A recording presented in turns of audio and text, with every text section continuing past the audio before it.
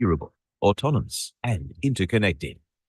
With talk about mining asteroids, manufacturing in space, and going to the moon, isn't it about time we start matching technology with the ambitions of space?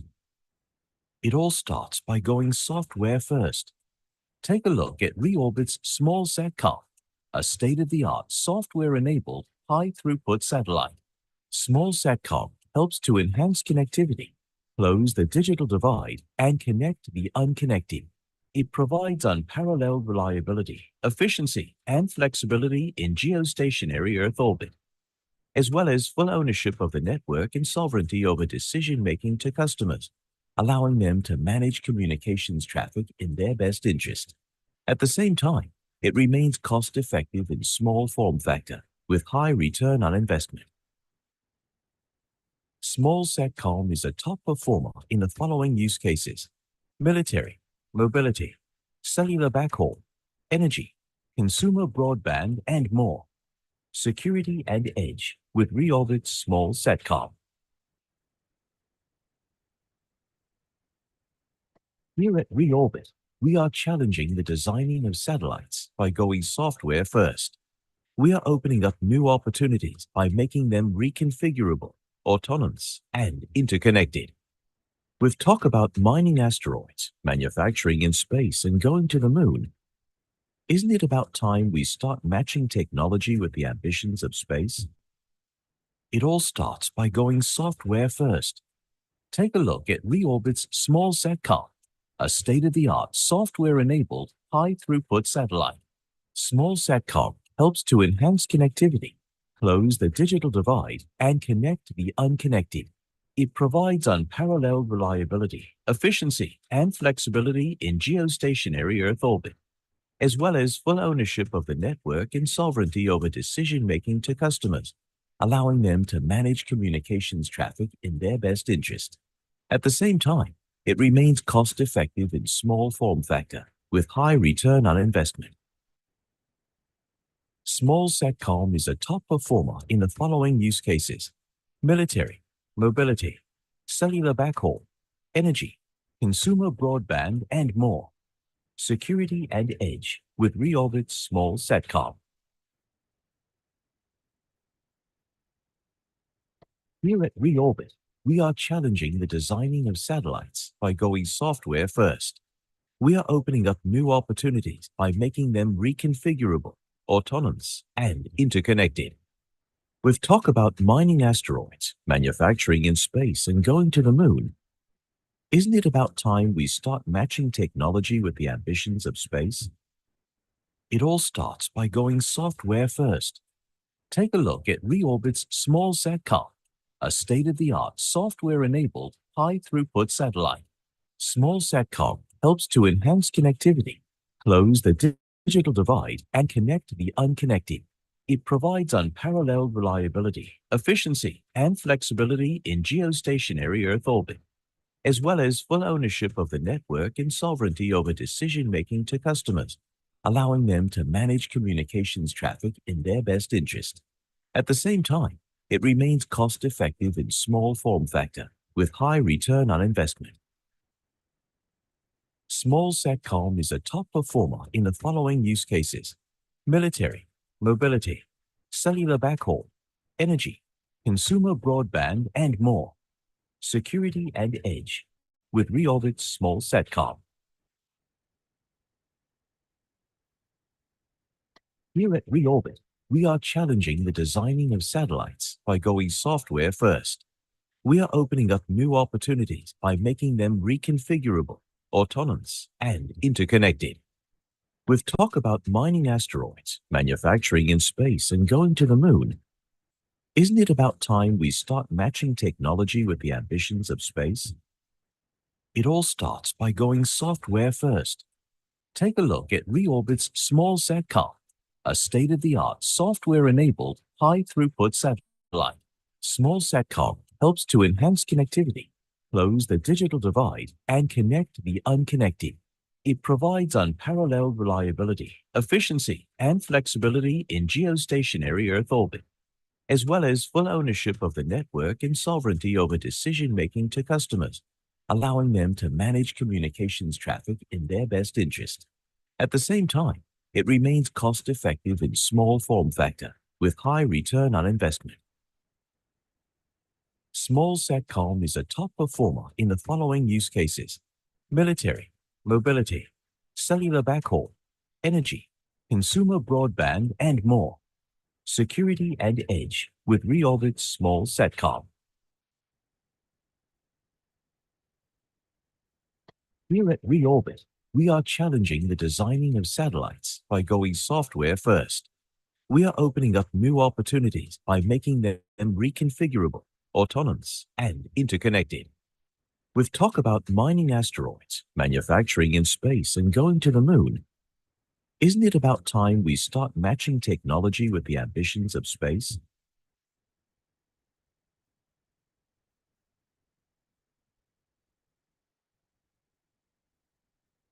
It all starts by going software first. Take a look at Reorbit's Small SATCOM, a state-of-the-art software-enabled high-throughput satellite.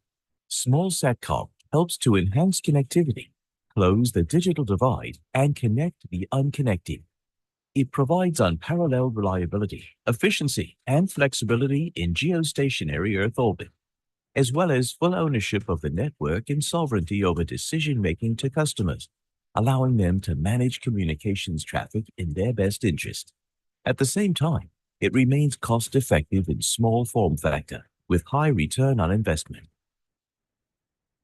Small SATCOM is a top performer in the following use cases: military, mobility, cellular backhaul, energy, consumer broadband, and more. Security and edge with Reorbit Small SATCOM. Here at Reorbit, we are challenging the designing of satellites by going software first. We are opening up new opportunities by making them reconfigurable, autonomous, and interconnected. With talk about mining asteroids, manufacturing in space, and going to the moon, isn't it about time we start matching technology with the ambitions of space? It all starts by going software first. Take a look at Reorbit's Small SATCOM, a state-of-the-art software-enabled high-throughput satellite. Small SATCOM helps to enhance connectivity, close the digital divide, and connect the unconnected. It provides unparalleled reliability, efficiency, and flexibility in geostationary Earth orbit, as well as full ownership of the network and sovereignty over decision-making to customers, allowing them to manage communications traffic in their best interest. At the same time, it remains cost-effective in small form factor with high return on investment. Small SATCOM is a top performer in the following use cases: military, mobility, cellular backhaul, energy, consumer broadband, and more. Security and edge with Reorbit Small SATCOM. Here at Reorbit, we are challenging the designing of satellites by going software first. We are opening up new opportunities by making them reconfigurable, autonomous, and interconnected. With talk about mining asteroids, manufacturing in space, and going to the moon, isn't it about time we start matching technology with the ambitions of space? It all starts by going software first. Take a look at Reorbit's Small SATCOM, a state-of-the-art software-enabled high-throughput satellite. Small SATCOM helps to enhance connectivity, close the digital divide, and connect the unconnected. It provides unparalleled reliability, efficiency, and flexibility in geostationary Earth orbit, as well as full ownership of the network and sovereignty over decision-making to customers, allowing them to manage communications traffic in their best interest. At the same time, it remains cost-effective in small form factor with high return on investment. Small SATCOM is a top performer in the following use cases: military, mobility, cellular backhaul, energy, consumer broadband, and more. Security and edge with Reorbit's small SATCOM. Here at Reorbit, we are challenging the design.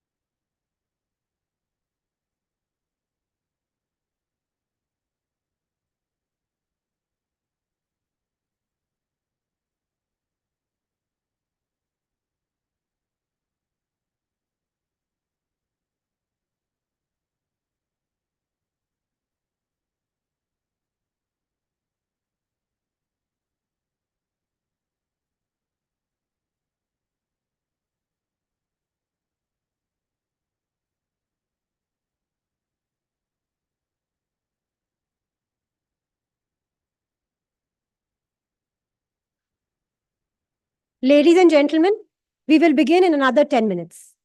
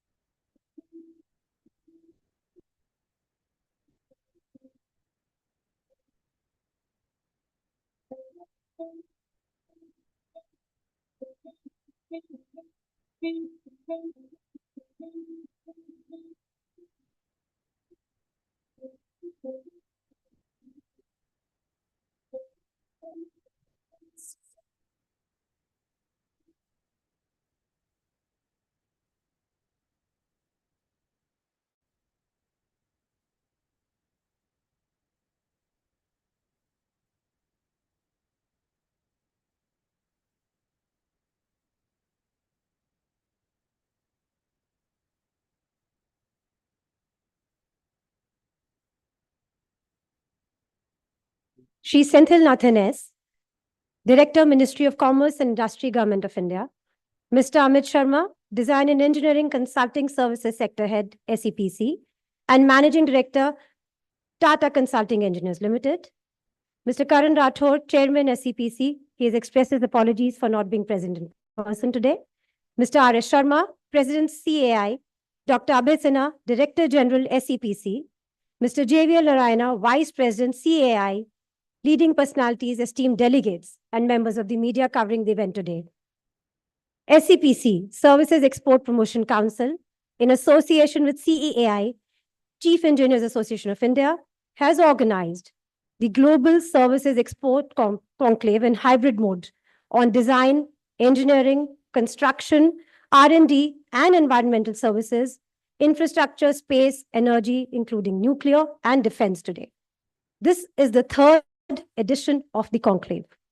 The sessions have been curated to cover Oceania and NEA, Asia, and CIS, Africa, and GCC, LAC, NAFTA, and EU, with discussions on themes centered around target markets, emerging global business opportunities for Indian companies in consultancy, India's offering for global markets, and much more. I, Nidhi Bansal, on behalf of SEPC and CAI, welcome you all to today's conclave. We will be sharing a YouTube link for the event too.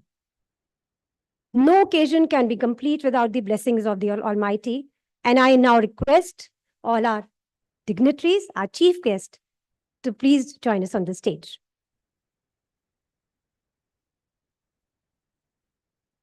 We shall now have the auspicious lamp lighting ceremony as a tribute to Mother Saraswati, the goddess of knowledge, by our honorable chief guests and dignitaries on the dais.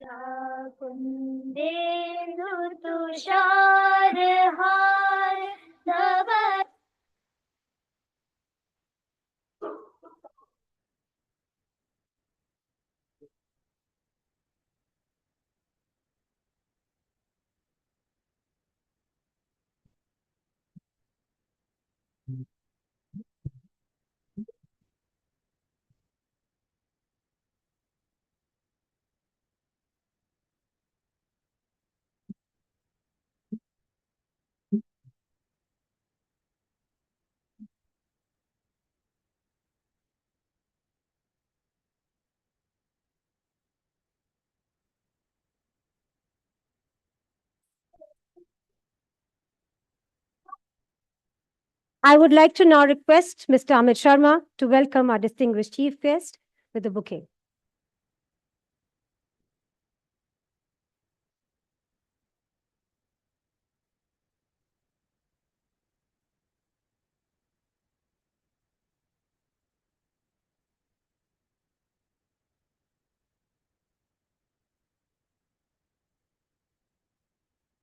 Thank you, sir. I would like to now cordially invite Mr. R.S. Sharma, President CAI, for his address.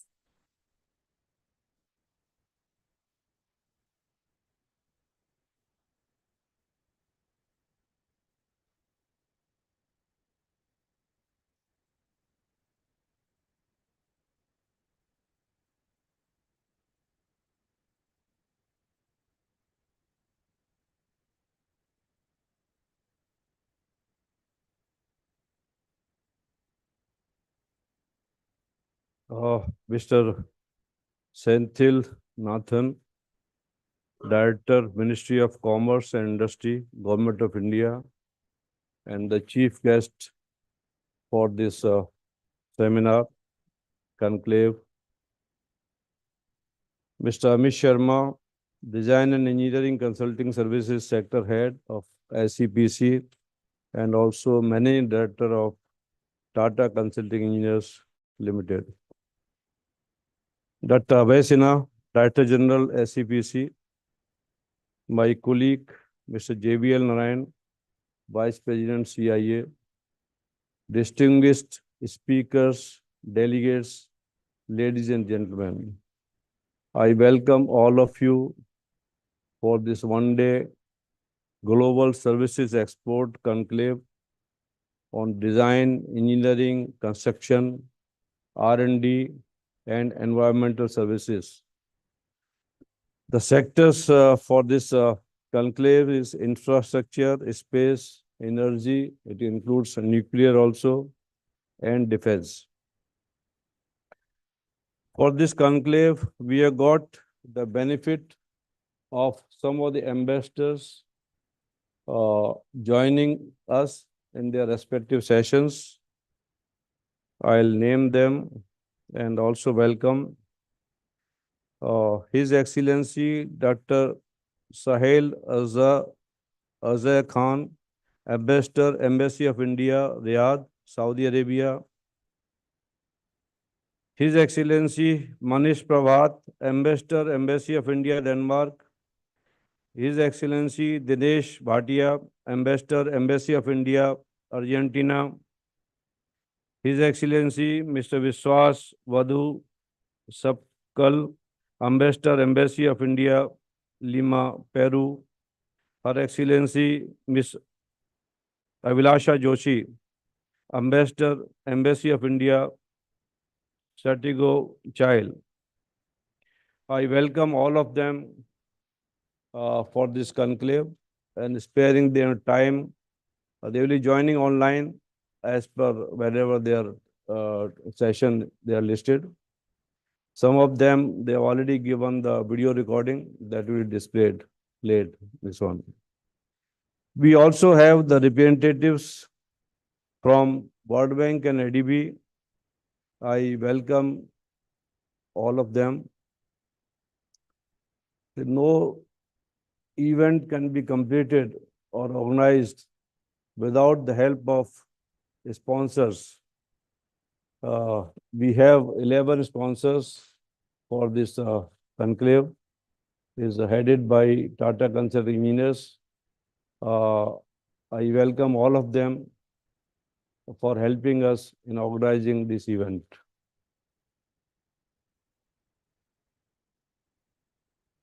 This is the third conclave, global conclave. CIA is organizing with the SCPC together. Every year we have been organizing since 2022, almost in the same month, September. This time it was a bit delayed. It is being held in October. Earlier two occasions, we had the benefit of the Honorable Minister of Commerce inaugurating the conclaves both times. He had assured us any help required from the government side, whatever intervention is required, so that he can take up with the governments outside as well as in India, so that the bottlenecks, whatever are there, which can be cleared. So he had asked us actually to list out those things. But unfortunately, we have not been able to do it because the consultancy services who are working outside, perhaps they don't want to disclose because of the competition, fear of the competition. That's the thing. I think Abhesina will deal on this. There are ambitious targets set up by the government for enhancing the export of engineering services, especially. At present, the contribution in the overall export is very, very small. So this has to, we have to work seriously so that exports are in engineering services, consulting services are increased. As all of you know, there are a lot of development works are in progress in India. And mostly, these are the Indian consultants who are doing it, with very few experts from the outside, only specialized projects. So we have got the capacity and capability also. But why we are not able to go out, I think we have to work it out. And that's why this conclave is being organized.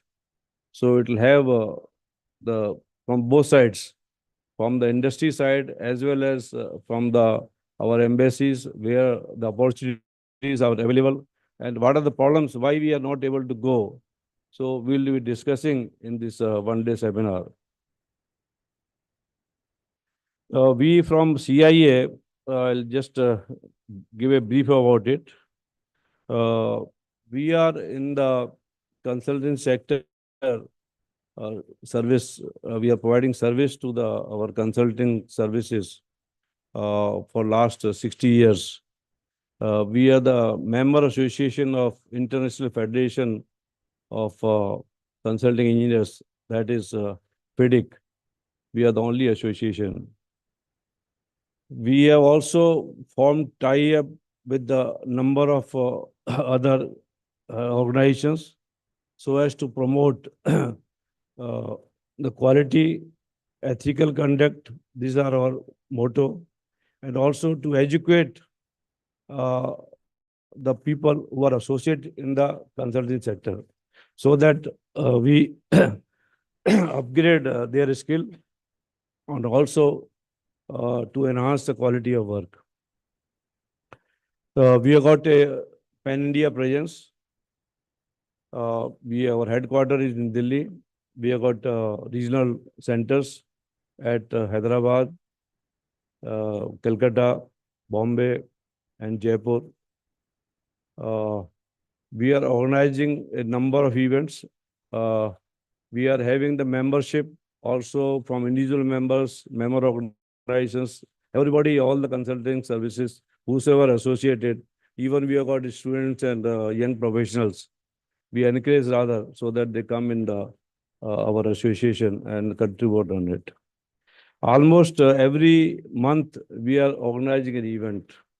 Either it is a seminar, workshop, or a webinar. At least one we are organizing. We are organized in last 18 months a number of big seminars. This last month we organized a training on design of cable stayed and extra dose bridges. There's a latest technology and lot of structures are being constructed. It was online training and more than 300 delegates participated. It was 8 days training, 2 hours daily, but they extended to 3 hours. Then we are organizing training for the FIDIC content conditions. Number of organized open house training and for the departments, in-house training for DFCC, other things. In the month of July and August, we organized a training for this high-speed rail corporation. The bullet train construction, that part is there. So at 4 stations, it was in Ahmedabad, Baroda, Bombay, and Delhi. Total about 700 participants, they attended. It was both online and physical, but it was at least 50% were physical. So that was one of the biggest training we provided on that. We have provided a training on construction law. It was organized last year in Bombay. This year we are organizing here in Delhi. Only next month, early we are organizing. So this way we are trying to, we are very active For this export of services, the CIA can offer lot of, with the help of SCPC, we can organize trainings and so that education about the designs, because designs are different in different countries. Design codes are different, specifications different, the content conditions are different. We can always provide trainings to them so that we can educate them. And about the laws also, the country laws, then taxation laws, and whatever interventions are required from the government side or the embassies. So our CIA and SCPC, they can help in that. So I hope this conclave will bring out the requirements. We'll know what are the opportunities available outside in different countries, and then we can work on it further. So with this, I'll request others to come. Thank you.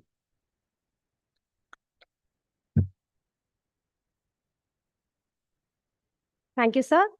May I now request Dr. Abhay Sinha, Director General SCPC, for his address. Thank you, Nidhi. Can I have my presentation? Okay.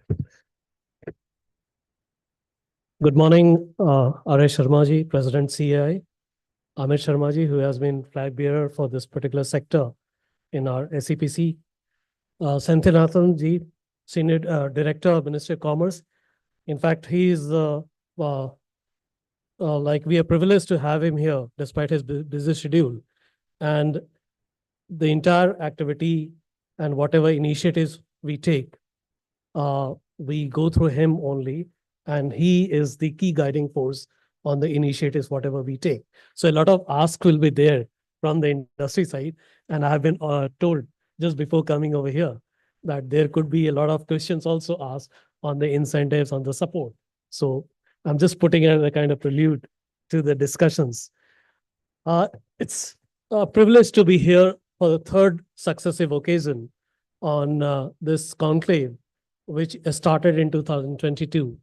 And as mentioned by Mr. Sharma, we had the gracious presence of our Commerce Minister for the earlier two editions. Somehow this time also, because of certain schedule which he could not change, he could not come here, but blessings are there. And last time when he came, he suggested something. Some work has been done, but still a long way to go. Was that why not ACPC and Engineers Association CI come together and put up a paper, talking about all the segments of the consulting, engineering consulting, and then take up the issues, concern, opportunities.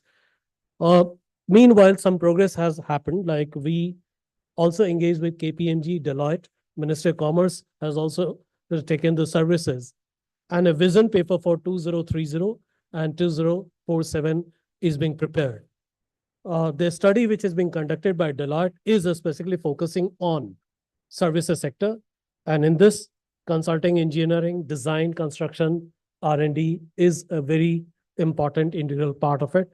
Unfortunately, we're not having them here today, but in a short duration, we will be having a presentation done by them also, maybe virtually. I believe like they would have already started interaction with their stakeholders. With TC Tata Consulting, I think they had done some interaction. With CI also, they had some interaction. When we meet here this time, definitely like some of the points are common, like opportunities, concern, competence, capacity. I feel like more or less those things remain the same. We just need to understand like where we are up, like what more opportunities has been created, has come up, what capacity we have developed, what kind of competence we have built, and at the same time, are we being recognized in the international market?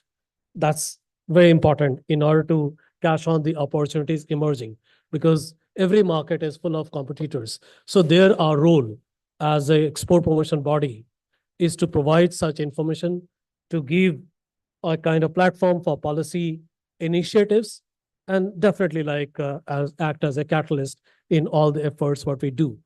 a very short presentation on the significance of services sector, which will highlight like what kind of contribution it is making in India's services.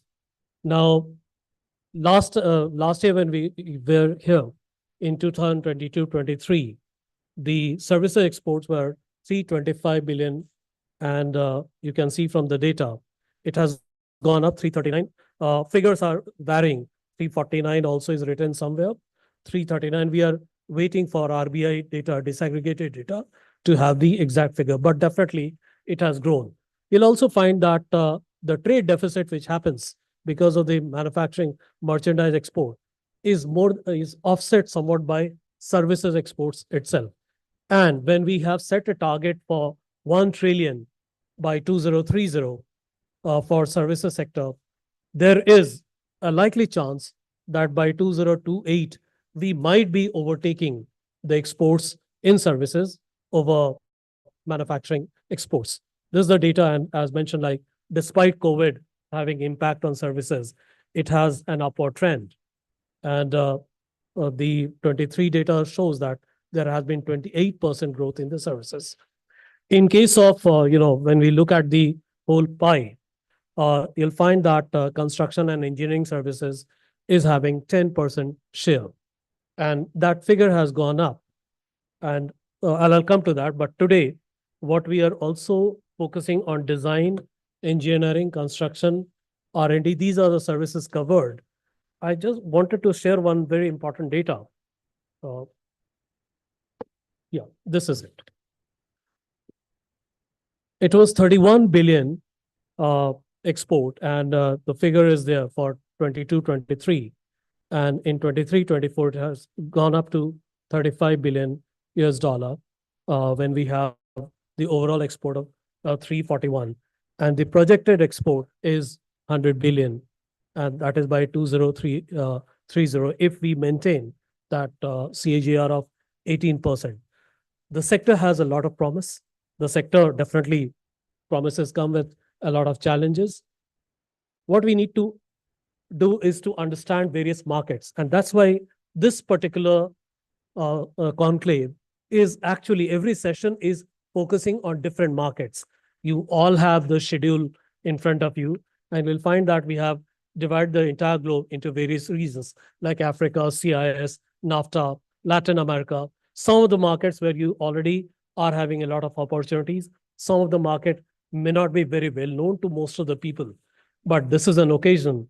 This is where we all are meeting to brainstorm to find out the opportunities in emerging markets and also in markets not very well known. Say, for example, when we talk about Africa, like everyone is aware of the opportunities coming up over there. The estimated value is 175 billion. That was in 2022. We do have some issues in the services sector on the data, so may not be exactly for the same year, but that definitely provides you a kind of, tangent to understand what could be the potential. Likewise, Southeast Asia, that is also an emerging market. Latin America, not very much explored, but lots of opportunities in the construction sector is there. As we mentioned, like we need to build on our leadership in infrastructure and project exports. And India has unmatched expertise, but of course, like we need to keep on honing the skills and expertise. We do talk about our advantages, and cost competitiveness is one of the advantage, and diverse portfolio. We know that Indian consultants and engineering are well versed with the demands in the market, and they can provide the services in various portfolios. Proven track record is there. Advantages in nuclear energy and exports, like needless to say, you all are aware of it, and we are focusing on each one of them this year. For the first time, in fact, SCPC and CIA is focusing on energy, including the nuclear energy sector. For the first time, again, we found that a lot of opportunities are emerging in space technology. So the idea was let's have that also as one of the area to be discussed, region specific. So that's there. Cutting edge defense technology, and a lot of talk is happening, and a lot of defense exports, in fact, has gone up. So that's where we see the opportunity for services, consulting services in defense technology. As mentioned, there has been a lot of issues, challenges. Some of them are mentioned here. Fragmented, a small scale approach by Indian firms. We need to think big, and that will actually catapult us to bigger goals. Academic recognition, there has been a concern on the skilled workforce, which at times may not match with the international standards. Mobility challenges are there. That has often been discussed, visa-related issues. And in some cases, Mode 4 has always come for discussion. Some terms and conditions favoring foreign entities also have been there as a matter of concern. There has to be some kind of follow-up on the definition of companies in their company as a criteria when we say we have, like as mentioned by Mr. Sharma, this time we have a lot of ambassadors and high commissioners participating in the session. So that networking approach, in what way MEA and embassies can support your initiatives in various markets, that can be taken up, and they are providing all the services. But I think like there is always a scope for improvement and strengthening the relation.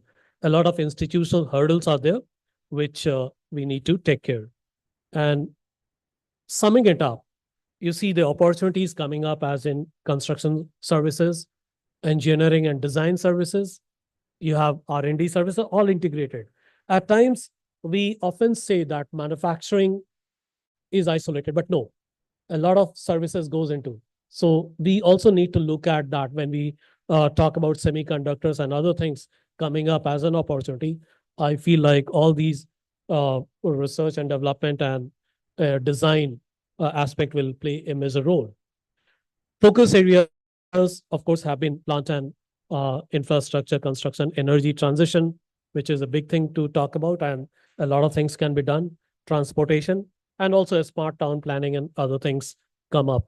Key ask from the sector, which has been just compiled from various discussions, what we have held so far, are like we need to build on strong domestic credentials.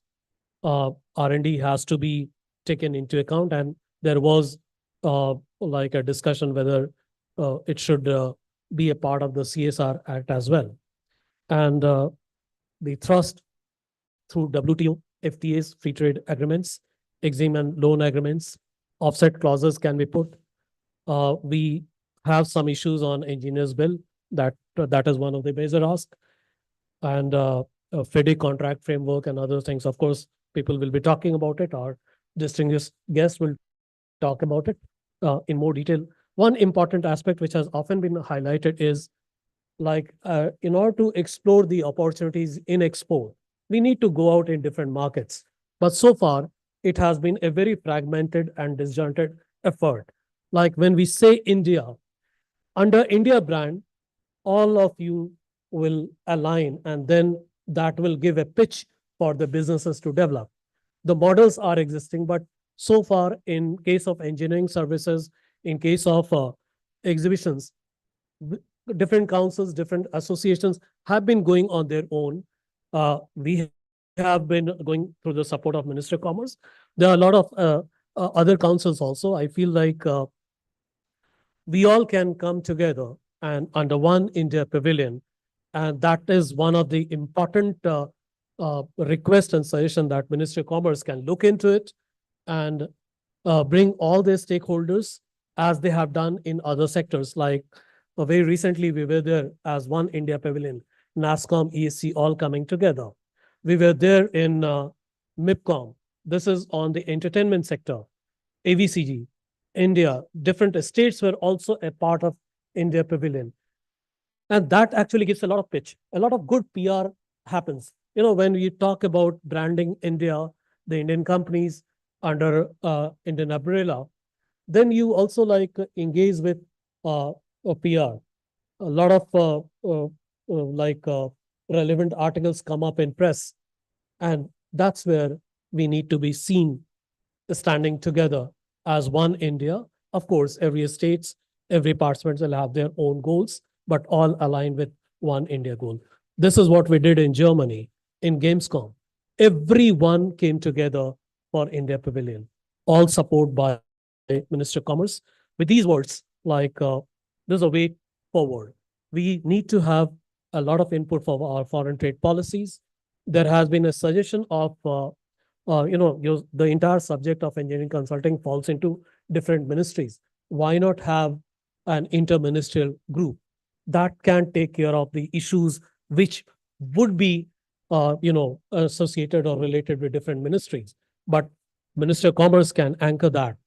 And there has to be an integrated approach, not only in terms of promotion, but in whatever efforts we take to promote the sector.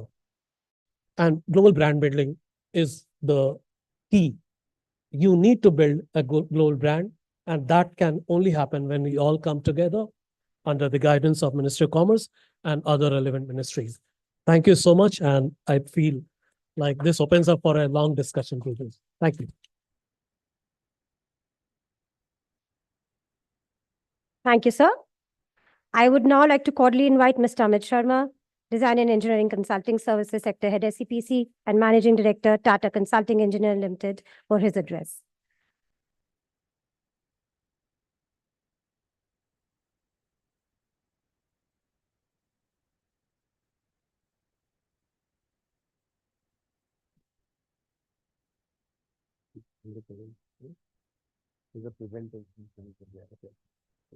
Morning, everyone.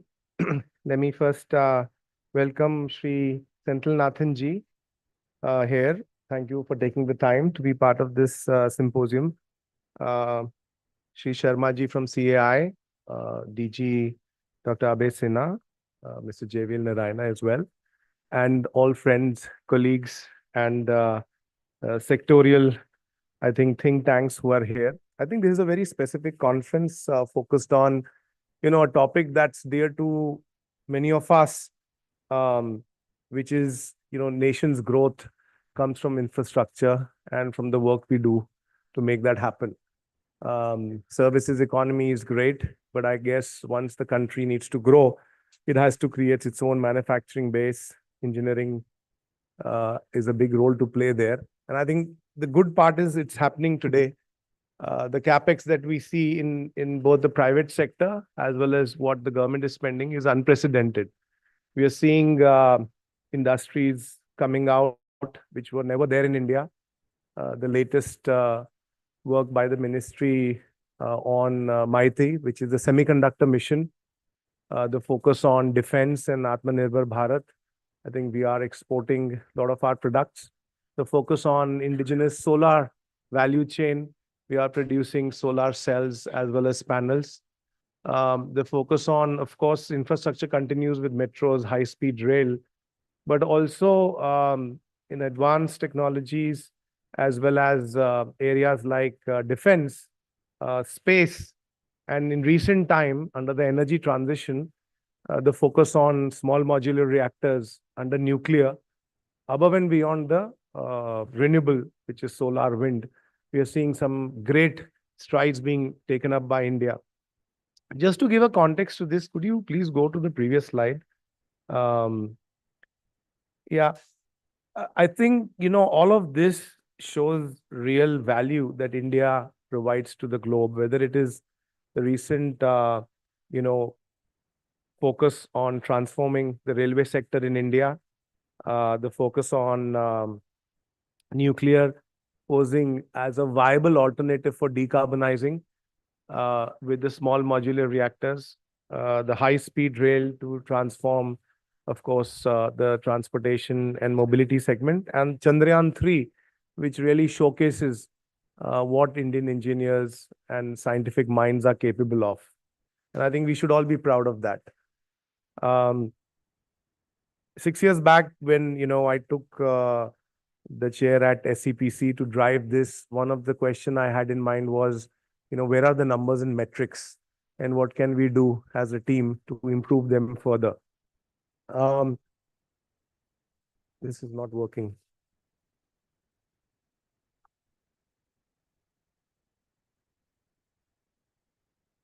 Okay. Okay, I'll talk about this slide. So if you break this down, the research, design, engineering, and construction services, basically there are four parts to this. The first is discrete product engineering, which is what we do in product design. And there are many companies in India that is providing services on the discrete side, automotive, aerospace, heavy machinery.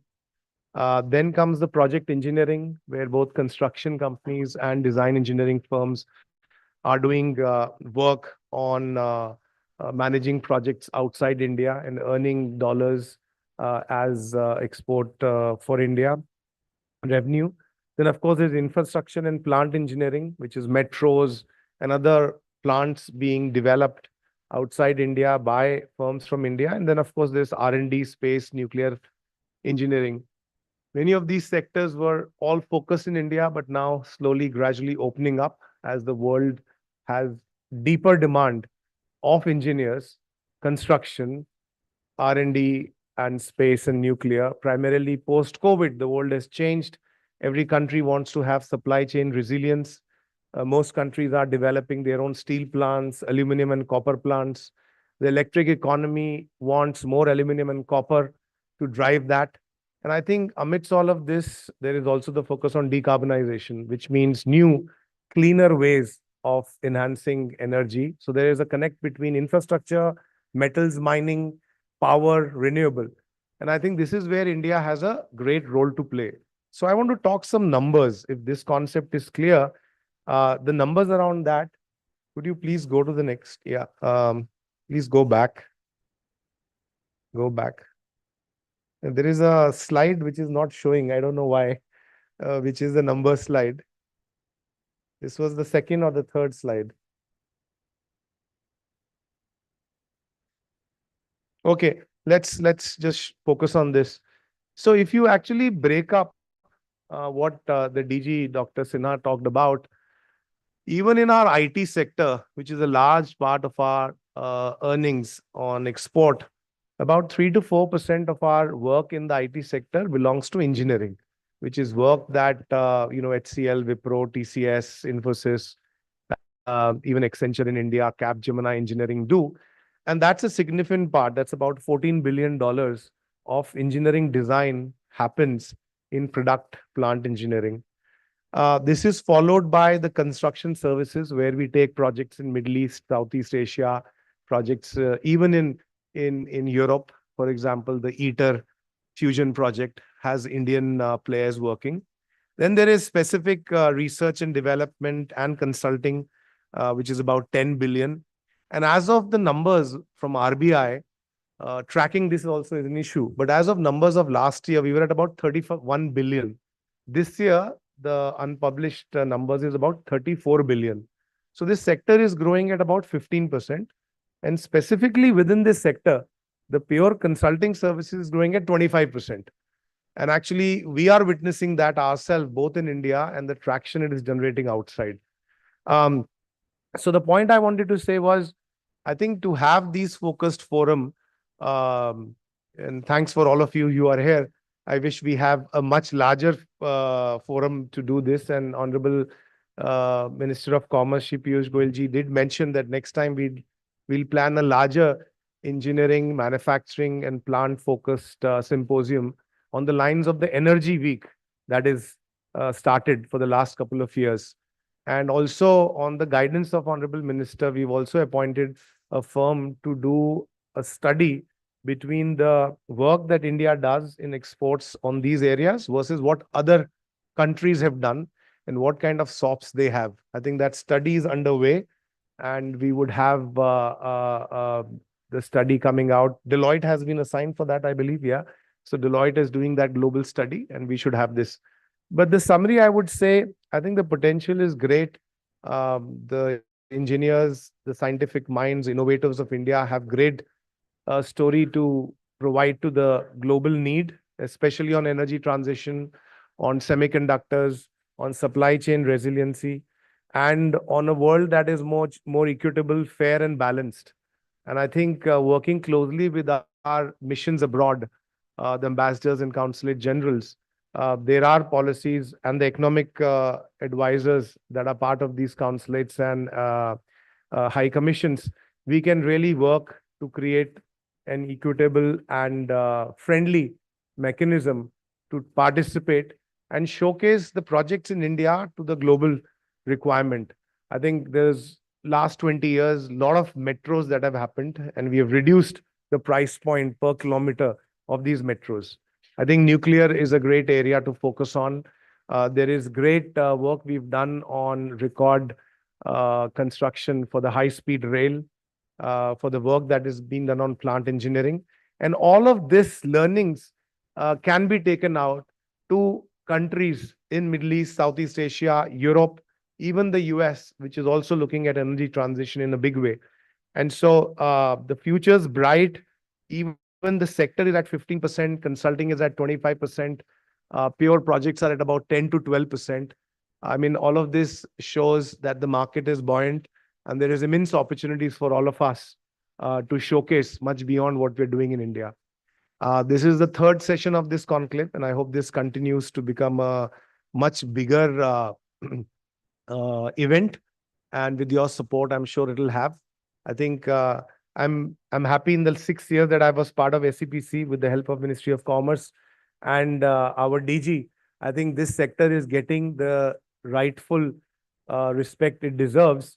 And we're also working with multiple ministries to make sure that folks in India, firms from bases in India, get the right kind of RFPs, expertise on project management. We don't have L1. I think the law was passed in April 2 years back. Mostly it is QCBS. A lot of improvements are still required. But if we do all these things right, we can really do benchmark projects outside India as well. And thank you for all of you who've joined here physically and those of you who have joined virtually online. Let us work together to make this event and what we provide on engineering, construction, R&D services a much bigger thrust to be part of the 5 trillion economy and to really take these from current about $35 billion to $100 billion of exports in the next 6 years. Thank you very much.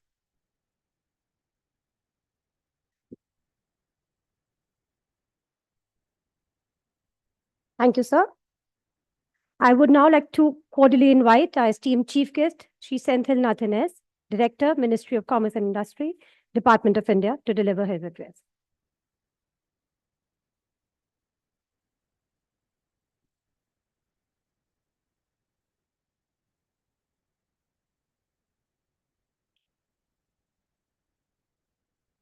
Mr. Amit Sharma, Mr. R.S. Sharma, Dr. Abhay Sinha, Mr. JVL Narayan, and ladies and gentlemen.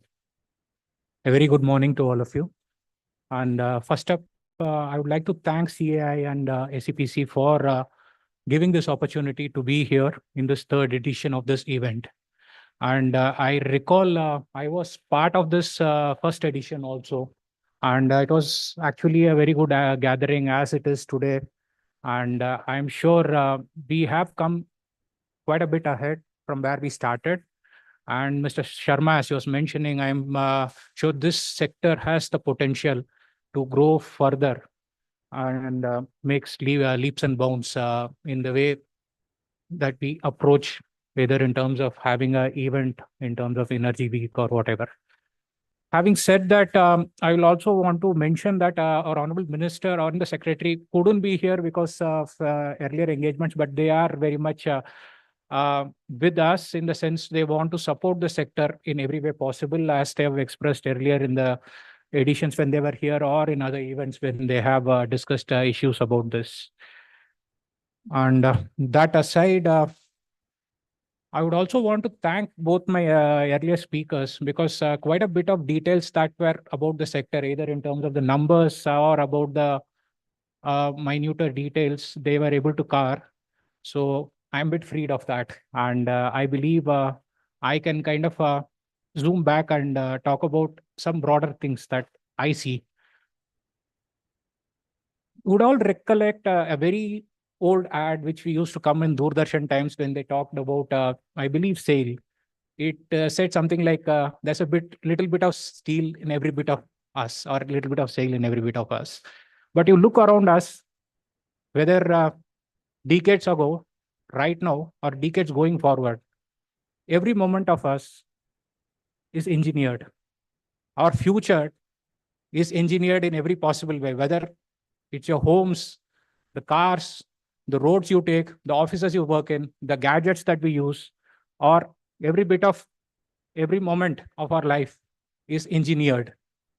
And these are the silent background minds that make life happens for us and makes life easier. As our Honorable PM says, that ease of living is being delivered by invisible engineers in every moment of our life. And when you look at today's conclave and the kind of wide gamut spectrum that of areas that we touch, it's again like covers in a enveloping way, it covers every bit of our life. Either you design engineering in every bit, either it's a product engineering or the project engineering or in the research and development or multiple other aspects. We are willy-nilly, whether we know it or not, are being touched by it. And the economy runs quite a bit of, like it gets its momentum quite a bit from the engineering efficiency that we have. So is it with the case of exports. If we again look at from a very broad perspective, services exports, as was told by the Director General, is playing a major catalyzing role in the way Indian exports are growing. And it is set to overtake manufacturing exports shortly. By the end of the decade, prior to that, it's just a matter of time. But what is driving these exports?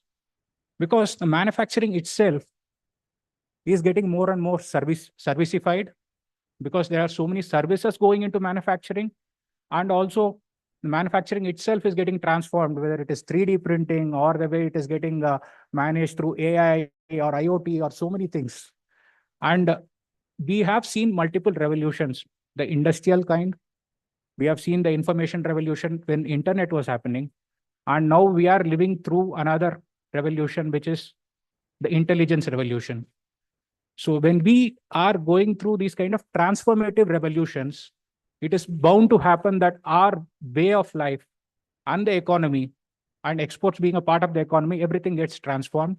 And it's no surprise that services would come to play an important part, because every bit of our life is again getting engineered and getting like having an element of the services that we consume as individuals or as larger industries or economies that way. Going forward, what do we see as larger trends? It's good to see a full house here, but when you step outside, in a country like India, you see people around. People means population. What happens when you look at the population terms? Like India is the largest in terms of population today, but when you see in global terms, we are about 8 billion today. And by few decades, like maybe by 2050, we are expected to touch about 10 billion. And about 40 to 50% of this population is living in urban centers today, and is expected to grow 70% plus by 2050. What does that mean? Basically, you require more urban centers. Existing urban centers have to grow. New urban centers have to come up. And that means you need so much of infrastructure that has to happen. And these infrastructure, whether in the urban centers, they have to be smart cities in Indian terms, or even better. They have to be sustainable. They have to have smart solutions in terms of how do you connect people, whether logistically through transportation or through internet, and how do you solve for their various needs like water, sanitation, energy needs in a sustainable manner. All these requires engineering solutions. Further, every element of this being covered today has immense potential, whether providing sustainable solutions through environmental services, or provide technological solutions, whether it is in the AI field, where multiple data centers are coming up.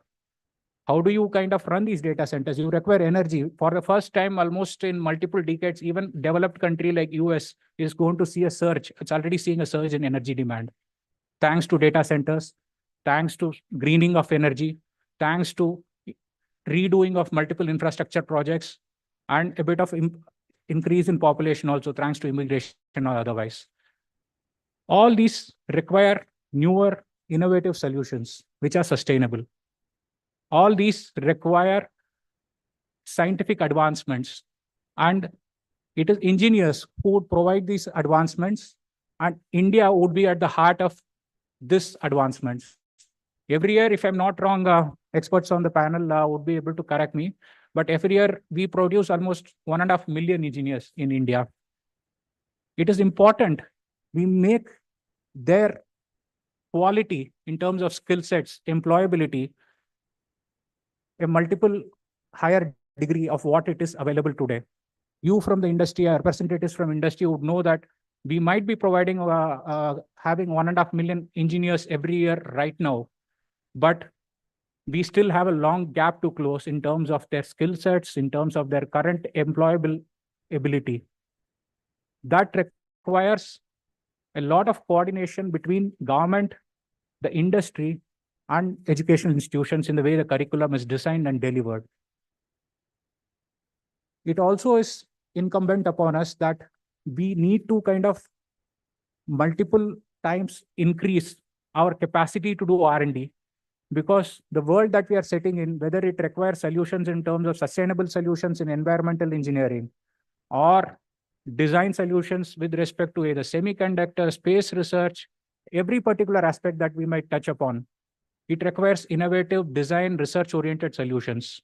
And that is one area India has to do a multiple X growth, because the kind of patents that we have, while it has grown in the last decade or so, we still have a long way to catch up with our own developing country peers or developed country competitors.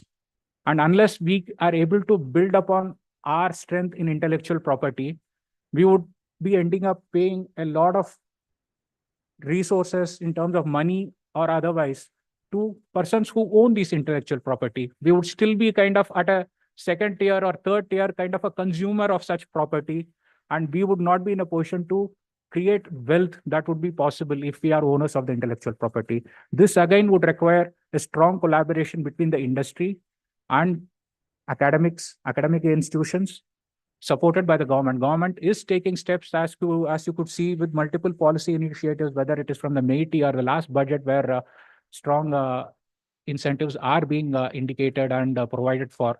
But we need to build upon it and reinforce these connections. Similarly, I would also touch upon our existing capacities. We have, of course, proven our capacities in terms of how much engineering, whether it is frugal engineering or high-end engineering, that we could achieve. Chandrayaan or recent private initiatives in space is just one kind of example. But we have done multiple other initiatives, whether in the kind of the road building, that kind of momentum that we have shown there, or the metro projects, or the high-speed rail that's coming up. We do have projects that are ongoing and very much within the realm of possibility. But there again, we need to work with cutting-edge industry participants from across the world and deliver solutions which could be showcase-worthy, that will get us more businesses and more collaborations and more projects that are happening in India and also across the world, to ensure that India leads the world in terms of how we deliver these engineering solutions. India has already got a very good set of global capability centers. A lot of them are working in cutting-edge research, whether it is in semiconductor design or drug design or many other research and development projects for the Fortune 500 companies in the world. But we still have a long way to go to create our own top-notch companies in Fortune 500, creating our own IP. So we still have miles to go in that direction, but we are starting there. And it is in this context, we need to understand that we need to be very quality conscious. We need to be very R&D conscious. We need to make those investments today to kind of ensure our education systems are able to deliver quality engineers. Our education system is able to kind of engage with the industry, provide R&D solutions, and our industry is able to excel with opportunities in India as well as across the world in terms of how we kind of deliver projects, deliver innovative products, because these are things which will build the brand for India. We still are yet long way away from seeing Indian brands. Like we see Meta, we see so many names which we can count with the tip of fingers, but how many of them are Indian brands we know in terms of products? How many of them are Indian projects we know? We do kind of have a good array of projects in terms of Chandrayaan and others, but that is something just like a starting point. We have multiple areas to cover. Today, our nuclear plants are among the state of the art, and we are doing many more projects in that. Like when they say data centers proliferating across the world, they are looking at nuclear energy. They are doing possible projects which are using small modular reactors. India is already into that, and India is very much in prospects of commissioning such projects, and we have started that. But we need to take that kind of giant strides across multiple sectors and deliver results which are showcase worthy and which will kind of put our name, Indian industry's name, Indian brand's name on the front lines for international recognition. When we do that, I am sure that the $1 trillion exports target for services is something which will happen as a natural consequence. And within that, they have shown possibly 100 billion share for consulting engineers. I believe the potential is much, much more. Given that the kind of sectors you have, sky is not the limit. We are talking about space research here. Nor is atom small enough to drill, because we are talking about nuclear research. So given that potential has unbound possibilities, we have to come together as government, as industry, and possibly, I don't know whether we have academic institutions here. If not, I think we should bring them also on board with these kind of conclaves, such that we can find joint solutions within India and also collaborating. I'm sure we have missions being represented in the afternoon session. We need to bring together partners from across the world to create projects, create solutions for the world as a common good for the global community. And when we do that, exports will happen as a natural consequence. Our economy will grow as a natural consequence, and we will be at the top 3, because that is the natural consequence of pursuing such excellence in whatever we do. And with that, I would want to thank again the entire ACPC and CAI community and industry representatives for this opportunity. And I wish all of you all the very best. And I'm sure the sessions that would follow would be very fruitful and take the conversation forward and provide useful insights for all of us, either at the government or from the industry, for taking this mission forward and achieving and realizing the potential that's immense and unbound as it is. Thank you very much.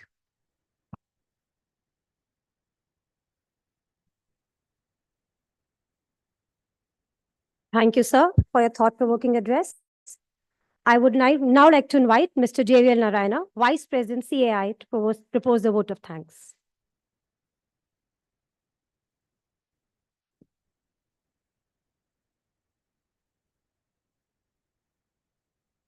Good morning, ladies and gentlemen.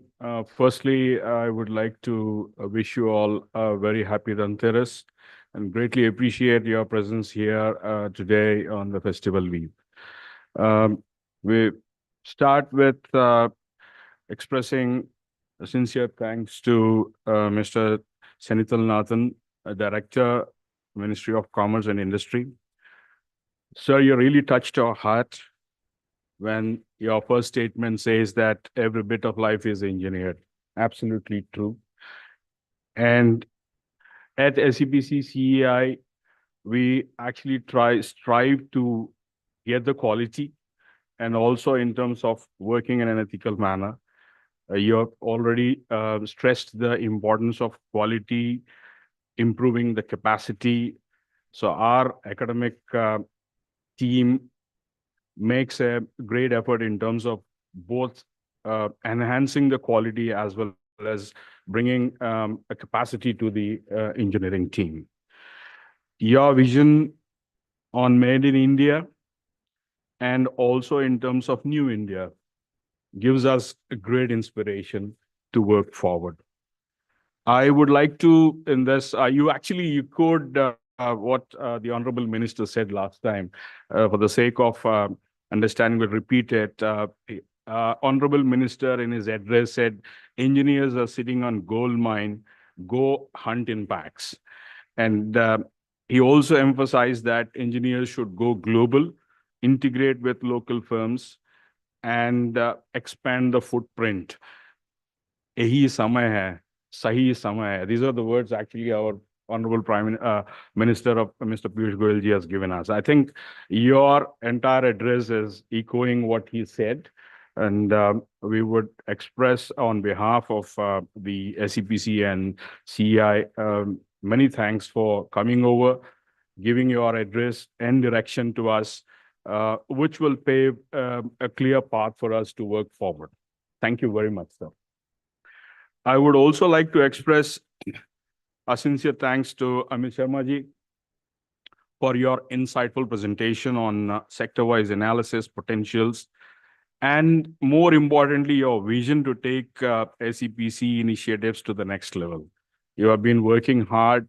I think in the months and years to come, we will really work together and enhance this to the next level as we discussed and emphasized. Your support, guidance, and direction is always inspiring, and thank you very much for your presence, sir. I would like to also thank CEI President, Mr. R. Sharma ji, for giving us insights on CEI, and also in terms of the structuring of this conclave. Thank you very much, sir. Thank you very much. And also express my thanks to Abhay Sinha Saab, who has been always a driving force with us to work together to see of various opportunities to get the sessions organized.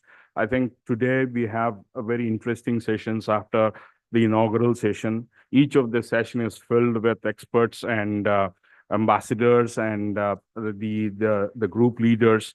I think we would be able to really get out of it a lot. And thank you very much for working with us, guiding us, and getting us to here today. And also we'll take this forward. Thank you very much for your presence. And last but not the least, I would like to thank all of you for coming over in good number and making a participation. And I hope that there will be a very fruitful event for all of you today. And we go away with actions to do. And then when we regroup back, next time we will have more insights of what to do and how to do things. And the last but not the least, I would like to request Mr. Senthilnathan Saab that there is a plan of action that we're looking at as a thought process to do an event internationally. So we would like to implant that in your thought process at the moment. So we require your support in getting that and making a larger footprint, as that would enhance us to work with global players and increase the Indian business footprint in a larger way. Thank you very much to all the Daya's distinguished guests and also the participants. Thank you very much.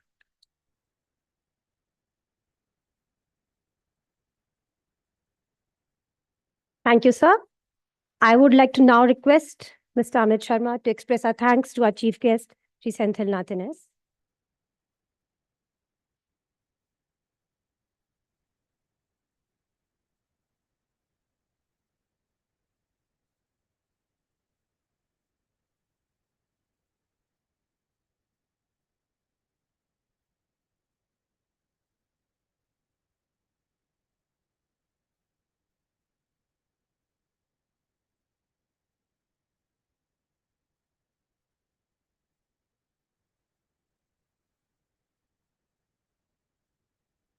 Thank you, sir. This brings us to the end of the inaugural session. May I request everyone for a group photograph, please?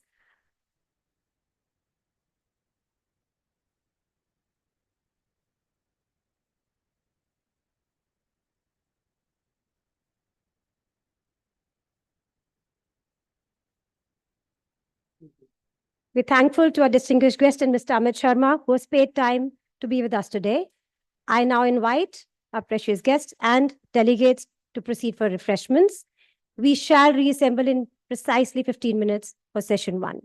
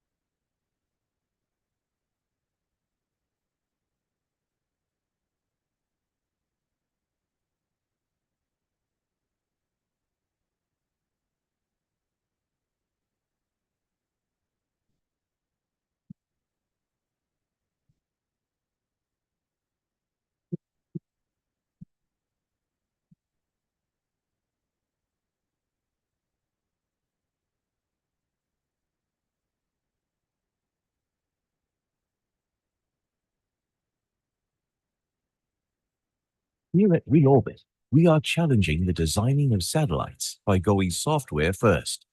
We are opening up new opportunities by making them reconfigurable, autonomous, and interconnected. With talk about mining asteroids, manufacturing in space, and going to the moon, isn't it about time we start matching technology with the ambitions of space? It all starts by going software first. Take a look at Reorbit's Small Satcom, a state-of-the-art software-enabled high-throughput satellite. Small Satcom helps to enhance connectivity, close the digital divide, and connect the unconnected. It provides unparalleled reliability, efficiency, and flexibility in geostationary Earth orbit, as well as full ownership of the network and sovereignty over decision-making to customers, allowing them to manage communications traffic in their best interest. At the same time, it remains cost-effective in small form factor with high return on investment. Small Satcom is a top performer in the following use cases: military, mobility, cellular backhaul, energy, consumer broadband, and more. Security and edge with Reorbit's Small Satcom.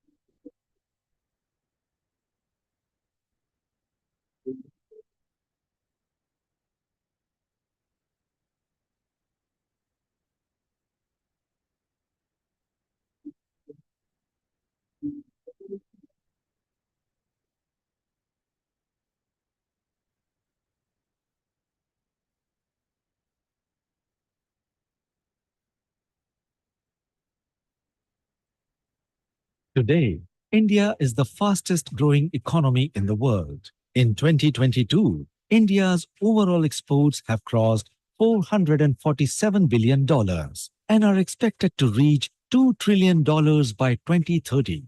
Initiatives like Make in India and Atmanirbhar Bharat have made India the world's most reliable and preferred partner.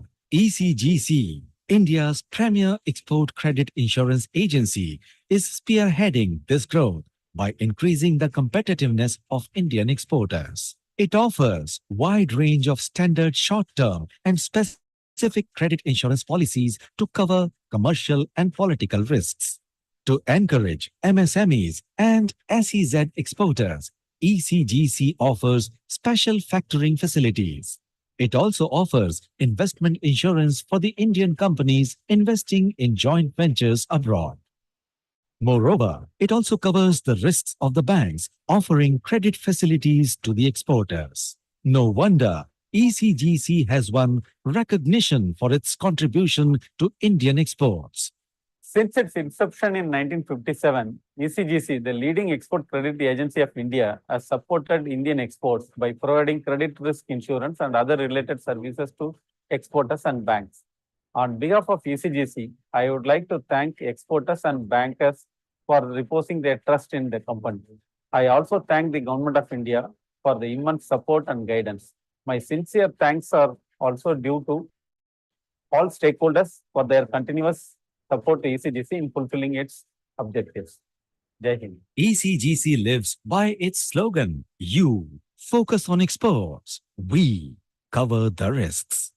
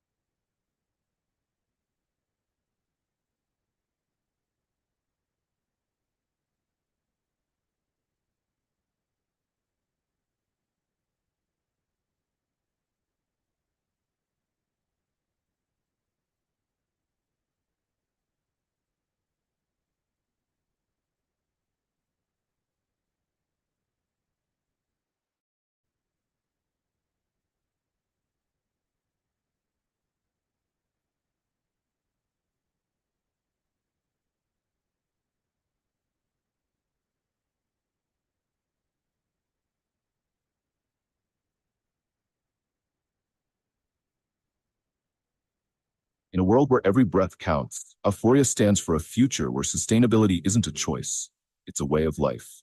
Aphoria is creating green havens, transforming the way we live and work. Our values are based on integrity, innovation, and an unwavering commitment to leave a lasting impact. We craft interiors that inspire. Every detail reflects our commitment to sustainability, improving both your health and the planet's. We believe in offering interior solutions that are as green as they are beautiful. Join Aphoria in shaping spaces that breathe life into your surroundings, for today and for the generations to come. Aphoria, because everyone deserves the right to breathe right.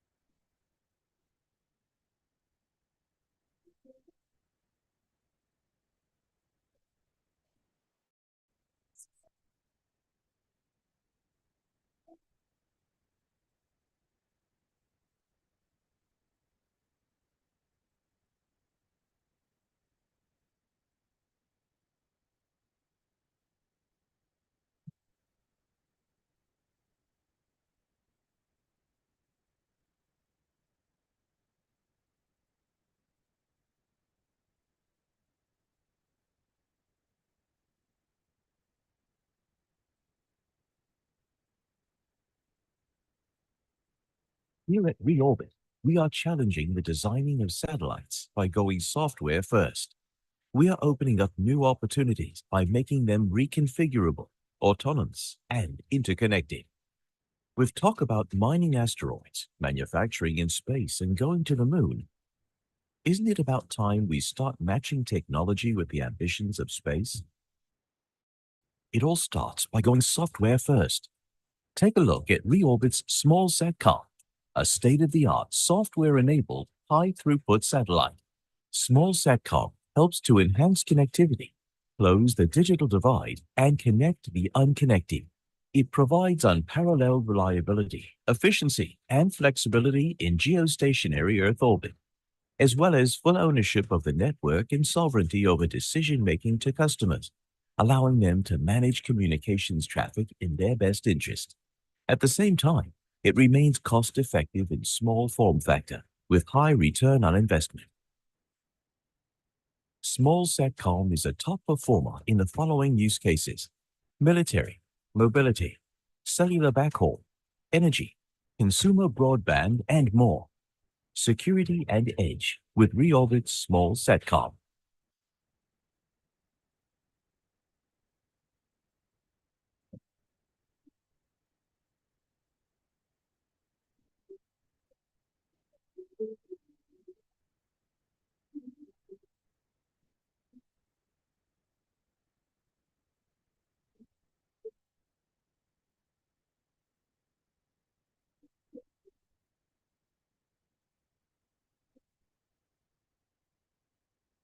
Ladies and gentlemen, we will begin with session 1 in precisely 2 minutes.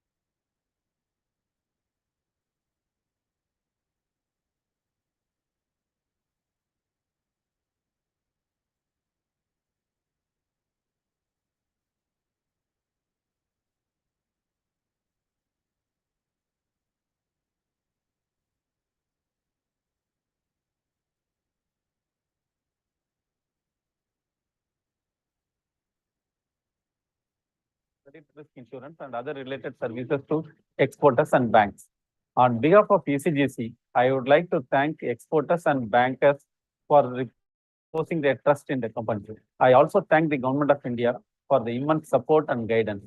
My sincere thanks are also due to all stakeholders for their continuous support to ECGC in fulfilling its objectives. Jai Hind. ECGC lives by its slogan, "You focus on exports, we cover the risks."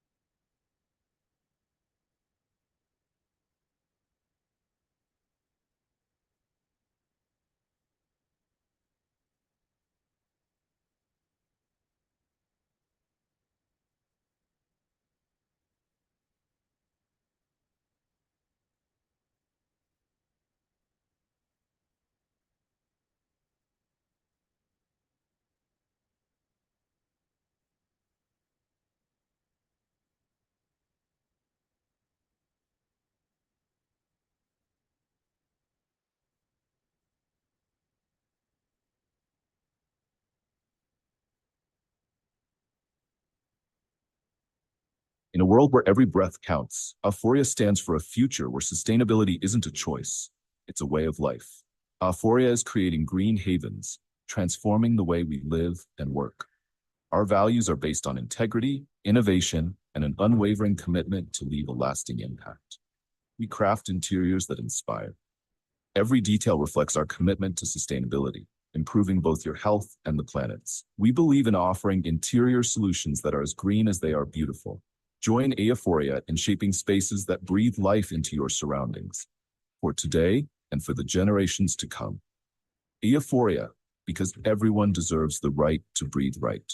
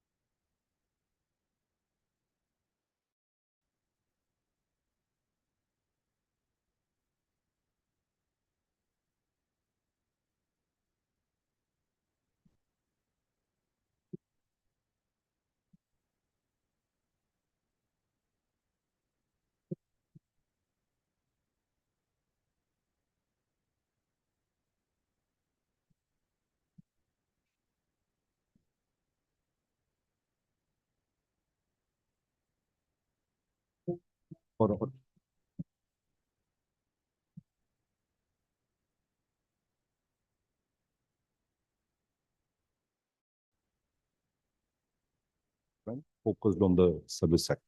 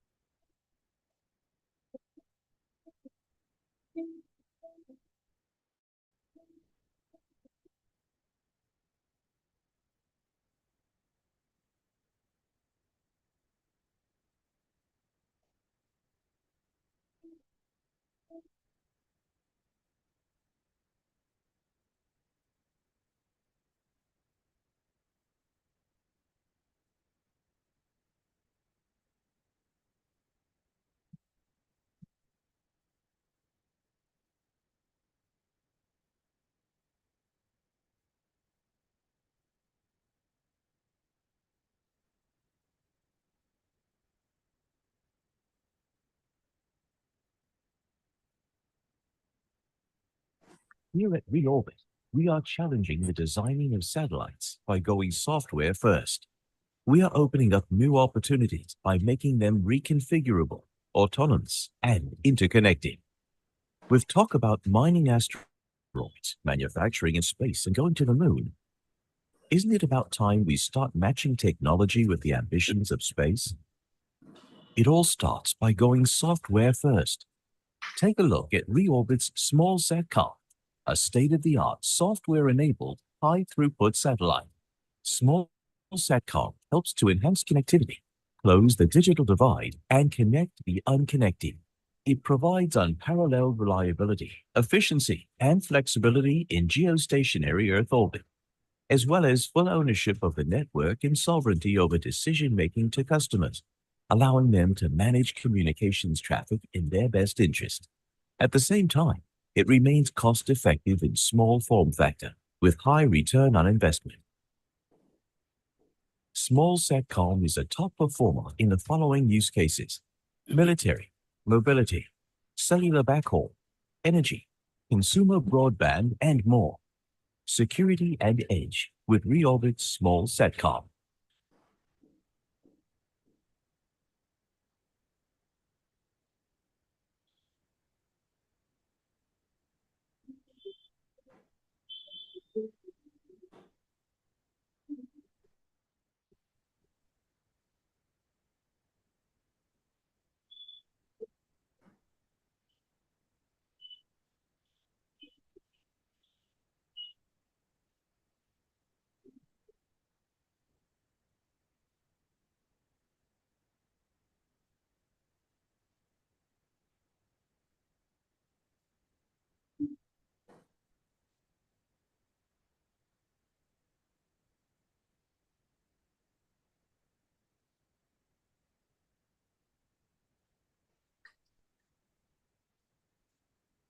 Today, India is the fastest growing economy in the world. In 2022, India's overall exports have crossed $447 billion and are expected to reach $2 trillion by 2030.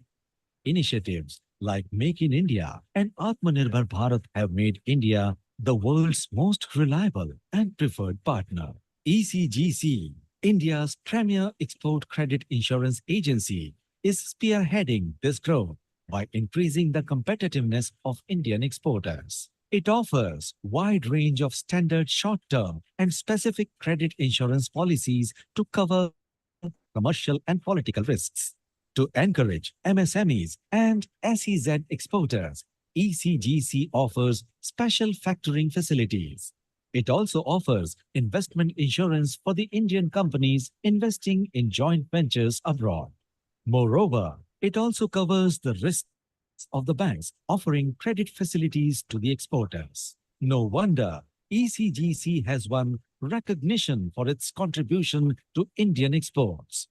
Since its inception in 1957, ECGC, the leading export credit agency of India, has supported Indian exports by providing credit risk insurance and other related services to exporters and banks. On behalf of ECGC, I would like to thank exporters and bankers for reposing their trust in the company. I also thank the Government of India for the immense support and guidance. My sincere thanks are also due to all stakeholders for their continuous support to ECGC in fulfilling its objectives. Jai Hind. ECGC lives by its slogan, You focus on exports, we cover the risks.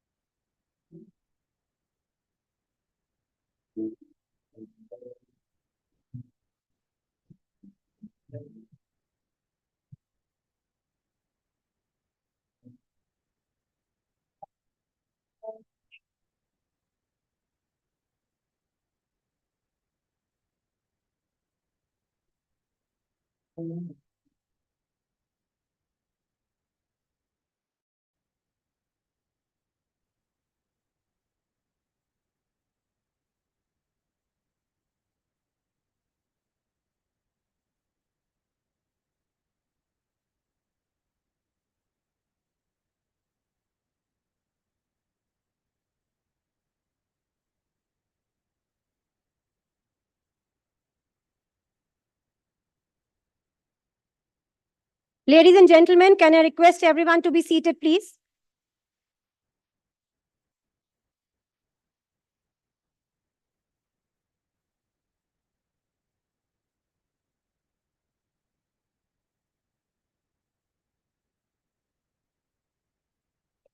We will now begin with the first session on Oceania and NEA region, the focus countries being Australia, Japan, and New Zealand. Please join me in welcoming to the stage our distinguished moderator for the session, Dr. Radhashekhar Malur, Senior Vice President, Head Plant Engineering and Design Cluster, TCE. TCE is India's largest private sector engineering and project consultancy and a rising global leader in integrated engineering solutions, with a footprint in over 65 countries and portfolio of more than 12,000 completed projects. The company operates across three key industry segments: infrastructure, resources, and power. And TCE's service offerings span design and engineering, sustainability solutions, digital and advanced technology. Please also join me in welcoming to the stage our panelists, industry experts, Ms. Sneha Redla, Vice President, RV Associates, Mr. Bishwajit Bhattacharya, Business Head, Mining and Metal from TCE, Mr. Manish Dakra, Chairman and MD, EKI Energy Services Limited, And Dr. Dheeraj Kumar Singh, Managing Director, GRC India, will be joining us virtually. And from supporting organizations, Mr. Rajesh Rohadgi, Infrastructure Program Leader, World Bank, Asia Pacific. I now hand over the session to the moderator. Good afternoon, and welcome to this session on Australia, New Zealand, and Japan. Now, today we have an august panel here, and a couple of colleagues have joined, Dheeraj and Manish. I'll introduce them in a while. So we will discuss on the growth opportunities in this geography and also on challenges that we have, as well as what help we can get from SCPC and what we have already got. The moment we speak on Australia, the first thing that comes to mind is a free trade agreement that got signed in 2022, how it has impacted and how it has impacted engineering exports. And what we understand is within a year, there has been a growth, more in imports though than exports. But Australia is one country which is surplus. It's positive in terms of imports and exports. So we are exporting more from an engineering export perspective than what we are importing. But then from a services point of view, because the engineering export it includes the products as well. From a services point of view, the key areas that are growing in Australia right now is the industries. Basically, the manufacturing industries is expected to grow in the next 5 years at about 2% growth rate.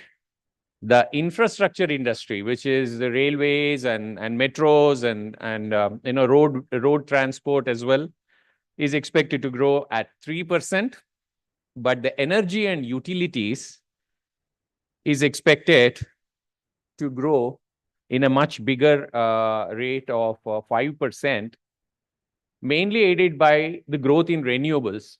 The current renewables in Australia is about 35% of the installed capacity, and it is expected to grow to 82% by 2030. And the moment you have this kind of a growth in renewables, it brings in all the downstream and upstream as well industries. So right from the manufacturing of solar cells to manufacturing of batteries to production of electrolyzers, the green hydrogen, the hydrogen derivatives, right? And finally, another key industry that Australia is very well known for, and we all know about it, is the mining industry. And that maintains a rate of 13 to 14% over the next 5 years. Even though steel and lithium are going down a bit, there are other mineral resources that the vast country has. So there is a lot of potential for engineering services and construction services in Australia. Coming to New Zealand, we do not know much about this particular nice country. Mainly, it has been software exports to New Zealand, but we have a good potential from an engineering services point of view because New Zealand is also growing at the same 2.5%. Comparable to Australia. So some of the growing sectors in New Zealand, mainly hospitality, so hotels and aided by tourism growth. And then from an energy perspective, petroleum, minerals, and then also digital and smart factories with Industry 4.0. And some of the food beverages and some of the chemical industries, including healthcare and pharma. Coming to Japan, we know about the funding agencies of Japan a lot. Recently, just a couple of weeks back, Kaveri Stage 5 was inaugurated in Bangalore, and Phase 6 DPR is already ready. So JICA has been funding the water supply system in a big way, and the biggest project that was talked about in the first session on the Mumbai Ahmedabad bullet train project is also with Japanese funding. So other than the funding agencies, there even the big conglomerates like Mitsubishi, Marubeni, Toshiba, JGC, Sumitomo, right? All of them have been investing in a big way in other geographies, such as Southeast Asia or Africa or Middle East, Eastern Europe, CAS region, as well as South America. And the key investments are again on green energy transition areas, green fuels, sustainability offerings that they have, because that is one nation that has moved away from coal, one of the first nations. LNG, chemicals, infrastructure, ports, and including the metros, and so on and so forth. Another key aspect, very similar, is the software companies are very well known. But we have a lot of our engineers stationed there. We work with the Japanese companies for past 2 decades, even though not necessarily in Japan, but in the other Asia Pacific as well as Middle East. So the message is very clear. The entire geography has a lot of potential for engineering services. And of course, when you have to do business in a different geography, there will be challenges. And to discuss more on this geography and what it means to our sector, we have with us, I will start with the remote people first. Manish Dapkara is the chairman and MD of incl Energy Services Limited, which is incl International in the climate sector globally. It's a leading carbon credit developer and supplier across the globe. The Indore headquartered company is listed in BSE and is a 15-plus-year-old company and is a global market leader with deep expertise in the realm of climate change, carbon offset solutions, and carbon asset management. And today they are present in 16-plus countries with 3,500-plus clients, and has supplied over 200-plus million carbon offsets. We also have Dheeraj here, who is from Grassroots Research and Creation Private Limited, GRC India, which is a leading environmental consultancy organization. And they have in-house and on-panel experts and professionals, which include engineers, environmentalists, scientists, sociologists, economists, and statisticians. And they are active in all the industries, energy industries, essentially, which need these environmental services. On the stage, we have Rajesh Rohatgi, who is a program leader for infrastructure in World Bank for PNG and Pacific Islands countries, based in Sydney, Australia. He has over 25 experience in infrastructure industry. We have Biswajit Bhattacharya, VP and Business Unit Head of Mining and Metals Business in Tata Consulting Engineers Limited. And Biswajit is a highly qualified process engineer who has been a very good colleague of mine. Sneha, you all know, she was here last year as well. She is a Vice President, RV Associates, Architects and Engineers Consultants Private Limited, and RV is a global leader in infrastructure consultancy with a proven track record of delivering world-class solutions. They're also our partners in the NHRCL project. So we will get started now, and I'll take my seat.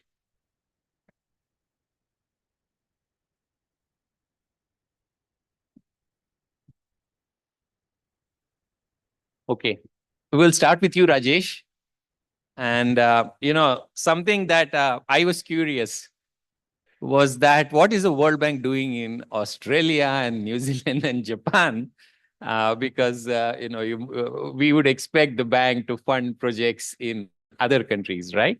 So tell us a little bit more about, what the bank is working in this geography, and also on the opportunities for the Indian firms from a services viewpoint.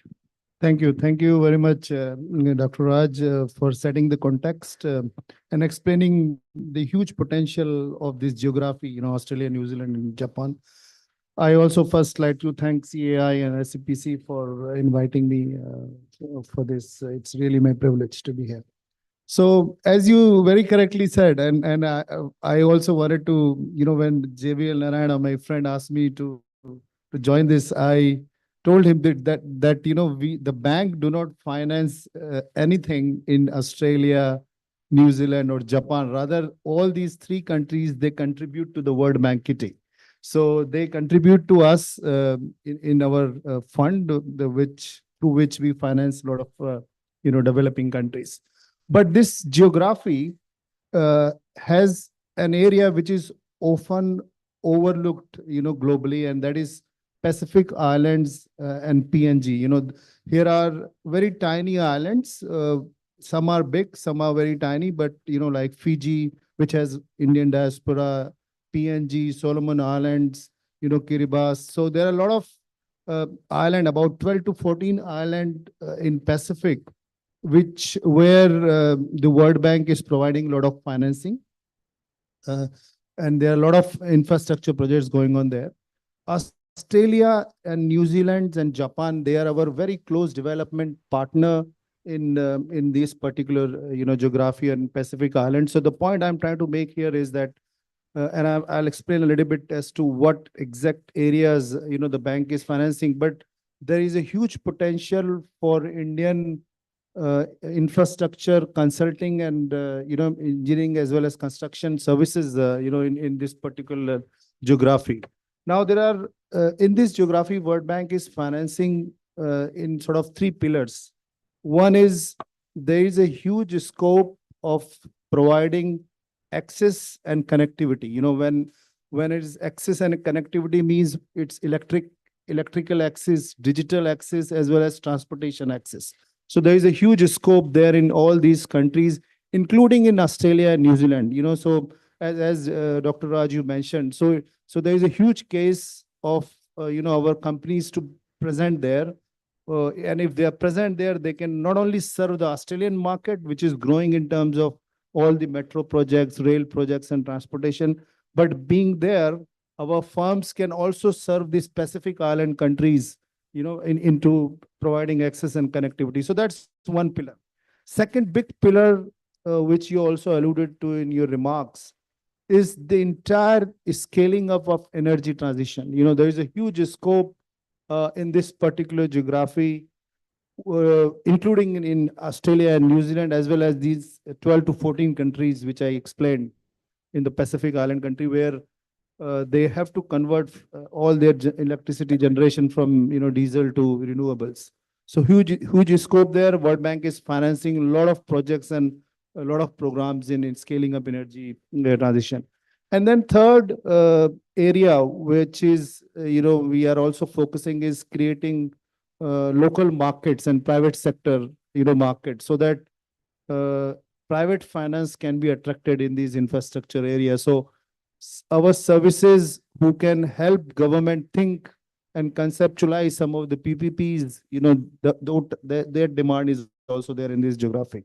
So that is what I would conclude by saying that there is a huge potential for Indian firms in the infrastructure sector to be present in this particular geography. The scope includes all the three areas I mentioned, and geographical countries include Australia, New Zealand, as well as all the Pacific Island countries, which are 12 to 14 in the nature. So thank you very much, Raj. Over to you. Thank you, Rajesh. Just a small follow-up. How has been the penetration of Indian companies in this PNG group of 14 islands so far? And can you just elaborate on that? Not much, I'm afraid. In Australian market, I have seen, I think RV is there, but I have seen some Indian, and TC is also there, but not much, I'm afraid, because when we advertise, the government advertise for our finance project, we see the list mostly, they are from one particular country. which I don't have to name, and also they are from some are from Australia, some are from Europe, but not much from India. So I think there is a huge scope, to do something more there, and maybe at some point I'll share some ideas for that. Thank you. Okay, so we'll move to Sneha now. Sneha, how has been, your experience working in this region? And also, can you briefly touch upon some of the challenges that you have faced while working in this region? Like you rightly said, of course, a lot of opportunity in the region across all of the services, sectors that you mentioned. Public infrastructure, there's still, they don't have as much metro coverage as we do. For example, even their bigger cities. So Sydney Metro, a lot of work. Then apart from the mining sector, there's a huge shift towards renewables. And climate resilience is a huge issue for them because they've continuously had floods and drought in the same year. Right. So there's a lot of scope for work. The challenges that we faced, we've been there for almost 13 years now. One of the biggest challenge, of course, is the public sector projects. The clients prefer global tier 1 companies. So they've already been there for a very long time. They have their reputation. So even where they're DNC projects, the contractors prefer that, they go with only tier 1 companies because they also have client relationships, the connects, so they know them. So that takes time to penetrate. That takes a very long time to penetrate because you have to, slowly chip away at it, get yourself known, start delivering projects and build that relationship. Then there's an issue of pre-qualification. A lot of these places, again, you need to be pre-qualified. Like, if you want to work on highway projects, the transport and main road qualifications in Australia, for example, a lot of the tier 2 companies also don't even bother applying because the process takes over a year.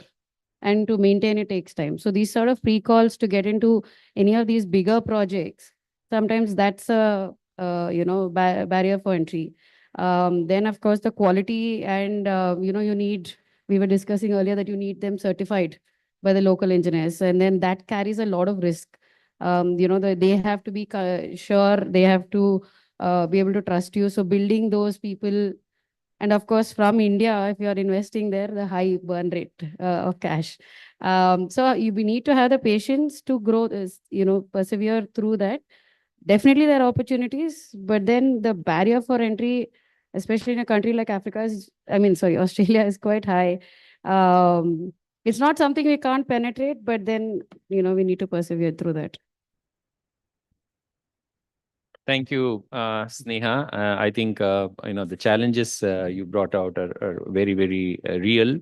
For one of our projects that we're right now involved with in a big power plant, we had to, it was insisted and it was a requirement also. It's a regulatory requirement. So we have found an Australian partner who vets each and everything that we do. Even though that project is for GE, that is a real requirement that is there. Thank you so much. And Biswajit, you have been active in the region for quite some time now, right from Rio Tinto days. So what are the growth areas for you in Australia and Japan? Thanks, Dr. Malu. First of all, since this topic is defense, so I will like to stress on steel and aluminum and other metals in Australia and Japan, which are getting used for defense purpose. So Australia is a mineral-driven economy. So the contribution to GDP, Australian GDP from mineral resources is more than 30%. However, the irony is Australia doesn't have a very big steel plant. So they produce a lot of iron ore. Rio Tinto, BHP, they are the largest iron ore producers. But they produce a lot of aluminum. They are also moving into nuclear energy since they have a lot of uranium as well. Of late, it has been found globally that defense-grade steel actually is a specialty-grade steel. I will come to aluminum and copper in the next course. So increasingly, there is a propensity of usage of defense-grade steel. So earlier consumption in terms of steel, global steel produce, the defense grade steel consumption was to the tune of around 6 to 7%. Now it has increased to around 17 to 18% because of various warfares, combats taking place. So the market has suddenly grown up. In fact, the market is not ready to deliver this kind of thing. However, big steel producers in Japan, like Nippon Steel, Kobe Steel, Tokyo Steel, although they are integrated steel producers, they are actually trying to diversify into producing defense grade steel. Reason being, they want to de-risk themselves from these vagaries of price fluctuation. So when you produce a defense grade steel, you can demand your own price. So that is a quantum shift from the big steel majors in Japan.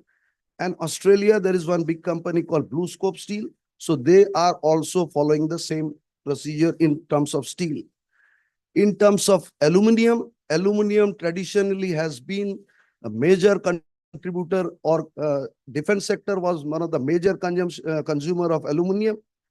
However, integrated aluminum producers, they are also increasing their capacity drastically, again, to support the defense industry, again, to get themselves de-risked from the vagaries and volatility of the price.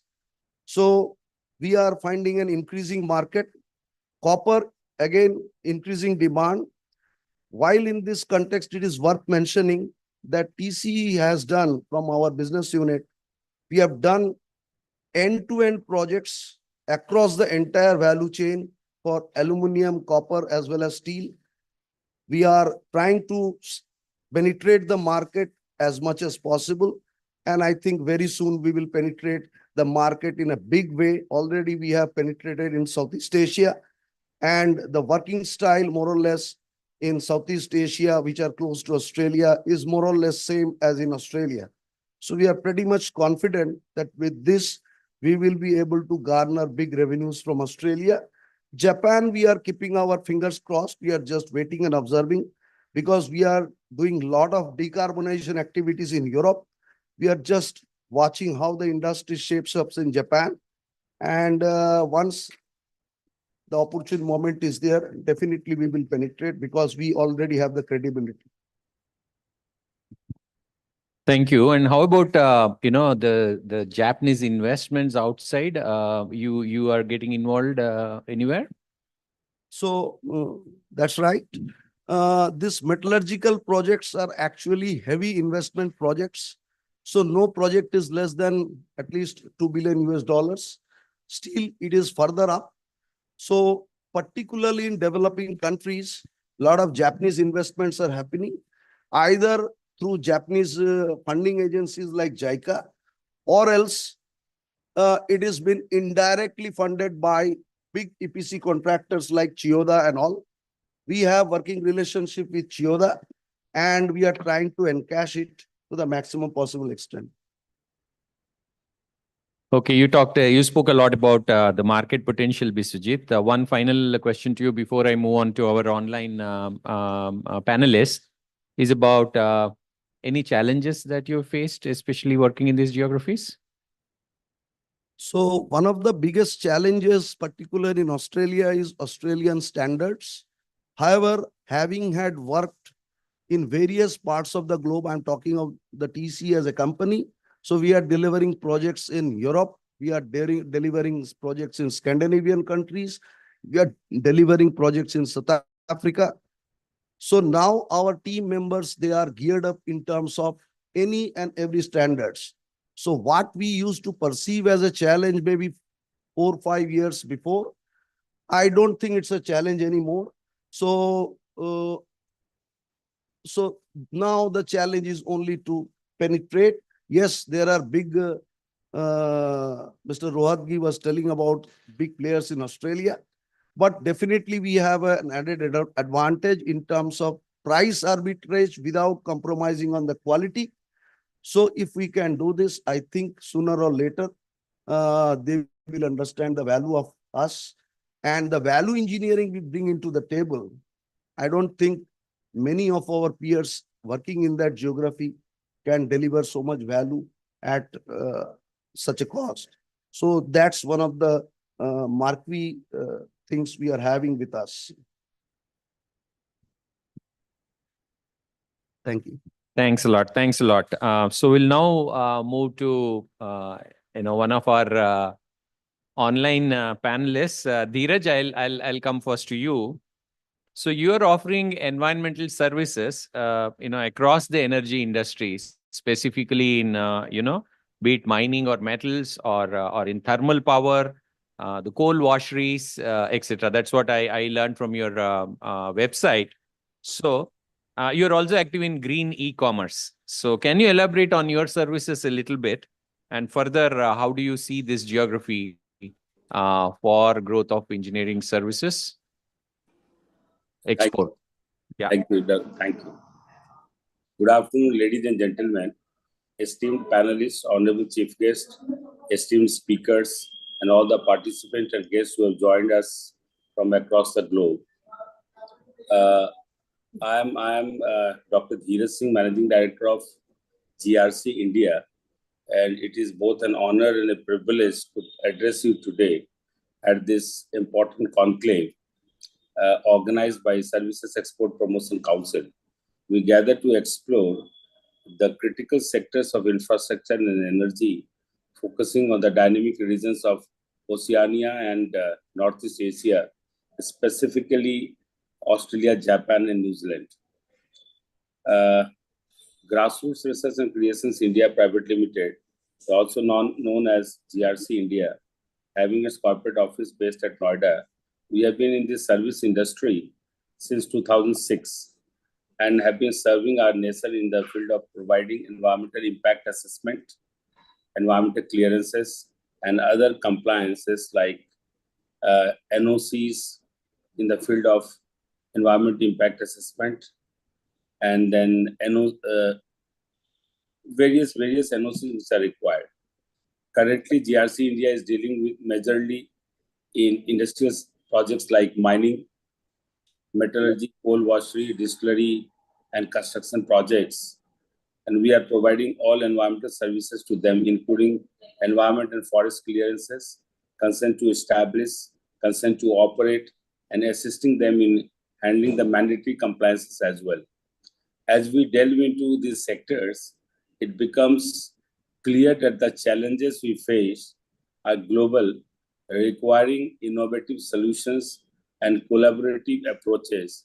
Engineering and the environment are intricately linked, as sustainable engineering practices aim to design solutions that minimize the ecological impact while maximizing the efficiency. By integrating environmental considerations into engineering processes, we can create innovative structures and systems that promote sustainability and protect natural resources for future generations. GRC India stands ready to contribute to the dialogue, particularly through our expertise in environment consultancy and green services.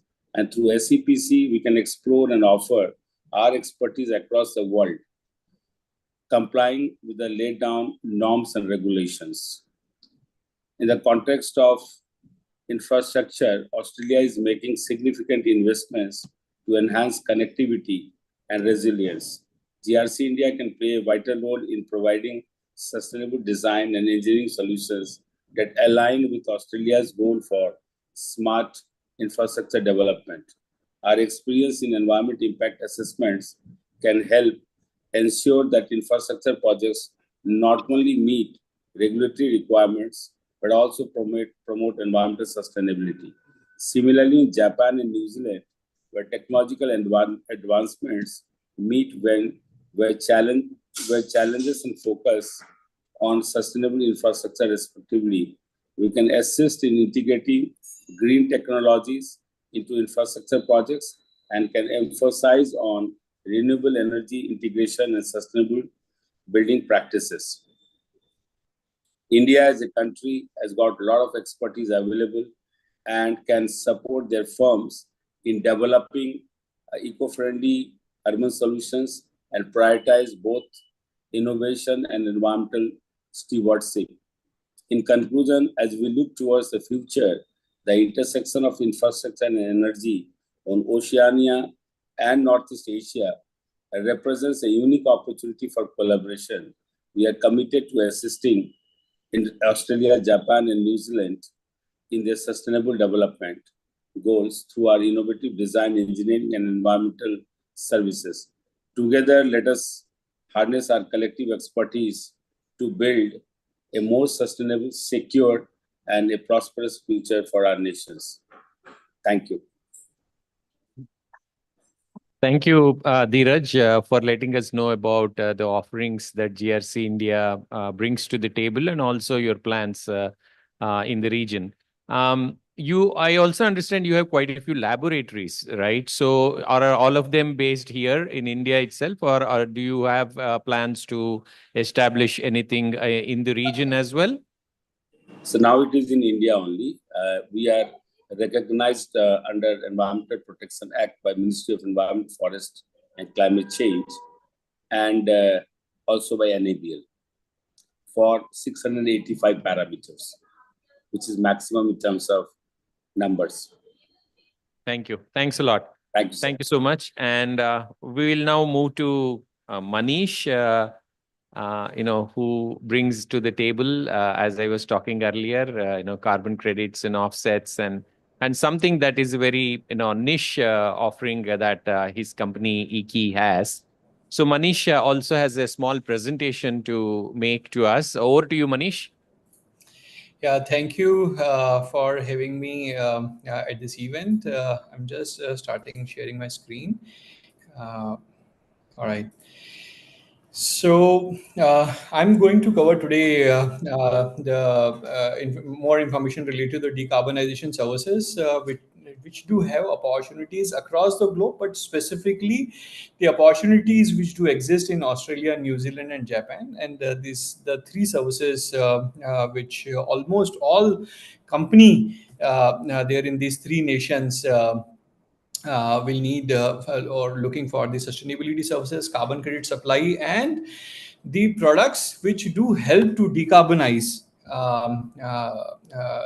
over the decarbonization journey for the organization to become a carbon neutral or net zero nation. So these are all the three different opportunities we do have in the market, in those specific market. And specifically, if you look at the definition of the carbon credit, so 1 ton CO2 emission reduction, avoidance or removal from the atmosphere gives us or used to be traded as 1 carbon credit, and that is 1 ton CO2 is an environmental commodity which is traded globally, and specifically in these three nations there is a high demand for such kind of credits. So there are 7 greenhouse gases, as we all know: CO2, methane, N2, HFC, PFC, SF6, and NF3. If you do any business activity within these three nations, or for example within India also, either to help to avoid any of the 7 greenhouse gas emission avoidance based carbon credits, we can get the issuances. Otherwise, if we do remove carbon dioxide from the atmosphere, then we are eligible to earn 1 carbon credit, which is traded within these specific markets. And these are 4 different layers which do exist in these specific markets. One is international. One market is driven to the international compliances. That means to the Article 6 of the Paris Agreement. These 3 nations are very, very serious. And if you work with the investors, like as already mentioned earlier, Mitsubishi, Marubeni, and other different companies, either in Australia, New Zealand, or Japan, they are all very eager to buy carbon credits originated from other nations, or maybe if you can develop the project within the same nation, then we do have very good opportunity to supply the credits to the obligated entities. Second one is national compliance scheme. So European Union do have their own national compliance scheme. New Zealand do have. Japanese government is going to have in very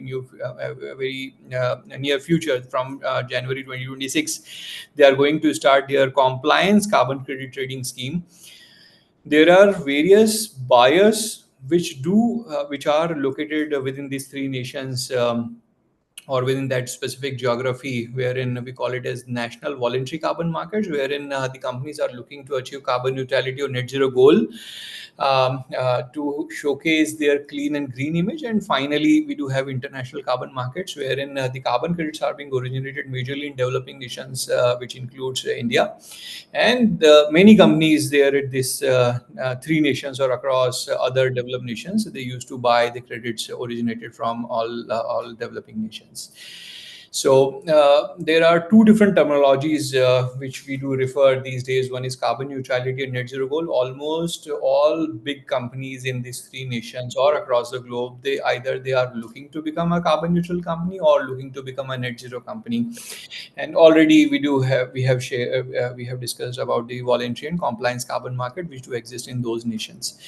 You may be knowing about carbon border adjustment mechanism, and these three nations, to start with European Union, since they are going to apply this carbon border adjustment mechanism from January 2026, but these three nations are also looking to impose the similar EU CBAM scheme to be originated from these three nations.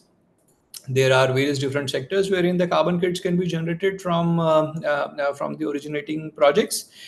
And these two schemes, as we have discussed, emission trading schemes or carbon tax mechanisms, are going to get implemented in some or other format in these three nations or other different nations.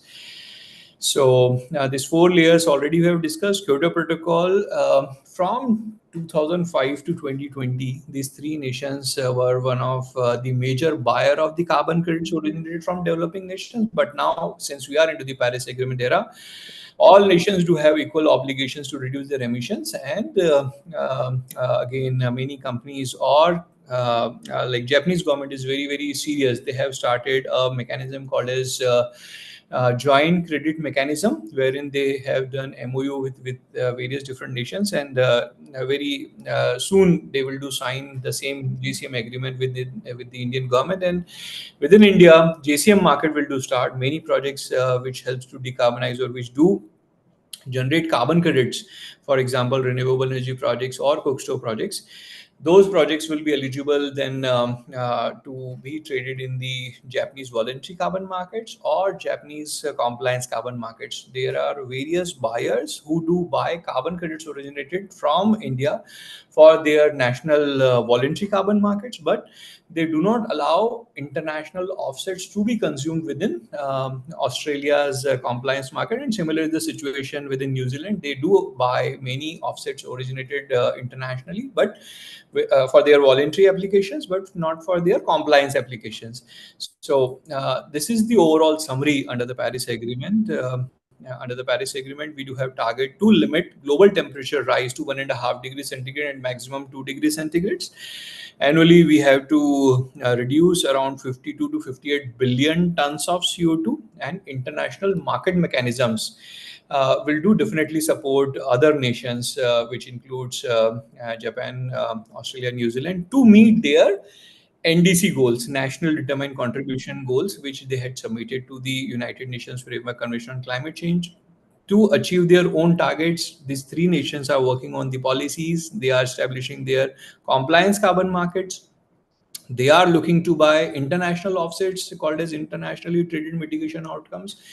And finally, at the organization level, many companies are looking to get their GHG accounting. So we can provide carbon footprint determination services, decarbonization pathway services, and implement mitigation related projects. So the products originated from Indian geography can also be supplied to these nations. And finally, they're also looking for the voluntary credits to meet their voluntary pledges. So Article 6.2, 6.4 definitely are going to support the ambition do have, which the companies do have in these nations. voluntary markets, aviation related industry like airlines is. So these three nations, Australia, New Zealand, and Japan, they have signed the CORSIA International Treaty, wherein all the civil aviation organizations or the airlines is they have to become carbon neutral from 1 January 2021. Otherwise, they are allowed to buy carbon credits originated from other developing or developed nations, and maritime sector is also looking towards the same. These are all the demand drivers for the compliance carbon market, for the voluntary carbon market. And now there are various investors, which includes like Mitsubishi. Manish, can you conclude in 2 minutes, please? Definitely, this is the last slide of mine. So, and this is the potential market for us, wherein at the present point in time, the market size is around $2 billion. And by 2030, it should be in between 10 to $200 billion for the voluntary carbon markets. And for the compliance, already we do have the $1 trillion industry. So thank you very much for listening me. Thank you. No, this is amazing, actually. This is a very good overview of carbon credits and markets.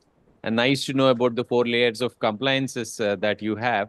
But for an Indian company to go and do business in these areas, which are the in thing today, did you face any entry barriers, or how are you able to do any work in the region? Can you elaborate on that a bit, please? Yeah, so since the buyers or the obligated entities are located in those nations, so having presence, and as earlier speaker had also mentioned that the cost of having manpower there is very, very high as compared to the India, and the potential risk is obviously there. So, so the first challenge is for the entry barrier is to have good trained manpower which we can hire in those regions.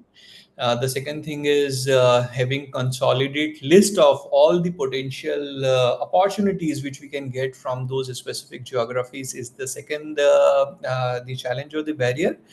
And the third thing is if we can call those companies or obligated entities to our to India and support them with whatever the capabilities we do have in reference to products and services from India, then that would be a very good thing which we can do. Thank you. And, we just have about maybe 10 minutes.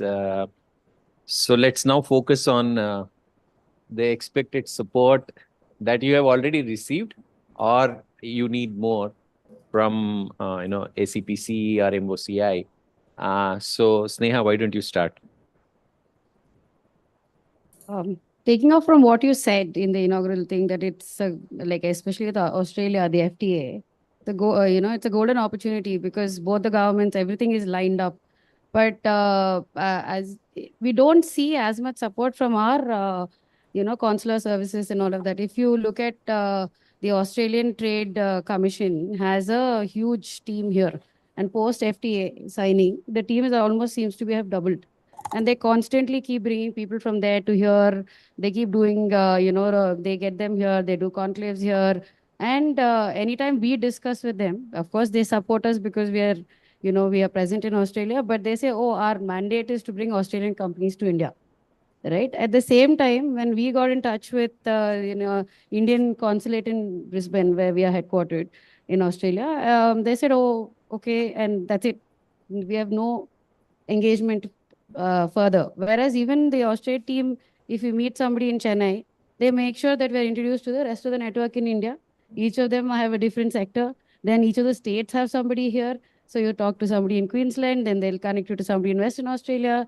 Then, recently we were at the Rail Expo in Berlin, and the Australia team got us an invite for some briefing by another country, which was off of the show.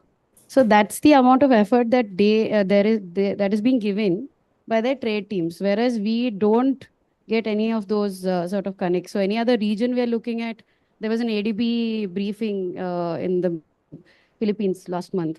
Again, we got an opportunity to go there as part of the Australian, Australia team. So they go all out to promote their companies, which I feel like, a little bit of effort from our either the consular services as well as, SEPC can sort of handhold them through that to get that sort of exposure. That gives a huge bump because in countries like Australia, New Zealand, a lot of the projects come because of FaceTime. A lot of you need to know the client, you need to know the people, and that level of access can be given through this high level trade teams, so they can do a round table, then you get to meet people, and that's the incubation time that we need, that you get to know more people. So I think predominantly that sort of support helps. And Dr. Sinha touched upon it in his inaugural address about when there are these trade shows, international shows, having an India pavilion, having an India, where we are all together. Again, this specific rail expo I was mentioning about, a lot of Indians come, we bump into them in the shows, but we are all like, orphans roaming around. Whereas if you look at like each country has a pavilion, and then a lot of Indian, for example, even manufacturing companies have their stalls, but they're spread across. We can really show the whole Make in India line, envisaging that. I think if we are able to consolidate Indian services under one umbrella and give that thrust, give that additional platform, especially when we're entering, developed country space where it's expensive, right? Any of this, every bit of it helps. Yeah. Thank you so much. I already have a reminder from the organizers.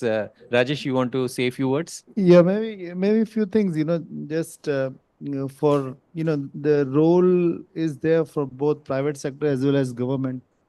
But I think for us to export our services, there are a few things we need to do as collectively. One is the branding of our services.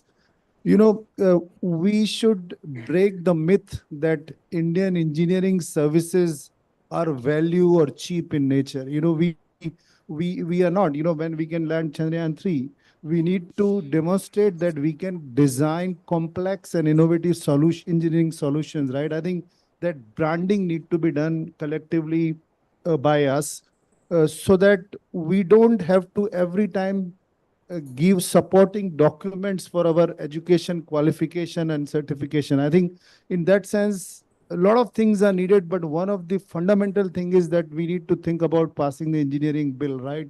Which is long pending, and I think which will resolve a lot of thing which will help, export. So that is number one. I think the two more points very quickly, I want to mention. The second thing is that while that being done on firms and businesses, when you are bidding for foreign services or contracts, you must demonstrate that you value sustainability, environment, social safeguards, as well as health and safety, because these are some of the elements which they give a lot of emphasis to, in Australia, New Zealand, and Japan. So your proposals or your submission should ensure that you will bring those elements into their country. Otherwise, then they treat our proposals from India not equal to other countries. So I think that is the second thing we need. And last 2 point, this is not like IT services where you can do anything virtual. You have to be locally present there. You cannot fly in, fly out. If you want to do business in Australia, New Zealand, you have to have a local office there, with warm bodies there in that office, rather than just submitting the bids online and, attending the pre-bids meeting online. And, so I think that local presence is there. And last, just adding to what Sneha said, working with our Ministry of Foreign Affairs and the local missions, I think they need to shift gears if we want as a country to promote our services. They need to do a lot of trade shows, a lot of, active participation in those countries. Which from this side of the table as a World Bank, I see other countries doing that, where they bring in a lot of their firms as a regular roadshow of their country's capabilities in engineering and construction. But we are not doing that, and we sometimes get into bureaucracy of which firms to invite, the local missions. So I think that there is a role there to play. Perhaps CAI or SAPC can play. But these are some of the points I wanted to suggest. Thank you so much. Biswajit, you have anything to add quickly? Just few statements. This SCPC and MOC, they should jointly act as a brand ambassador for Indian engineering services. And as has been told by other keynote speakers, the commercial attaché for the embassy, they should actually propagate all these things, and they should create events wherein we can present our credentials. I'm not talking as an organization, but as a consulting engineering consultant per se. So when we do that, we can also showcase that what wonderful projects have we delivered successfully across the globe. So somehow there is a gap. So we are approaching each clients individually.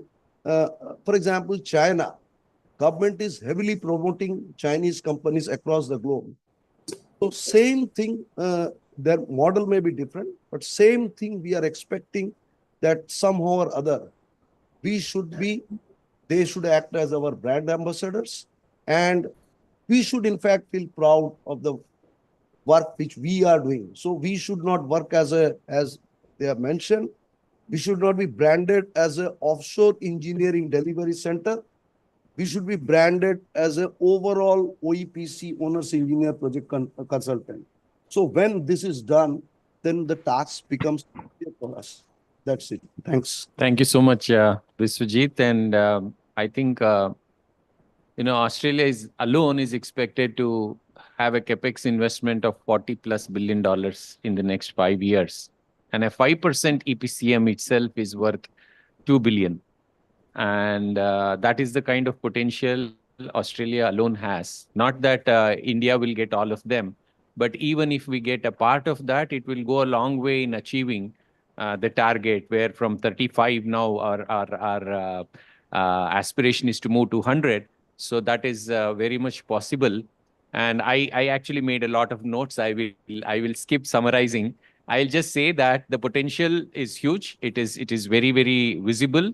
And Sneha and Rajesh made a couple of good comments on what we expect the ACPC or the MOCI to do, right from brand building to engineers bill to creating this One India pavilion and so on. So I hope ACPC will make note of this. And thank you all, ladies and gentlemen, for the good listening that you did. I'm so sorry that we couldn't open the forum for taking your questions, but the people are available, so feel free to interact during lunchtime. Thank you very much.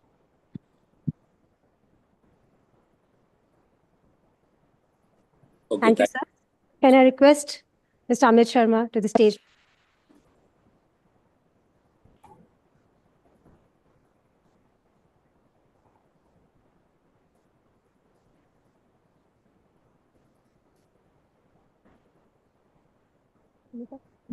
Sir, can I request you to present a small memento to Dr. Rajashekhar Madhu?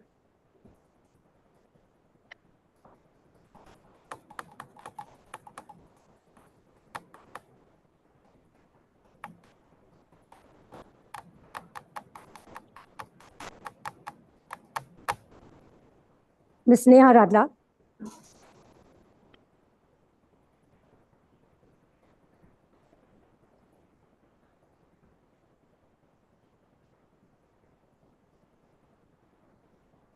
Mr. Bishwajit Bhattacharya.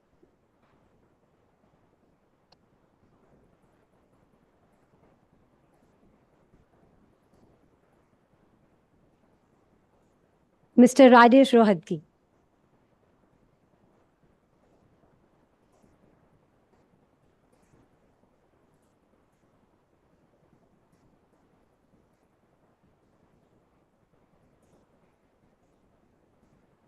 May I request everyone for a group photograph, please?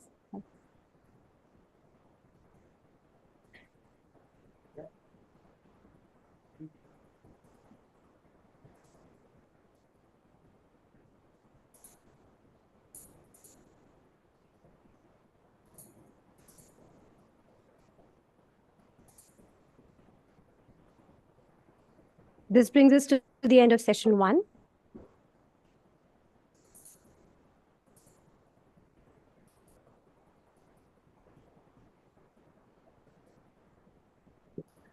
We will now begin with session 2 on Asia and CIS region. Focused countries would be Indonesia, Kazakhstan, Philippines, Uzbekistan, and Vietnam. May I again request Mr. Amit Sharma to please join us on the stage as the moderator for this session. I request our panelists from the embassies, Dr. Madan Mohan Sethi, Consulate General of India, Ho Chi Minh City, Vietnam, to join us on the stage. Also, industry expert, Mr. Pankaj Gupta, Managing Partner, Roar Consulting Engineers LLP. From supporting organizations, Mr. Anil Prakash, Director General, SATCOM Industry Association, India. Mr. M. Shyam Sundar Mehendiratta, Senior Procurement Officer, ADB India. And Mr. Pavit Ramachandran, Country Director for Philippines ADP India, who will be joining us virtually.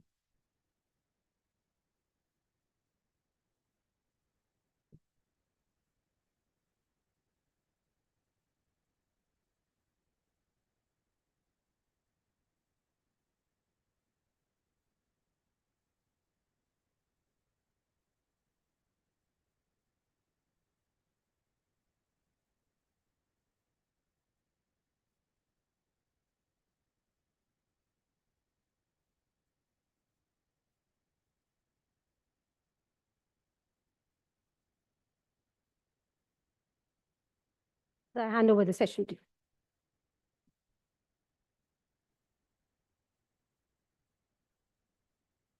Good afternoon, ladies and gentlemen, and thanks for all the panelists on the dais.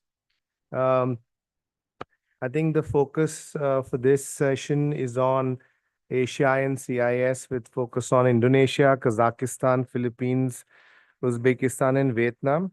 We have some panelists who are unable to make it, but I think we'll make sure that we are focused in what we discuss, keeping in line with the key aim of Export Promotion Council is to ensure how India can expand its services in these sector. I think you heard a very interesting session 1. Quick introduction of our panelist.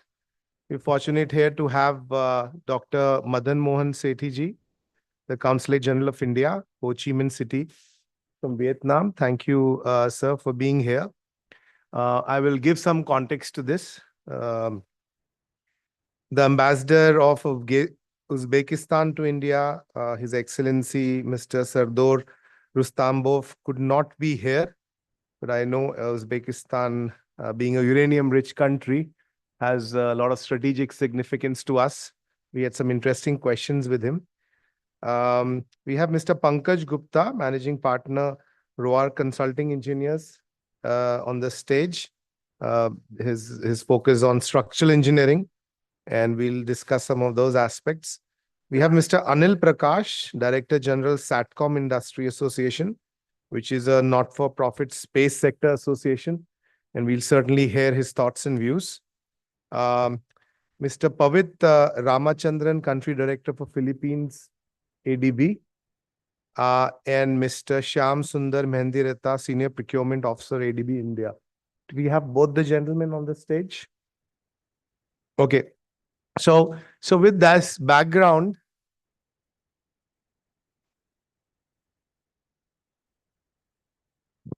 let me kind of give a bit of a context. As I said, first is, of course, how do we promote services from India in these areas for the specific region, and also keeping in line with the trends. I think the macro trends globally, definitely one of them is the supply chain resilience, with country focusing on their own in-house capabilities. We're seeing a reverse of the whole globalization strategy that we saw in the last 25 years, with a bit of more localization, because everybody wants a strong nation which is not dependent on global supply chains, where we've seen issues in the past couple of years. The second big trend, of course, is on the energy transition. I think we are realizing that this is the planet we have to give to our next generation, and it's our obligation to make sure that we keep it green and try and move from what we do today and reduce the carbon footprint, embrace circularity. And what this also means that everyone that is trying to do these projects, whether it's about hydrogen, electric vehicles, solar, everybody is at the same stage. And the whole renaissance on nuclear also means that there's a lot of opportunities for collaboration, for peaceful use of nuclear. And I think the third macro trend beyond supply chain resilience and energy transition is, of course, the advent of AI and how AI fundamentally is reshaping, rewiring, and connecting businesses never done before. And so data is a king. And that means there are a lot of opportunities for countries to collaborate in the whole industrial Internet of Things, data analytics, and the use of AI to enhance productivity and make competitive products. I think amidst these three macro trends, of course, there are other trends that one can talk about. For example, the whole interconnectivity, the knowledge economy. But keeping a bit focused on this session, I would request our panelists to focus on specific areas of what Indian firms can provide in these areas. Let me start with Dr. Madan Mohan Sethi ji. Sir, you've been involved in Vietnam, and I think you've done great efforts over the past couple of years to really enhance the cooperation between the two countries. Vietnam has had great development, but of course needs much more in terms of robust infrastructure, smart cities, data centers, and other areas like power, railways. I think there are opportunities for collaboration. Vietnam also has a decent semiconductor ecosystem. And of course, as India embarks on its semiconductor journey to really be self-reliant, I think there's areas of cooperation, both from a knowledge perspective, from expertise, but also from trade between the two countries and what we could also do the other side, including training and capacity building. And last but not the least, I must mention that Namaste Vietnam Festival was a great success under your leadership. And we'd be keen to hear some of the key takeaways. And more importantly, Dr. Sethi, if you could kindly share with us, where do you see Vietnam in terms of bilateral trade, in terms of strategic partnership between the two countries, India and Vietnam? And what can consulting firms, construction firms, R&D firms look at from a collaboration and expansion of mutual trade and export potential for us? Over to you, Dr. Sethi. Good afternoon to all of you. And I must like to express my thanks to SCPC and MOCI for giving me this opportunity. First of all, I want to inform you that I was the Consul General in Vietnam almost for 4 years and 1 month. Just 15 days back, I left the position, and I was listening to the last panel, and there are definitely some murmurs about consulate and embassy on not extending support. I'll be moving next month to Auckland as the Consul General. I'll be setting up the first office, but be assured that my office will support in every aspect. About Vietnam, I think what Mr. Amit told actually, I stayed for 4 years, 2 years during the COVID time, and post-COVID, another 2 years. But what I saw, the country is really on a move. It's moving, there is no stop. And lots of people in India, they don't have that awareness even if. And as you know, last year, World Bank also announced Vietnam as the economy as export-driven economy. Although in the export basket, you see still at the predominance of foreign firms, almost more than 70%. The government itself is trying to have the domestic component of 30%, almost 28% they have reached.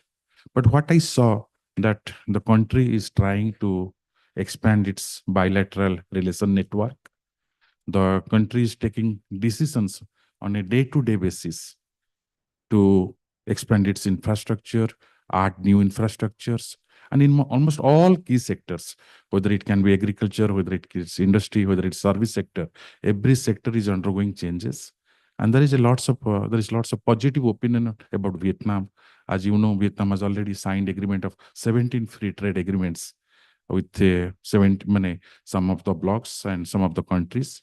And yesterday only they signed an comprehensive agreement with, again, Dubai, with United Arab Emirates. So what I saw, the leaders there, they want development and growth to be accelerated at a high speed. I'll just give you some quick facts, actually. From the facts, you can understand that where the country is positioned. So if you see, the GDP of Vietnam is almost 4,300 US dollar. There is a plan to increase the GDP by 500 US dollar every year. And what about this carbon neutral? Vietnam has a plan to become carbon neutral by 2050. 64 provinces, all the provinces are connected with very good highways. Planning for 34 airports. 64 provinces planning for 34 airports.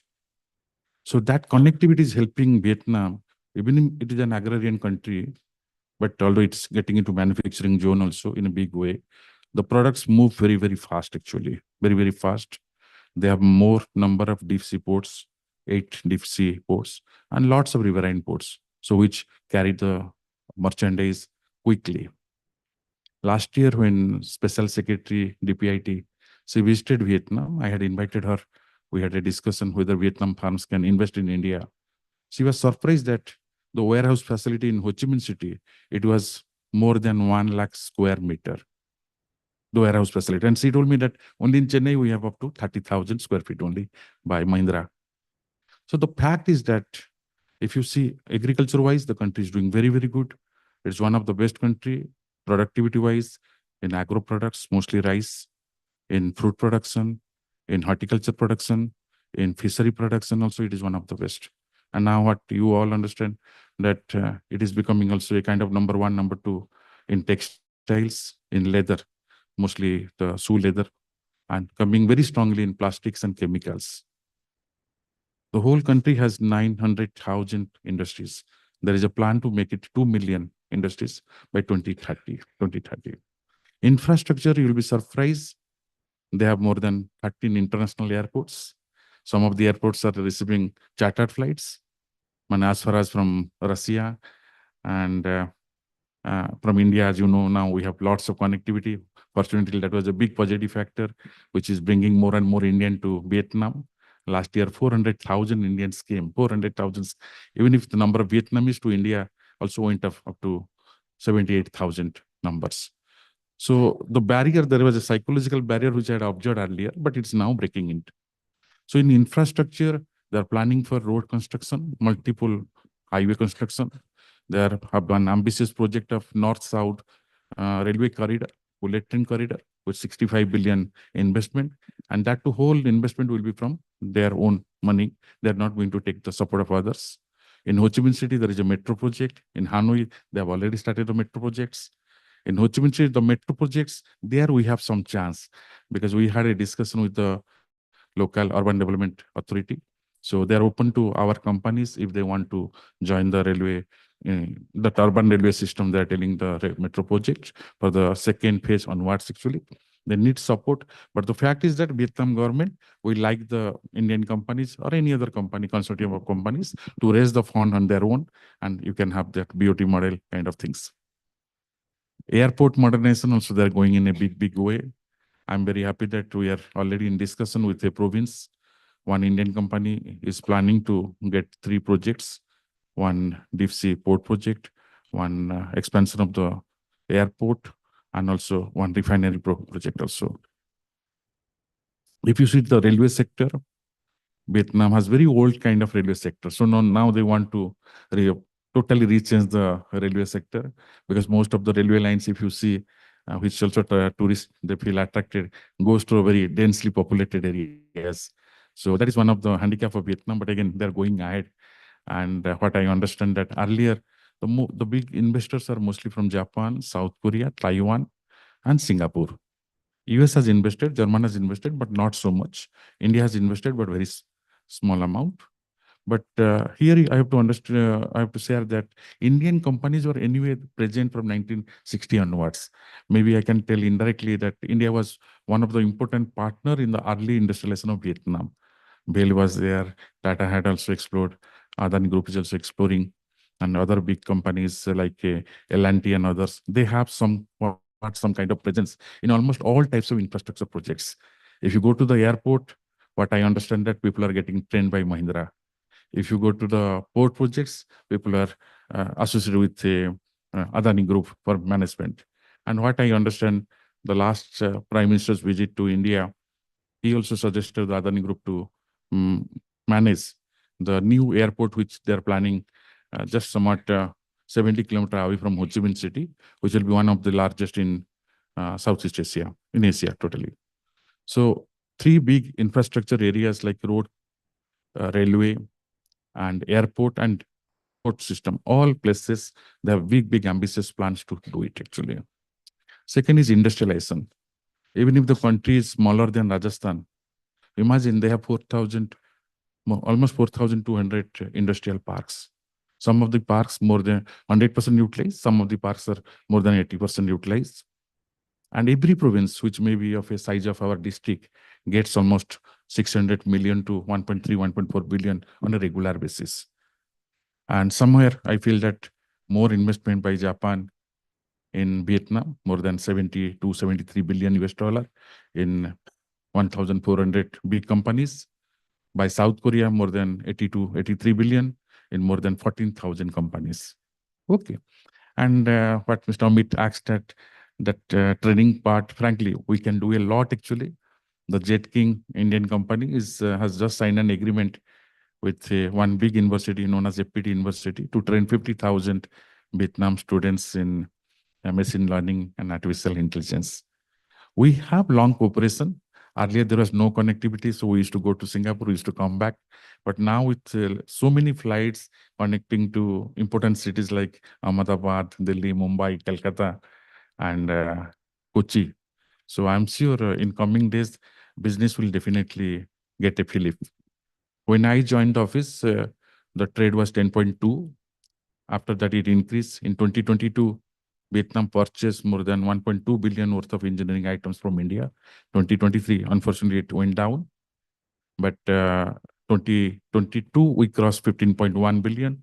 Last year, it was 14.3 billion US dollar, with 2 billion in favor of Vietnam. What personally I feel that our companies, they have to go many times because as one of the speaker told, the culture also influence the kind of connection, business connection. Because as you know, Vietnam is not an English speaking country and lots of business happens informal way. And here, if you want to set up any utility or you want to enter into any kind of infrastructure projects, you have to go to at least 3 to 4 times. I always tell companies come at least 4 times. Definitely there will be success because people in Vietnam, they appreciate India, they like India, but they will not wait for alternatives. So they go for alternatives. I'll be happy if any question will be there. I'll answer. Thanks, Dr. Sethi, for giving that perspective of Vietnam as a potential destination for firms from India.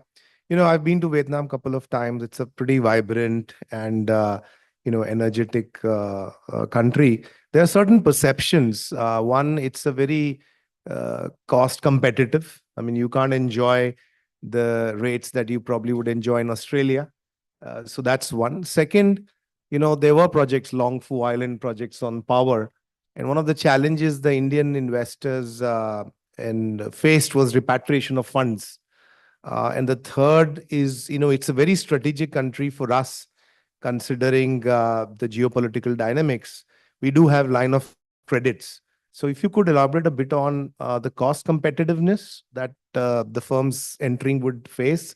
Secondly, on the repatriation of funds, which prohibits taking out profits. I mean, it's something that people have looked into, and future line of credits in terms of how Indian firms can leverage, because under the EXIM, that is also under consideration. If you could talk on these 3 points, please.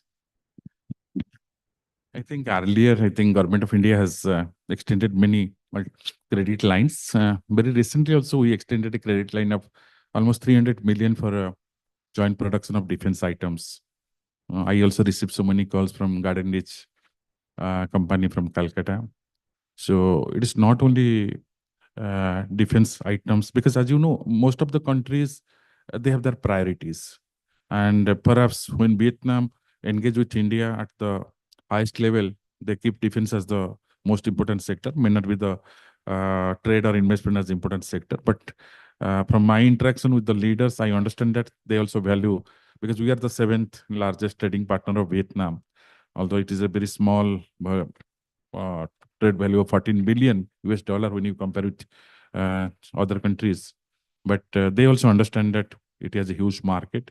I'm also seeing a shift in the mind of Vietnamese companies to look towards India for investment. Already VinFast has come to India last year, and I think some more companies are also likely to come. About fund repatriation, that I know there are some restrictions, but again, I want to tell you, there are 40,000 foreign invested companies. So why we go always to nitty-gritty of things? If all these 40,000 companies, they also know the way to take out their funds, I think we should not go. But the country is opening up. That I must like to tell you. It is opening up in a big, big way. And it's the right time for us to take opportunities. Thank you very much, Dr. Sethi. May I, request Mr. Pavit Ramachandran, the country director for Philippines, Asian Development Bank. And I think, Philippines infrastructure expansion over the last couple of years is accelerating. Philippines also requires more power. And so in recent time, of course, they're investing in power plants and also looking at hydrogen, considering the location they are at. But also in terms of cross leverage of what India has done in terms of smart city, renewable mobility, sustainable solutions, and in terms of capacity building. Mr. Ramachandran, it will be great to know your perspective on how ADB looks at Philippines in terms of its emerging focus areas and how Indian firms can partner and provide best in class and benchmark services, including projects execution and consulting work in Philippines. Over to you, please. Thank you, Amit. It's a pleasure to be here. And I think a very good afternoon to everyone online as well. I think you hit the key points up front. From an ADB perspective, I actually had a presentation prepared, but perhaps I can just speak to some of these issues. I'm conscious of time as well. I'll touch on those key points that I prepared in the presentation. Happy to leave that for the purpose of the organizers. Just a few main messages from my side. So the bank has been in the Philippines. We are headquartered here. Philippines is our host country. We've been here since 1966, so it's 58 years and going strong. But if you look at the trajectory of our support here, there's really been a marked change, an inflection point almost in the last few years. And a lot of that can be attributed to this push on infrastructure. So, Philippines was in previous years seen as the sick country, the sick man of sick child of Asia. That was often the acronym used. Was a laggard in terms of infrastructure spending. But thanks to, I think, prudent macroeconomic management, fiscal management, we've seen a real uptick in terms of the infra spend, a real commitment to have 5 to 6% of GDP going towards infrastructure. We've been a big part of that story. In the previous administration, the so-called Build program, and now the Build Better More program under the Marcos administration. Just a few points, I think, which might be of interest to the audience. So one big factor here has been the government's willingness to actually borrow for preparation of master plans, feasibility studies, detailed design. So this has been done at scale. So we've had all told 500 billion provided from our ordinary concessional resources. So this is on near market terms. So that the government has actually taken out over 3 rounds, 500 billion, just to ensure that projects are procurement ready, design ready, ensuring quality of entry when these projects are prepared. A big part of that has been on transport.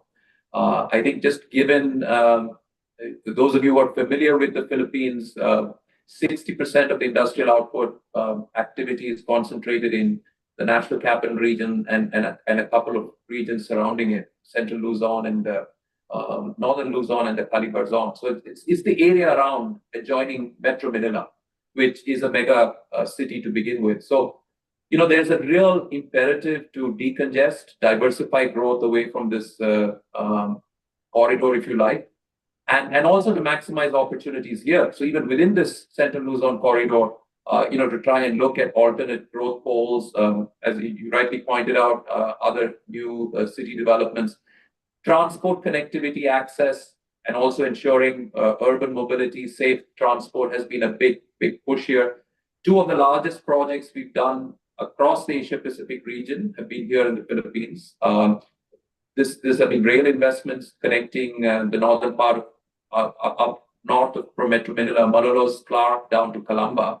This was a $7 billion US investment. So, again, very, very significant. We're doing some of these flagship projects, all of which have been supported through this facility, this infrastructure preparation and innovation facility.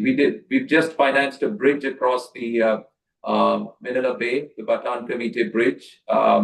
We're in the process of looking at a project that will go across the Laguna Bay. Again, that's south of Manila for point of reference geographically.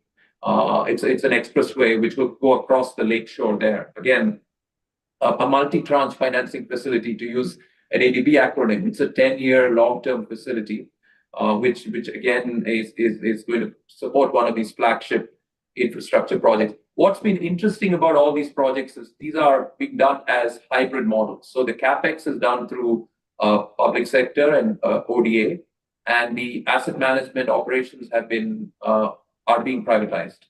So that's the model that they're looking at, and there's a very deliberate effort to also promote transit-oriented development, to look at these projects, promoting urban development, tourism, housing opportunities, affordable housing in the surrounding areas. So we are also very much a part of that narrative there. Philippines last year was our biggest client, 4.3 billion across the region, and we are expecting a similar level of support. And this is just public sector borrowing. We are also, there's been an effort now to also really engage on the private sector side. And I was noting with interest the remarks from our previous speaker about Vietnam. So Philippines, along with Vietnam, I think these are the two fastest growing countries in Southeast Asia now. Last year was this year was 6.2% is what we project. We expect 6.3% next year. So very much going back to already pre-pandemic growth numbers. So growth numbers are very robust. There's been a real policy intent and a signaling to the market that they want this to be a private sector-led development. They've opened up a number of sectors. So key strategic sectors like renewables, shipping, airlines, telecom have all been opened up to 100% foreign ownership. There's also a intentional effort to reduce red tape, streamline some of the business processes, leverage digital technology. So we see a lot of interest now on building up the semiconductor industry, looking at data centers. There's a big ambitious target also on increasing telecom towers and coverage, because Philippines still has an issue in terms of digital connectivity. So a lot going on there. And I think just before I say a last couple of very quick concluding points, energy, I think, is at the heart of this. You touched on that, Amit. In the Philippines, energy costs are still much higher. Part of the reason being it's not a subsidized sector. It's a liberalized market, a merchant market, but they still import a lot of fuel. And there are still some fundamental constraints in the grid in terms of transmission capacity, in terms of responsiveness and flexibility of the grid. So again, big ambitious targets on renewables, whether it's on solar, both floating and rooftop, onshore and offshore wind, geothermal areas. We are looking at engaging on all of those areas. So opportunities across the board in terms of transport, rail infrastructure, bridges, roads, energy. For the first time, we're even looking at sovereign projects in that space. We are also, the Philippines happens to be the largest market for our transaction advisory services, our PPP support. And some of it is due to this hybrid model I referenced, but they're also looking at airports, upgrading of regional airports, the energy transition mechanism. And I can, if there's interest, say a little bit about that. But Philippines is also one of three countries along with Vietnam and Indonesia, where ADB is looking at the early retirement and repurposing of some of the existing coal assets and replacing that with renewables. So I'll stop there. Thank you. Thanks. No, Pablo, thank you very much. I think Philippines is interesting from 2, 3 perspectives. It has English-speaking workforce. It has had a lot of design engineering consulting offices supporting Japan and even Europe and the US. And that is something that I'm aware from in the past. So it does have a strong ecosystem. And I think the focus on power, infrastructure, transportation that you mentioned definitely opens up avenues for Indian firms. Have you seen in recent past Indian firms, actively participating in projects and bidding in the Philippines under the ADB belt funded projects? That's one. And second, I would also request you to probably paint a picture beyond Philippines, what ADB is looking at in that area, because you have a vantage point to share with us some of the thrust areas. So it'd be very keen for the audience to know the Philippines specific question and something beyond that, what ADB is focusing on with key areas of energy transition, semiconductors, infrastructure. That would really be helpful. So on the Philippines market itself, I mean, we know the Indian companies have a strong presence in the BPO sector. So the IT and IT-enabled sectors. They're also increasingly making a mark, I think, in textiles. Some of the big entities are already present here. I think on the construction and the infrastructure sector, also we are seeing now, and a pickup in terms of presence in the Indian firms here. With regard to some of these projects that I touched on, what's really been interesting, I think, is the fact that, and this, I think, speaks to the openness of the administration. So, these have all been internationally procured, competitively tendered out. And we are seeing a real diversity of firms that are participating in terms of the both, right across the project cycle, whether it's in terms of project preparation, feasibility preparation, design, or construction supervision. So, if you look at the nature of the firms, they really, cut across the board. We haven't yet seen Indian firms win contracts, but I'm certainly hopeful that will happen. We had a business opportunity fair which happened recently, which is our sort of capstone event to engage with consulting firms, contractors, suppliers across the region. That I would encourage companies to participate. This will again happen next year. It really gives a chance to really understand ADB's offerings, products, but also the projects across various sectors. And so that I think will really matter. I think having a local presence in the country, and this was touched upon by speakers in the previous, definitely I think would give firms a leg up, the ability to engage with clients on a more consistent long-term basis, I think really matters. And of course, having quality bids. We still see in terms of bid preparation, submission, some firms, sort of missing out on basic things. And so just making sure that the bids are prepared to a high quality, I think matters. Because there is competition now in the market. The Philippines is attracting some of the best players. The geopolitics plays into it, of course. We know the strategic location of the Philippines, but there is definitely, we see a much more heightened interest from the private sector. Across the region, Amit, so where I sit is in the Southeast Asia region of the Asian Development Bank.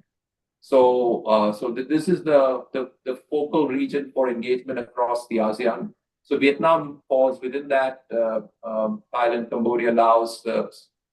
We also have some engagement with China through the southern China provinces there. There's some movement on an ASEAN-wide grid. I think there's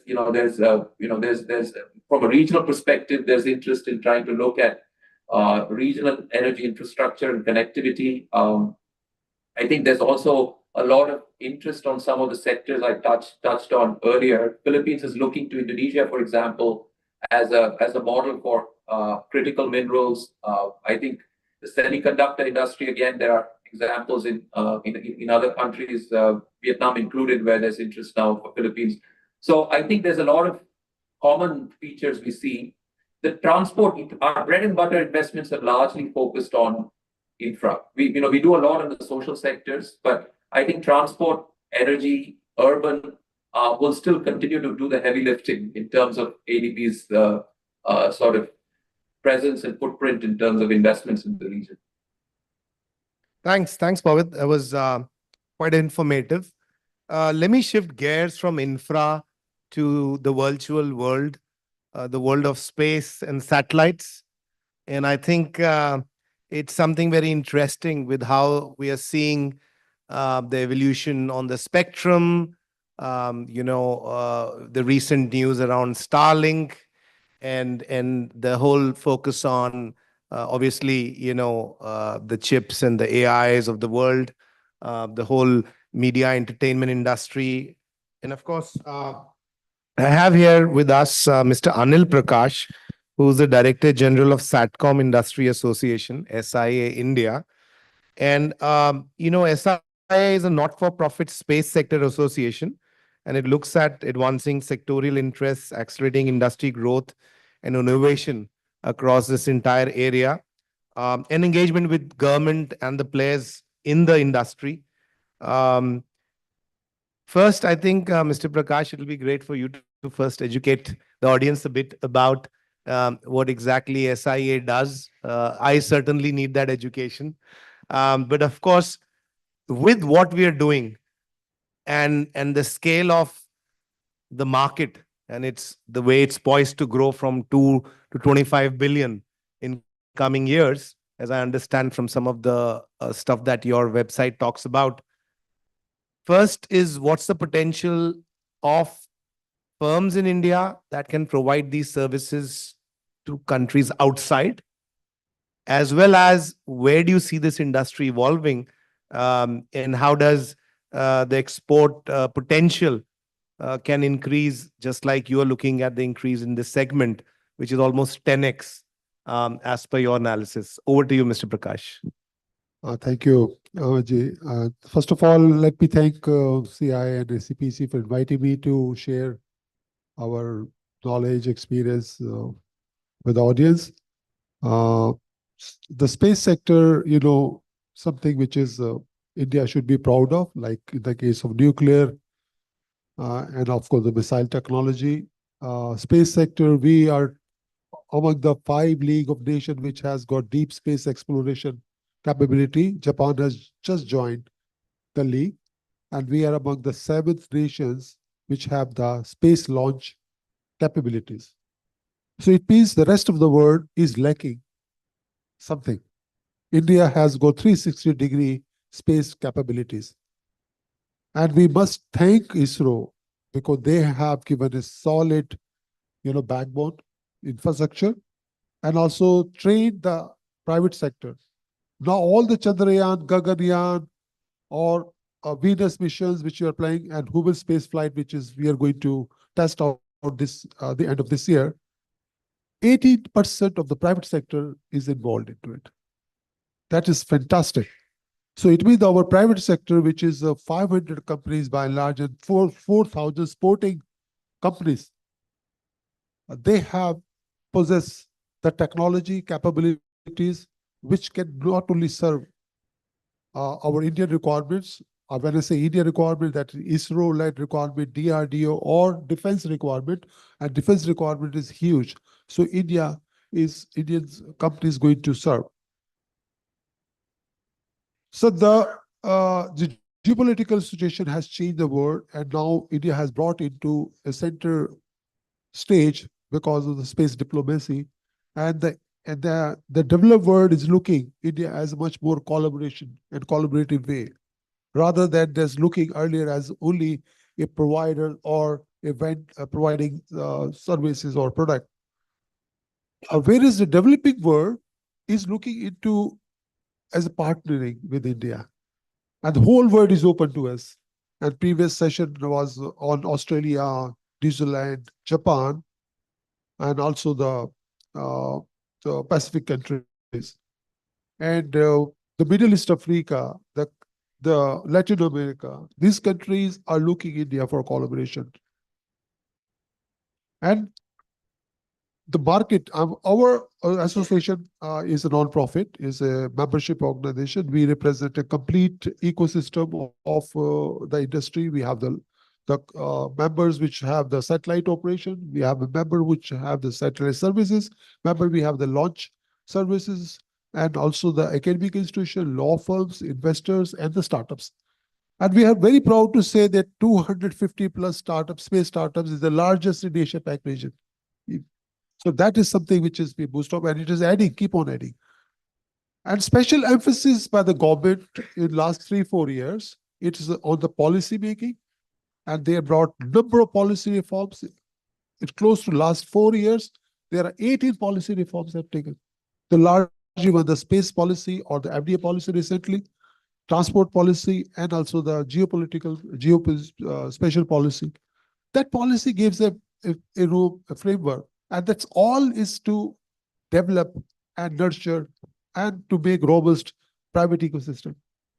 So the earlier regime, which was we can say that ISRO-led space ecosystem, now it is a new space ecosystem which is now being developed. And this can be only developed with a collaboration. And the collaboration is the key of the hour at this movement, especially in the space sector. Because India has a lot more to give to the world. At the same time, India can be the destination for the world to make their satellites here, their launches here. And we also have the small satellite launch services, which is being introduced. That is totally transformed back to the private sector.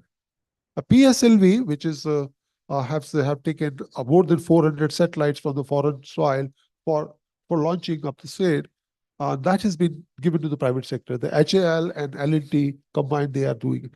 So a lot more work is going on. As our association, our job is to help go-to-market strategy. As the earlier session, Sneha's talked about it. We are doing exactly. We are working thank you very much for Ministry for External Affairs. They are working very proactively. I have seen them remarkably, collaborative and also supporting. They are supporting us. Even I can vouch because of last our conference, which is on defense, the Ministry of External Affairs help us to reach out to 78 our foreign mission to look into those conferences and live and see that what's capabilities we have.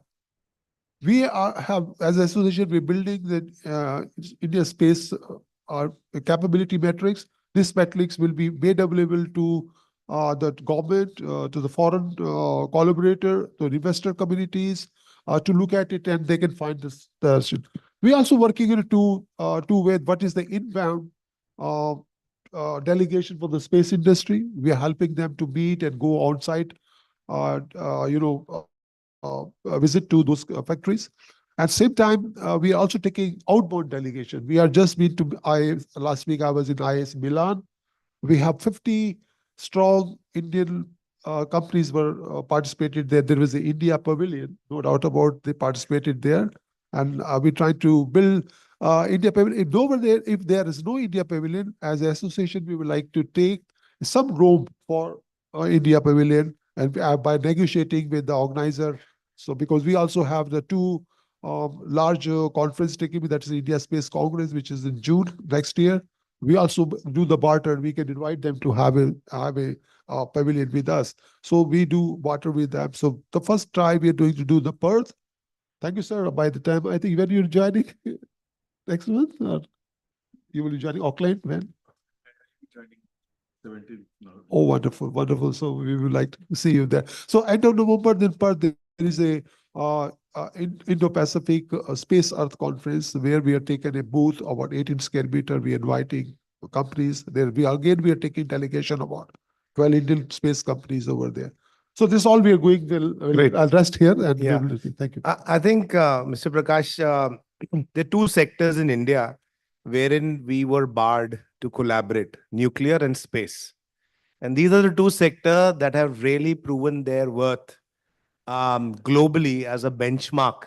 Our nuclear sector has had one of the best track records, and it's poised to grow with the whole small modular reactor and how the department is working on that. And of course, we feel extremely proud of what Chandrayaan 3 has done. and how the current chairman, Mr. Somnath, and others are looking at space. I think in terms of startup, you rightly said we've had unprecedented interest on startups. Also, there are disruptive technologies wherein, you talk about 3D printing and the whole, the rocket engine being done from, thousands of parts coming down to less than few hundred. I think there's great potential for Indian scientists, entrepreneurs, engineers to be part of this. Please share with us some numbers on the space sector in terms of the potential it has for the engineering fraternity, scientists, and entrepreneurs in India, because the demand is unprecedented, right? And these startups are doing amazing stuff at par with what we see happening, say, in the US with SpaceX and others, right? Do share some numbers and perspective and the growth rates, because I believe that will really put in energy on our entrepreneurs here to look at this sector in a strategic manner. Yeah, the current global space economies are close to about $550 billion. India's share right now is about $8.5 billion at this moment. Our exports are not too much. It's close to what, to 1 billion plus. But we have a decadal vision which is given by InSpace. That decadal vision says that we wanted to be by 2033, wanted to be $44 billion. Just by the time the global economy is going to be $1.5 trillion. So we are wanted to grow at the rate of 18% per annum. And our target is to have, that is an ambitious target set by our Prime Minister by the Amrit Kal, by 2047, we wanted to be almost like half of the global space economy. So that's the vision which we are working on. And of course, we are not talking about our domestic market. The domestic market is growing phenomenally, especially in the defense sector. The defense sector, in our conference, Chief of Defense Staff has announced that we had set aside about 25,000 crore budget for the space. And I don't want to name the officer who was sitting next to me. The sir is very, I think it is much more, much beyond that budget. We have a budget where I think there is no dearth for the private industry to come with them, and we can help them to have the meeting with these people who are wanted to give job to. And then we also helping that, especially starting with the defense, sir. Defense has started with 75 space challenges last year, and out of 30 challenges already they've been. And they're coming out the new edition of the challenges where they're helping the startup or MSME with their challenges. Similarly, other ministries also coming forward to throwing their challenges to this. So there is a number of opportunity will be made available to the private.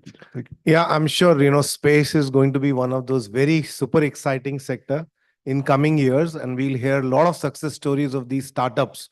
It's an exciting area to be at the moment for India and for all the entrepreneurs, budding engineers and innovators. Thank you, Mr. Prakash, for giving some of the details on that. Let me now shift to structural engineering and talk a bit about what ROARC Consulting is doing. We have Mr. Pankaj Gupta, the managing partner of ROARC Consulting Engineers.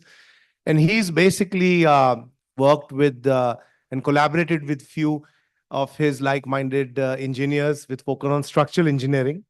I request Pankaj, if you can talk about how do you see international exports for us, and with the whole focus back on capital projects and the dearth of engineering talent in the Western world, but also in the developing world. How do you see services out of India, our capabilities and our potential, and with tools that are pretty much standardized over the last couple of decades?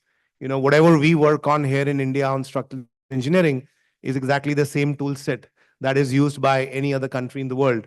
So that baselining is done. It's no longer something that the codes and standards were so way off. With that, over to you, Pankaj, if you can share with us the potential and how do you see this market evolving, and a specific focus on our area, which is Asia and CIS countries. Where do you see this is leading to? Thank you, Amit ji, and good morning, everyone. I would like to thank also CAI and SEPC for inviting me here as a panelist. So we at ROARC have been doing this since 1998. When with the advent of internet, we modeled our exports on the base of the IT industry, and we said if the IT industry can do it, why can't we do it? And the first project we did was in Mauritius in 1998, a hospital, and after that, in 2000. When the internet speeds really started picking up, that's the time we started doing some marketing in US. And US, as we know, is in fact, the easiest market to penetrate because people are very open-minded to accommodate anything which gives a good price point. And that is what we have. That is what our advantage is, the price differential. And not exactly in the design part, but in detailing, we really grew big. And in fact, we started something which actually ended up wiping out the detailing market from US. There are no local detailers left there. So like India, I think, does 50% of detailing for US. Then there are countries like Philippines, Croatia, Mexico. Everybody is doing it. But we were the pioneers who started this. So we opened up our office in US in 2000. And so structural engineering is the good thing is that everybody needs structural engineering, whether it's infrastructure or energy transition or residential development or any sort. If there's a country which is growing, it will need structural engineering.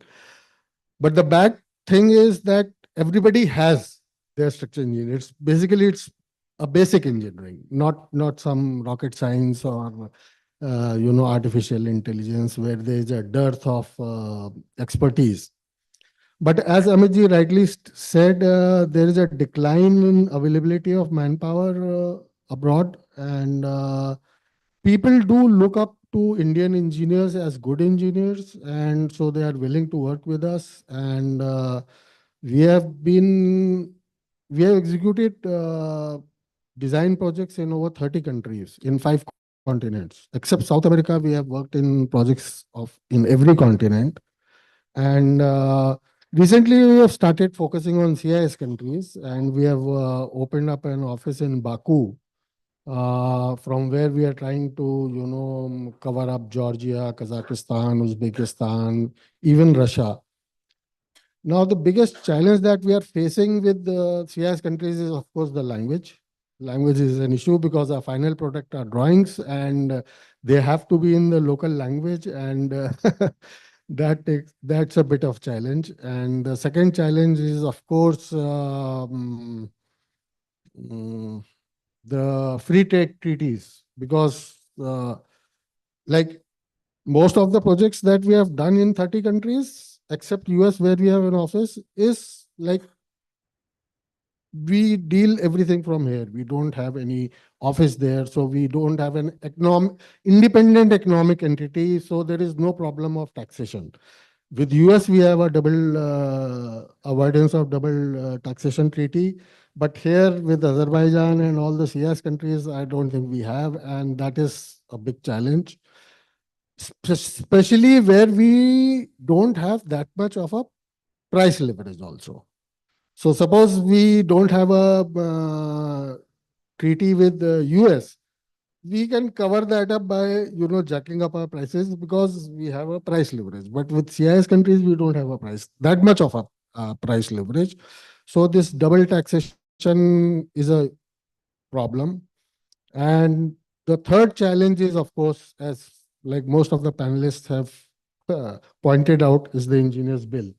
So the mobility of engineers, as well as we have to collaborate with local engineers for our, review and submission to the authorities to get approval. And because we cannot exchange we cannot get licenses there.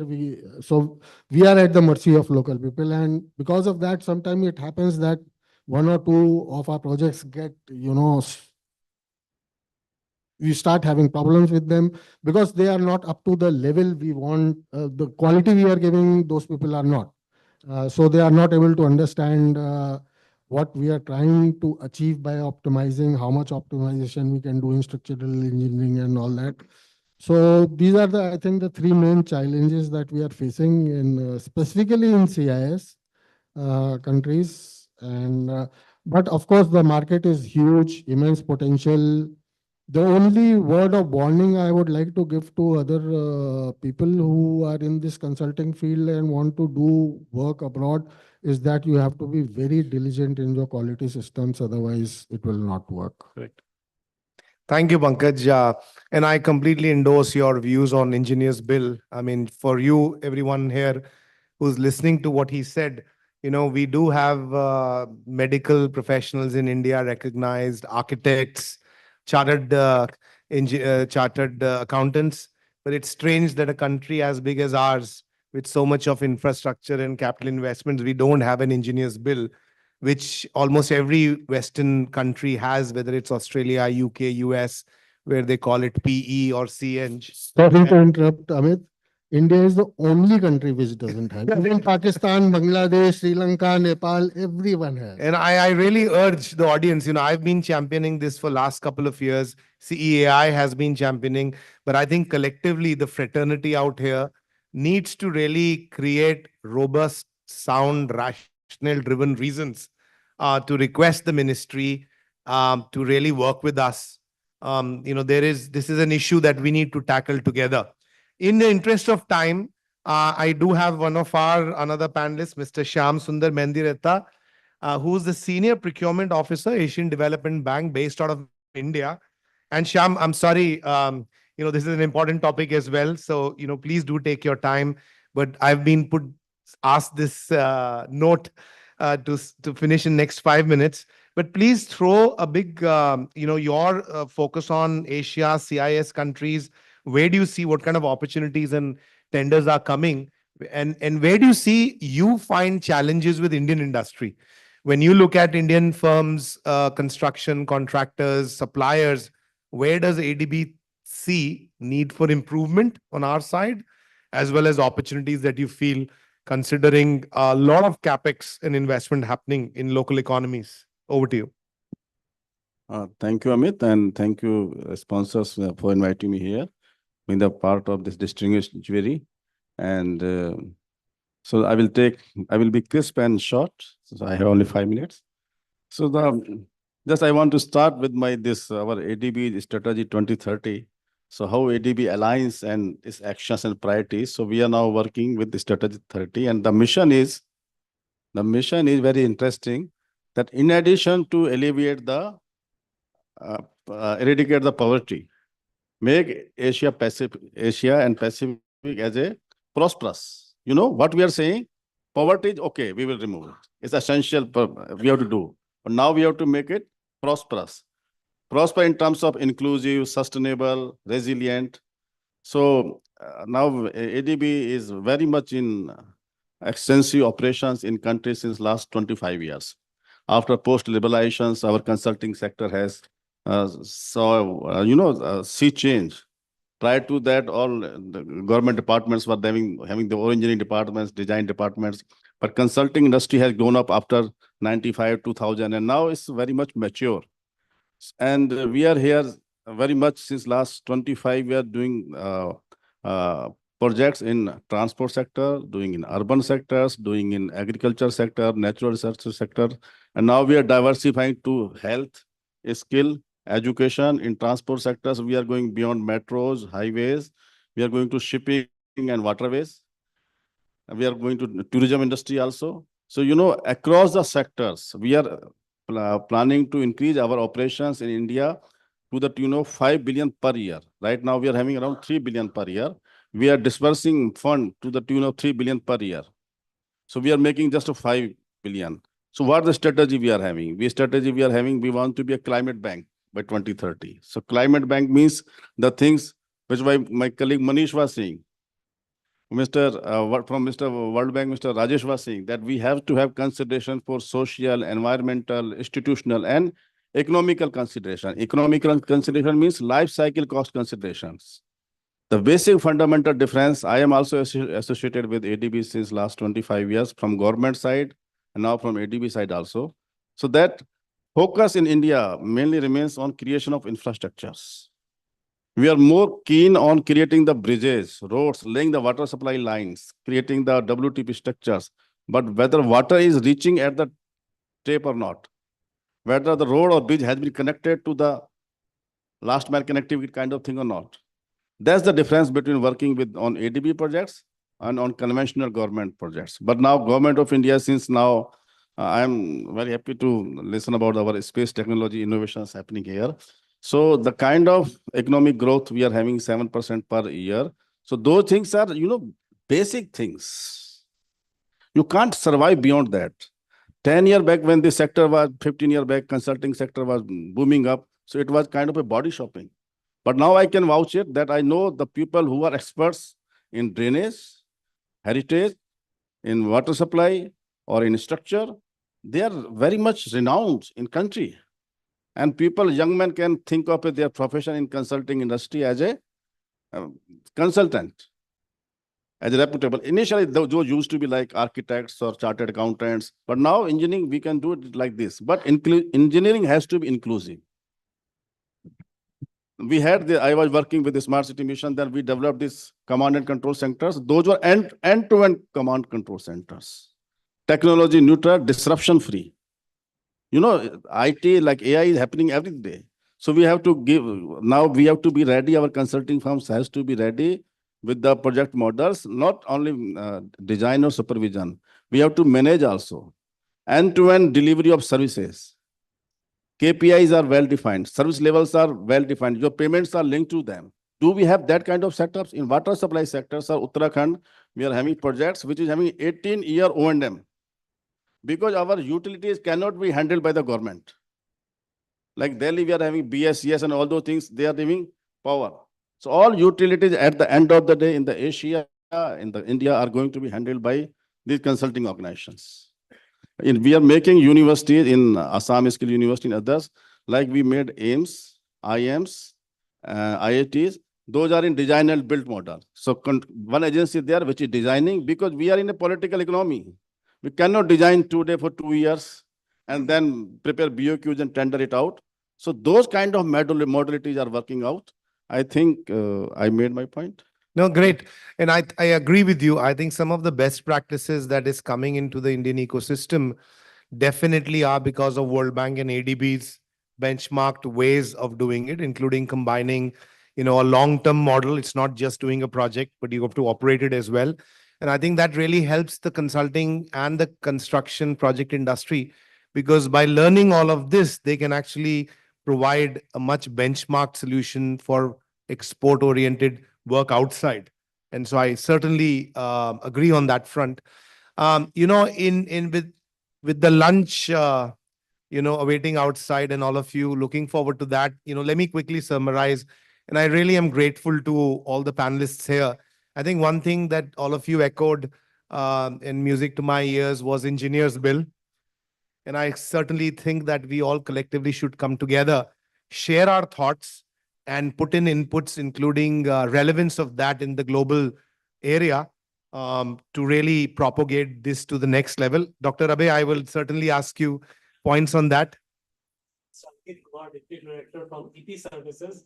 So the engineers' bill issue has been raised at the right moment. Right, great. So yeah, so certainly we'll provide you some time and keep you all waiting for lunch, maybe for 5 minutes. The second thing that came up, of course, quality and focus on ESG, sustainability embedded in our services is a norm if we want to go outside and compete with the best. I think the market is there. There's a strong demand, but these are areas we need to focus on much beyond the obvious of doing the basic consulting and construction projects. Safety included, including making sure that we take, a very concentrated and focused effort one of the areas India lags is on safety focus on projects. We really need to change this metrics collectively. As leaders, all of us must pledge that every site, every design has a parameter of safety. And if you do that, I mean, there's a market waiting for us outside. And I think the third part, which is most exciting, is the whole renaissance and India's image on the space and the nuclear sector, especially with energy transition and global connectivity. I think these are the two sectors to watch out, where India can really not only command benchmark price points, but also great foreign exchange that we can earn. And so thank you very much, all of you, for sharing your thoughts. And I hope the audience also could leverage some of these learnings. We will certainly try to capture this as we did last year and share with all of you. Dr. Abe, you wanted some thoughts on engineers bill. I would certainly request you. Okay, fine. Well, thank you very much. Over to lunch. I really appreciate all of you. Pavit, thank you for joining online and sharing your thoughts all the way from Manila.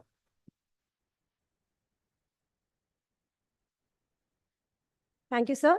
I would like to now request Dr. Abhay Sinha, Director General, SEPC, to please join us on the stage.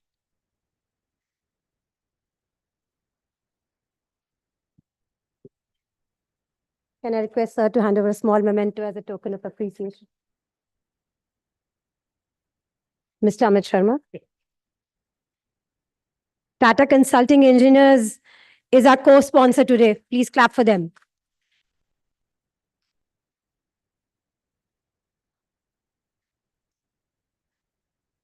Dr. Madan Mohan Sethi.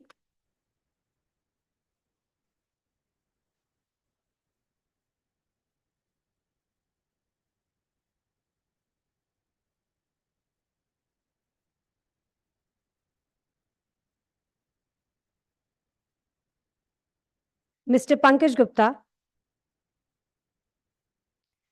Rock Consulting is one of our sponsors today.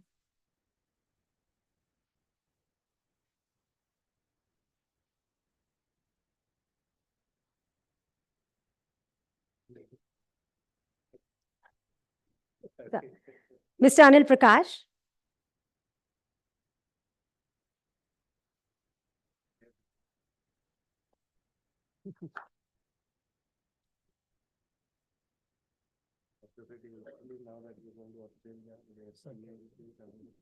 Mr. M. Shyam Sundar Mendirata.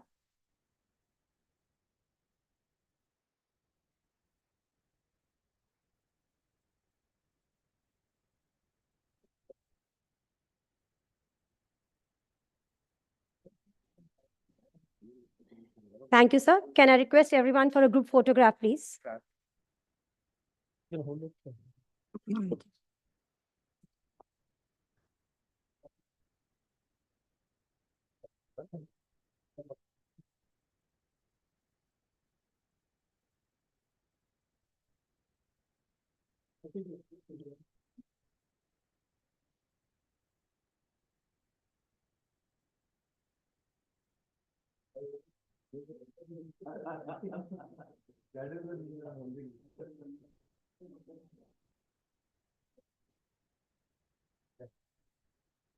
you.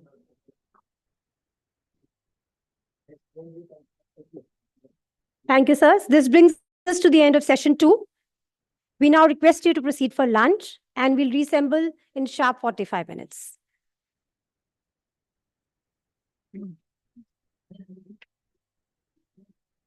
Thank you.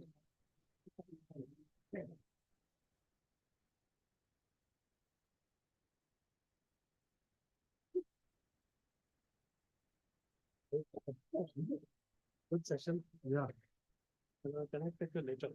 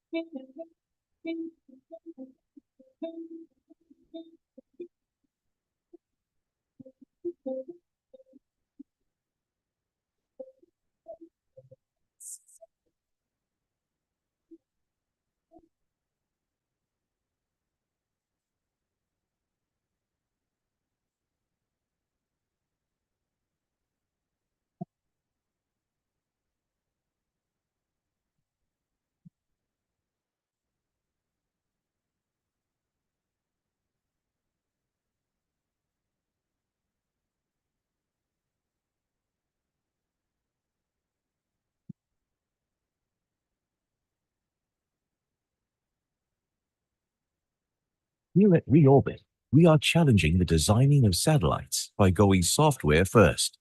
We are opening up new opportunities by making them reconfigurable, autonomous, and interconnected. With talk about mining asteroids, manufacturing in space, and going to the moon, isn't it about time we start matching technology with the ambitions of space? It all starts by going software first. Take a look at Reorbit's Small Satcom, a state-of-the-art software-enabled high-throughput satellite. Small Satcom helps to enhance connectivity, close the digital divide, and connect the unconnected. It provides unparalleled reliability, efficiency, and flexibility in geostationary Earth orbit, as well as full ownership of the network and sovereignty over decision-making to customers, allowing them to manage communications traffic in their best interest. At the same time, it remains cost-effective in small form factor with high return on investment. Small Satcom is a top performer in the following use cases: military, mobility, cellular backhaul, energy, consumer broadband, and more. Security and edge with Reorbit's Small Satcom.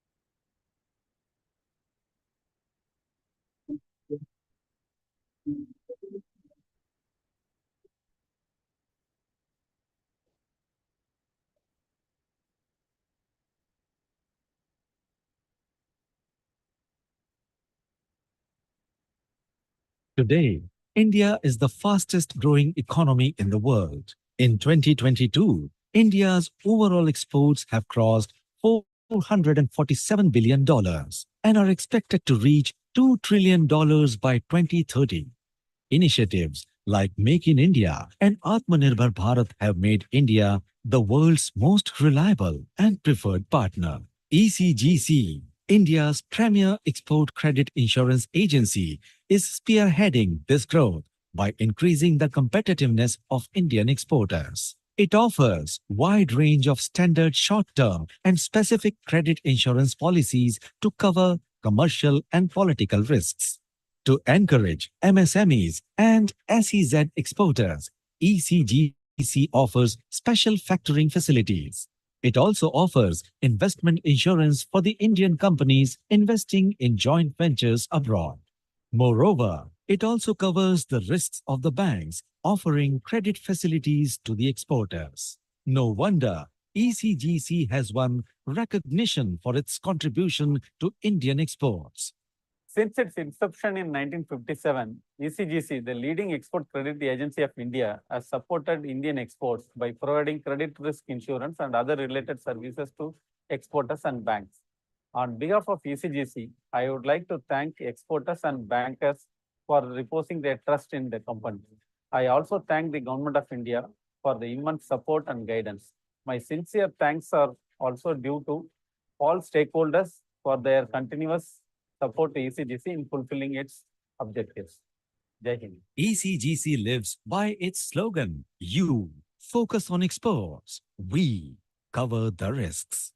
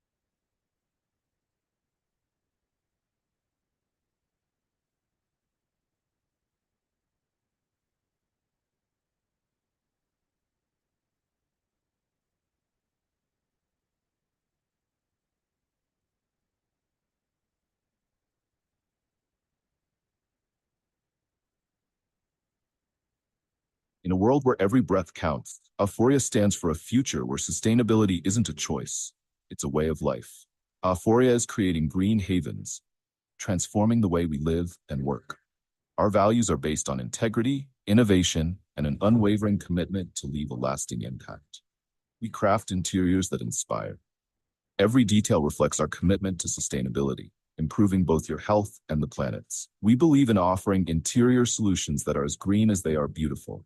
Join Aphoria in shaping spaces that breathe life into your surroundings, for today and for the generations to come. Aphoria, because everyone deserves the right to breathe right.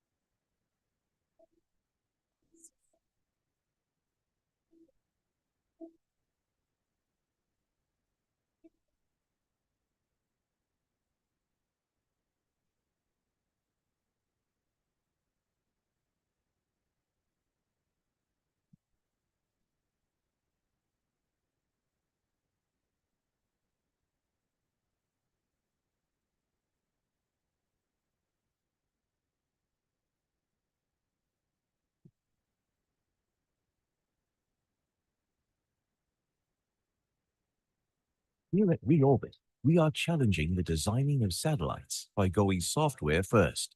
We are opening up new opportunities by making them reconfigurable, autonomous, and interconnected. With talk about mining asteroids, manufacturing in space, and going to the moon, isn't it about time we start matching technology with the ambitions of space? It all starts by going software first. Take a look at Reorbit's Small Satcom, a state-of-the-art software-enabled high-throughput satellite. Small Satcom helps to enhance connectivity, close the digital divide, and connect the unconnected. It provides unparalleled reliability, efficiency, and flexibility in geostationary Earth orbit, as well as full ownership of the network and sovereignty over decision-making to customers, allowing them to manage communications traffic in their best interest. At the same time, it remains cost-effective in small form factor with high return on investment. Small Satcom is a top performer in the following use cases: military, mobility, cellular backhaul, energy, consumer broadband, and more. Security and edge with Reorbit's Small Satcom.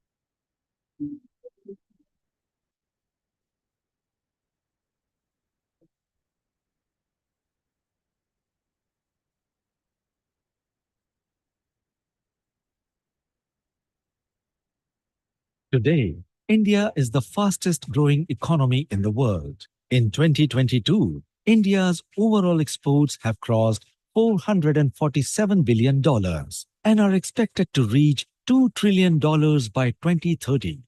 Initiatives like Make in India and Atmanirbhar Bharat have made India the world's most reliable and preferred partner. ECGC, India's premier export credit insurance agency, is spearheading this growth by increasing the competitiveness of Indian exporters. It offers wide range of standard short-term and specific credit insurance policies to cover commercial and political risks. To encourage MSMEs and SEZ exporters, ECGC offers special factoring facilities. It also offers investment insurance for the Indian companies investing in joint ventures abroad. Moreover, it also covers the risks of the banks, offering credit facilities to the exporters. No wonder ECGC has won recognition for its contribution to Indian exports. Since its inception in 1957, ECGC, the leading export credit agency of India, has supported Indian exports by providing credit risk insurance and other related services to exporters and banks. On behalf of ECGC, I would like to thank exporters and bankers for reposing their trust in the company. I also thank the Government of India for the immense support and guidance. My sincere thanks are also due to all stakeholders for their continuous support to ECGC in fulfilling its objectives. Jai Hind. ECGC lives by its slogan, "You focus on exports, we cover the risks."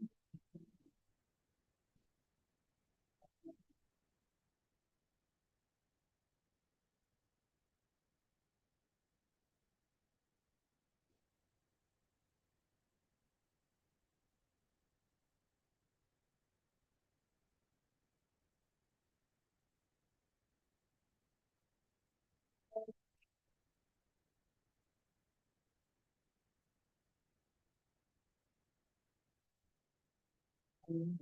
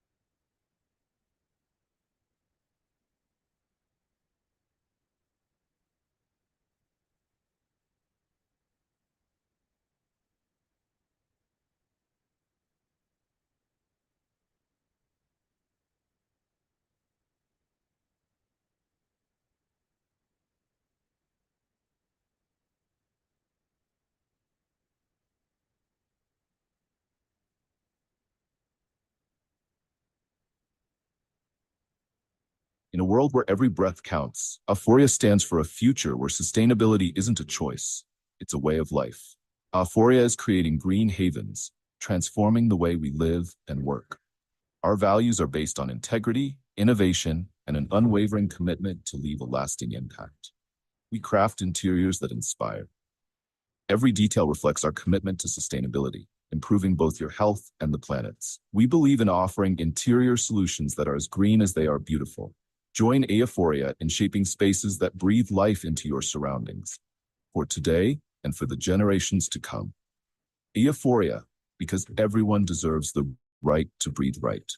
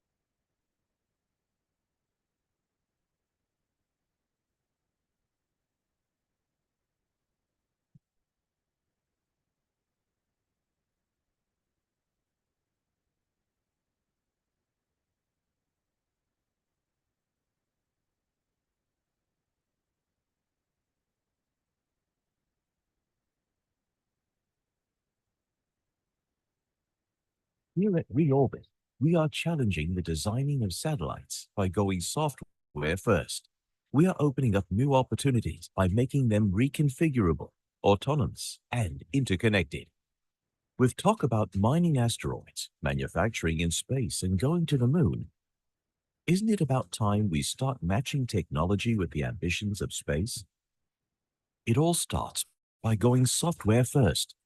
Take a look at Reorbit's Small Satcom, a state-of-the-art software-enabled high-throughput satellite.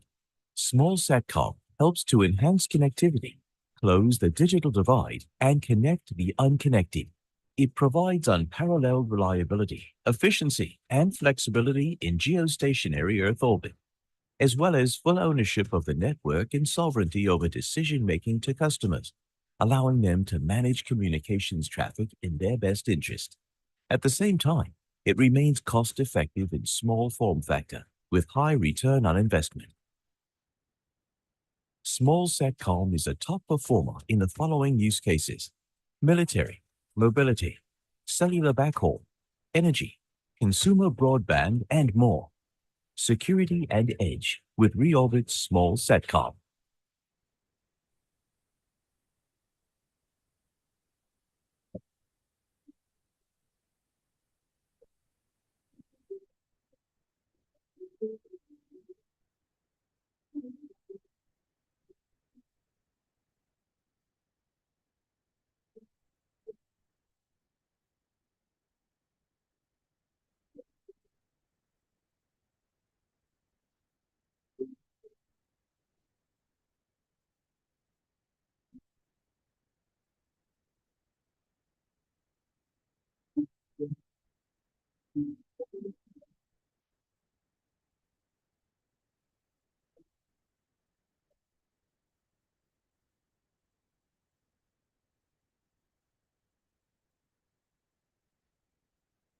Today, India is the fastest growing economy in the world. In 2022, India's overall exports have crossed $447 billion and are expected to reach $2 trillion by 2030.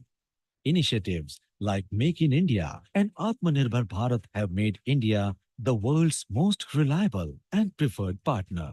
ECGC, India's premier export credit insurance agency, is spearheading this growth by increasing the competitiveness of Indian exporters. It offers wide range of standard short-term and specific credit insurance policies to cover commercial and political risks. To encourage MSMEs and SEZ exporters, ECGC offers special factoring facilities. It also offers investment insurance for the Indian companies investing in joint ventures abroad. Moreover, it also covers the risks of the banks, offering credit facilities to the exporters. No wonder ECGC has won recognition for its contribution to Indian exports. Since its inception in 1957, ECGC, the leading export credit agency of India, has supported Indian exports by providing credit risk insurance and other related services to exporters and banks. On behalf of ECGC, I would like to thank exporters and bankers for reposing their trust in the company. I also thank the Government of India for the immense support and guidance. My sincere thanks are also due to all stakeholders for their continuous support to ECGC in fulfilling its objectives. Jai Hind. ECGC lives by its slogan, "You focus on exports, we cover the risks."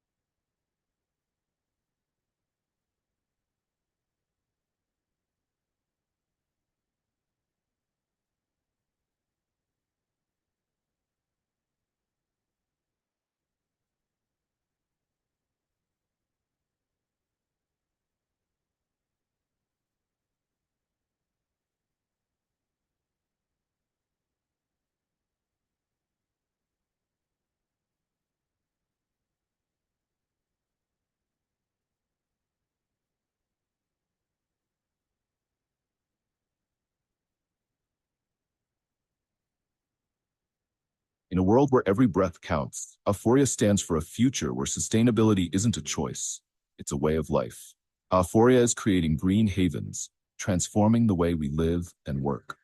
Our values are based on integrity, innovation, and an unwavering commitment to leave a lasting impact. We craft interiors that inspire. Every detail reflects our commitment to sustainability, improving both your health and the planet's. We believe in offering interior solutions that are as green as they are beautiful. Join Aphoria in shaping spaces that breathe life into your surroundings, for today and for the generations to come. Aphoria, because everyone deserves the right to breathe right.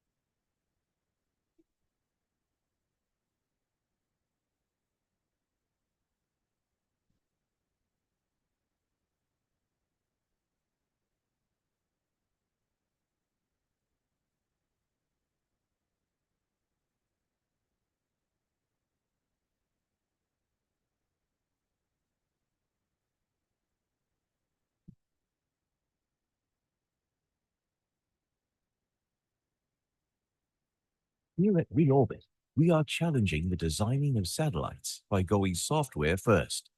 We are opening up new opportunities by making them reconfigurable, autonomous, and interconnected. With talk about mining asteroids, manufacturing in space, and going to the moon, isn't it about time we start matching technology with the ambitions of space? It all starts by going software first. Take a look at Reorbit's Small Satcom, a state-of-the-art software-enabled high-throughput satellite. Small Satcom helps to enhance connectivity, close the digital divide, and connect the unconnected. It provides unparalleled reliability, efficiency, and flexibility in geostationary Earth orbit, as well as full ownership of the network and sovereignty over decision-making to customers, allowing them to manage communications traffic in their best interest. At the same time, it remains cost-effective in small form factor with high return on investment.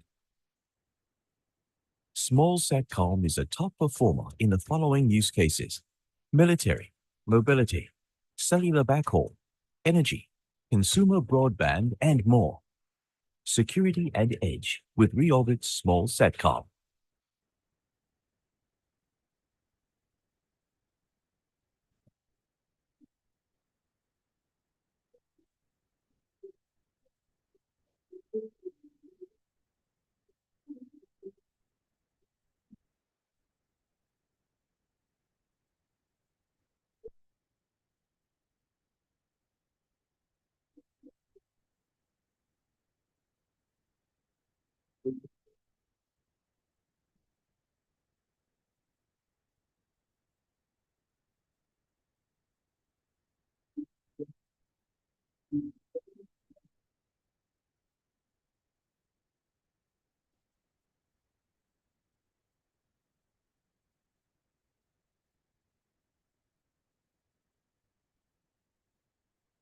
Today, India is the fastest growing economy in the world. In 2022, India's overall exports have crossed $447 billion and are expected to reach $2 trillion by 2030. Initiatives like Make in India and Atmanirbhar Bharat have made India the world's most reliable and preferred partner. ECGC, India's premier export credit insurance agency, is spearheading this growth by increasing the competitiveness of Indian exporters. It offers wide range of standard short-term and specific credit insurance policies to cover commercial and political risks. To encourage MSMEs and SEZ exporters, ECGC offers special factoring facilities. It also offers investment insurance for the Indian companies investing in joint ventures abroad. Moreover, it also covers the risks of the banks, offering credit facilities to the exporters. No wonder ECGC has won recognition for its contribution to Indian exports. Since its inception in 1957, ECGC, the leading export credit agency of India, has supported Indian exports by providing credit risk insurance and other related services to exporters and banks. On behalf of ECGC, I would like to thank exporters and bankers for reposing their trust in the company. I also thank the Government of India for the immense support and guidance. My sincere thanks are also due to all stakeholders for their continuous support to ECGC in fulfilling its objectives. Jai Hind. ECGC lives by its slogan, You focus on exports, we cover the risks.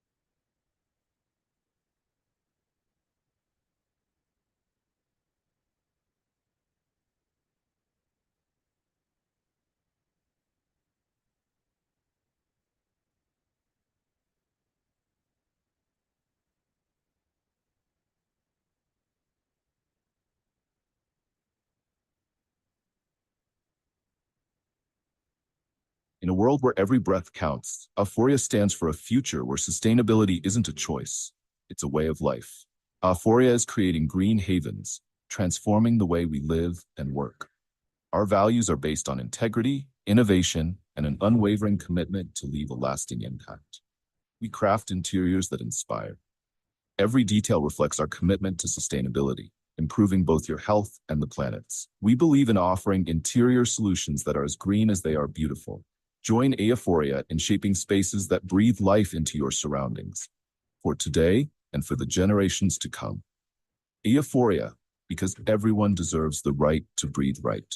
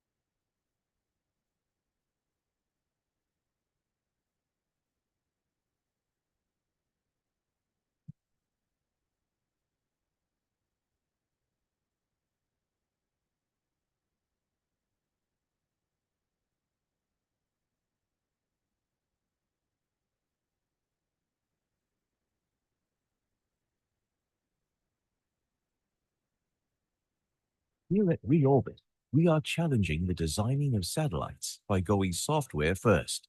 We are opening up new opportunities by making them reconfigurable, autonomous, and interconnected. With talk about mining asteroids, manufacturing in space, and going to the moon, isn't it about time we start matching technology with the ambitions of space? It all starts by going software first. Take a look at Reorbit's Small Satcom, a state-of-the-art software-enabled high-throughput satellite. Small Satcom helps to enhance connectivity, close the digital divide, and connect the unconnected. It provides unparalleled reliability, efficiency, and flexibility in geostationary Earth orbit, as well as full ownership of the network and sovereignty over decision-making to customers, allowing them to manage communications traffic in their best interest. At the same time, it remains cost-effective in small form factor with high return on investment.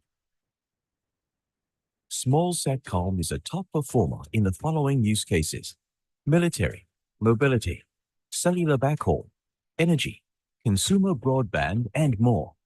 Security and edge with Reorbit's Small Satcom.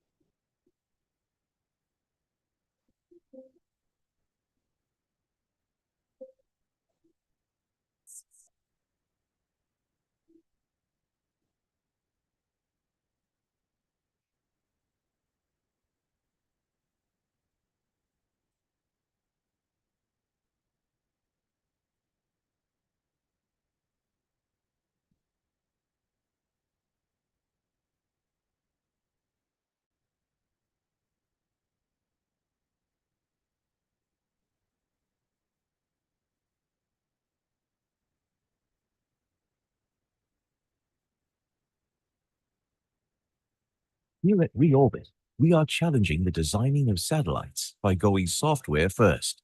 We are opening up new opportunities by making them reconfigurable, autonomous, and interconnected. With talk about mining asteroids, manufacturing in space, and going to the moon, isn't it about time we start matching technology with the ambitions of space? It all starts by going software first.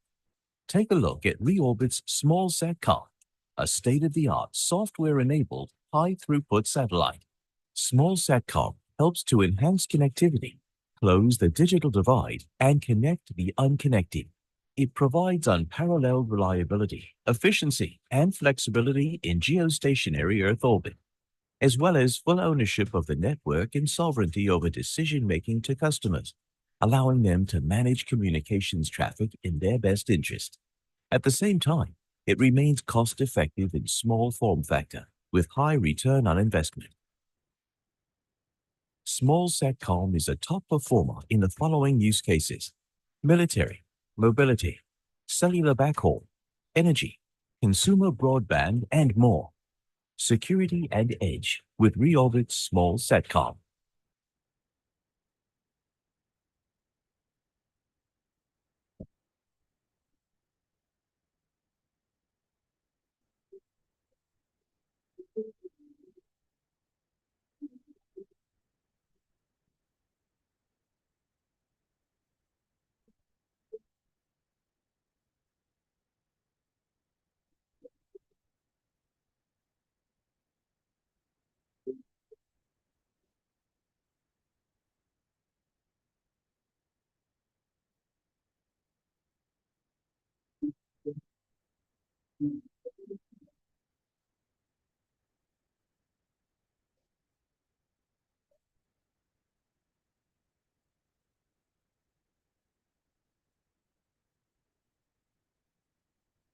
Today, India is the fastest growing economy in the world. In 2022, India's overall exports have crossed $447 billion and are expected to reach $2 trillion by 2030.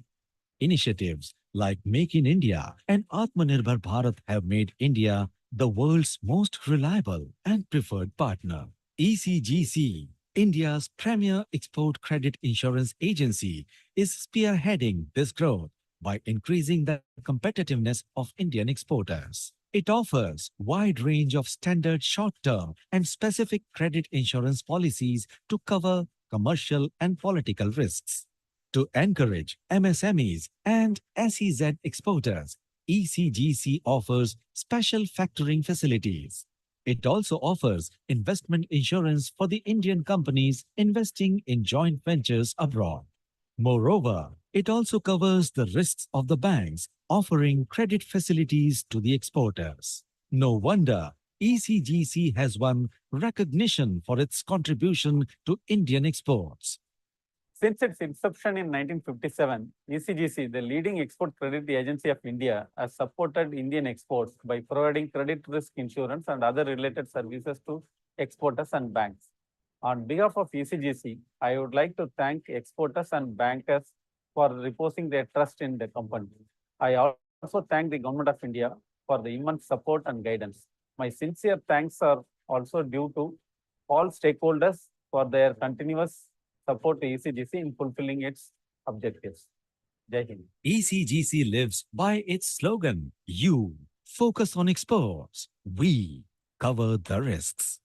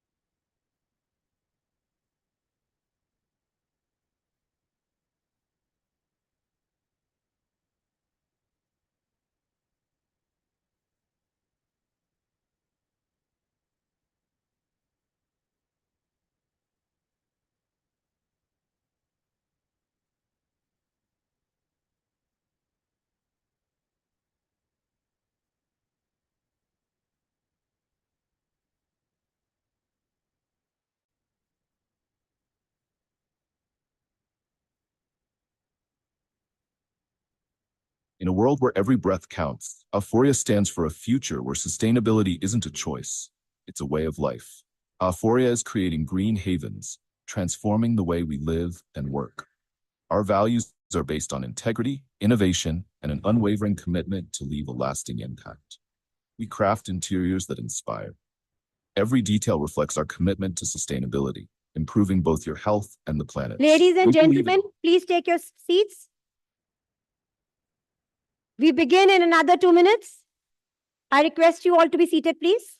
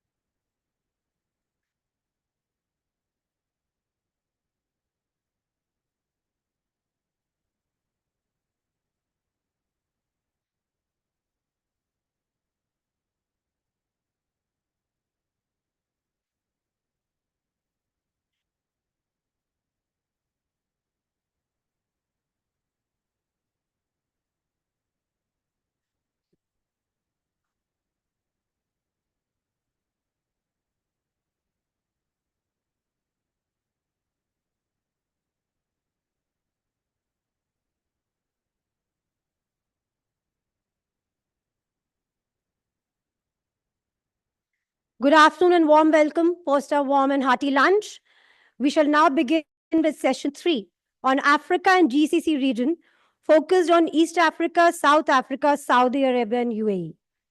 Please join me in welcoming to the stage our moderator for the session, Mr. JVL Narayana, Vice President, CAI. Our panelists from embassies, His Excellency Dr. Suhail Ajaz Khan, Ambassador, Embassy of India, Riyadh, Saudi Arabia. We'll be playing a recorded message. Mr. Sumit Kumar Singh, OSD, Ministry of External Affairs, Government of India. We'll be playing an audio message. So please join us on stage. Industry experts, Mr. S.K. Puri, Executive Director, ICT. Mr. Shivang Garg, Founder Director, Kazan Steel Building Solutions Private Limited, Mr. Ram Sharma, Assistant General, Shapurji Palunji EPC, and Mr. Faizi Mohsini, CEO and Managing Director, James Gulf UAE, who will be joining us virtually.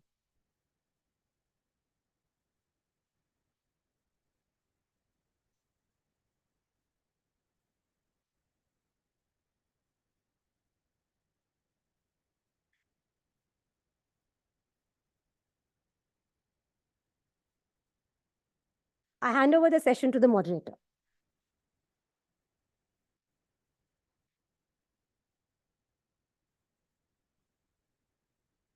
Thank you. Good afternoon. After the nice lunch, we get on to this session, which concentrates on Africa, GCC region. So I welcome the honorable panelists. Africa becomes a sustainable importer of Indian services. Most of Indian exports to Africa comprises of IT, ITES, management consulting, and consulting engineering services. We have strong similarities in social and economic conditions between India and Africa. And that actually, through that, India can provide services at much cheaper rate than other players, which is pertinent to the African situation. Now, Africa stood as the second largest recipient of lines of credit, accounting to about 40% of the total lines of credit. So India has extended about 200 plus lines of credits worth of 12 billion, covering as many as 350 projects in 42 African nations. With this steady growth in investment in Africa, India assisted projects under LOCs. There is a strong argument in favor of increasing the involvement of Indian consulting services and consultants for project management, design, feasibility, and execution in Africa. Indian consultancies can help Africa to develop projects particularly in a flawless preparation of feasibility, DPR, value-added construction, and also exploring prospects and creating the ecosystem. Reducing the start and finish lines and delays in helping the various projects is one of the key things that the Indian consulting fraternity can offer to the African market. Indian consultancies have recently offered skills in various African nations in diversified fields, including IT, auditing, legal matters, agriculture, statistics, engineering, and also in terms of capacity building and institutional development. I think there is also a numerous opportunity for defense and space technology and the New India initiatives that India is envisaging to grow. Despite being Africa's second largest trading partner, India's trading volume is still tiny when compared to China. And the continent's principal trading partner, which is China now, but then we need to overcome that. And there we need to really hunt in packs to expand our footprint. So the Indian service sector would also can assist rather in the low-income countries in achieving their development goals, right from the policy formulation, project formulation, and in terms of financial mechanism, and providing the entire project lifecycle services. With India's strong position in G20, I think it is high time for India to impart expertise and wisdom to Africa. And the Indian consultancies needs to play a more prominent role in this endeavor. So this session, we have eminent speakers But first, what I would like to do is that I would like to present a video from the ambassador, Embassy of India, His Excellency in Riyadh, Saudi Arabia, His Excellency Dr. Suhail Aziz Khan. So let's hear from him about the opportunities that we have in GCC moving away from Africa. Can you have the video, please?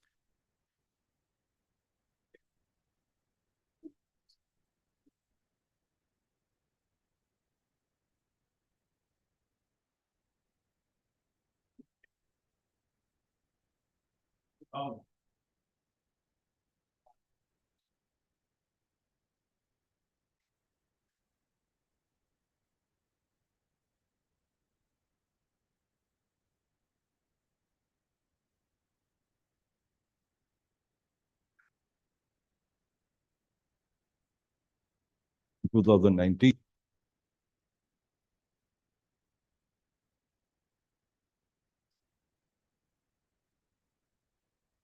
Good morning, everyone. It is a pleasure to address this session today, focused on the GCC and Africa region. I would like to commend the Services Exports Promotion Council for organizing this event focused on the service sector. India's global services exports are on an upward trajectory, and the GCC is an important market for our goods and services trade. Home to over 8.9 million Indians, the largest concentration of Indian diaspora anywhere in the world, the region is of paramount significance for India. Our relationship with Saudi Arabia, which is the largest country in the region and home to over 2.6 million diaspora, has deepened in the recent years. As far as our bilateral relations with Saudi Arabia are concerned, at the government-to-government level, the relationship has been transformed in the last few years into a strategic partnership. During the visit of our Prime Minister to the Kingdom in 2019, both the countries announced the launch of the Strategic Partnership Council.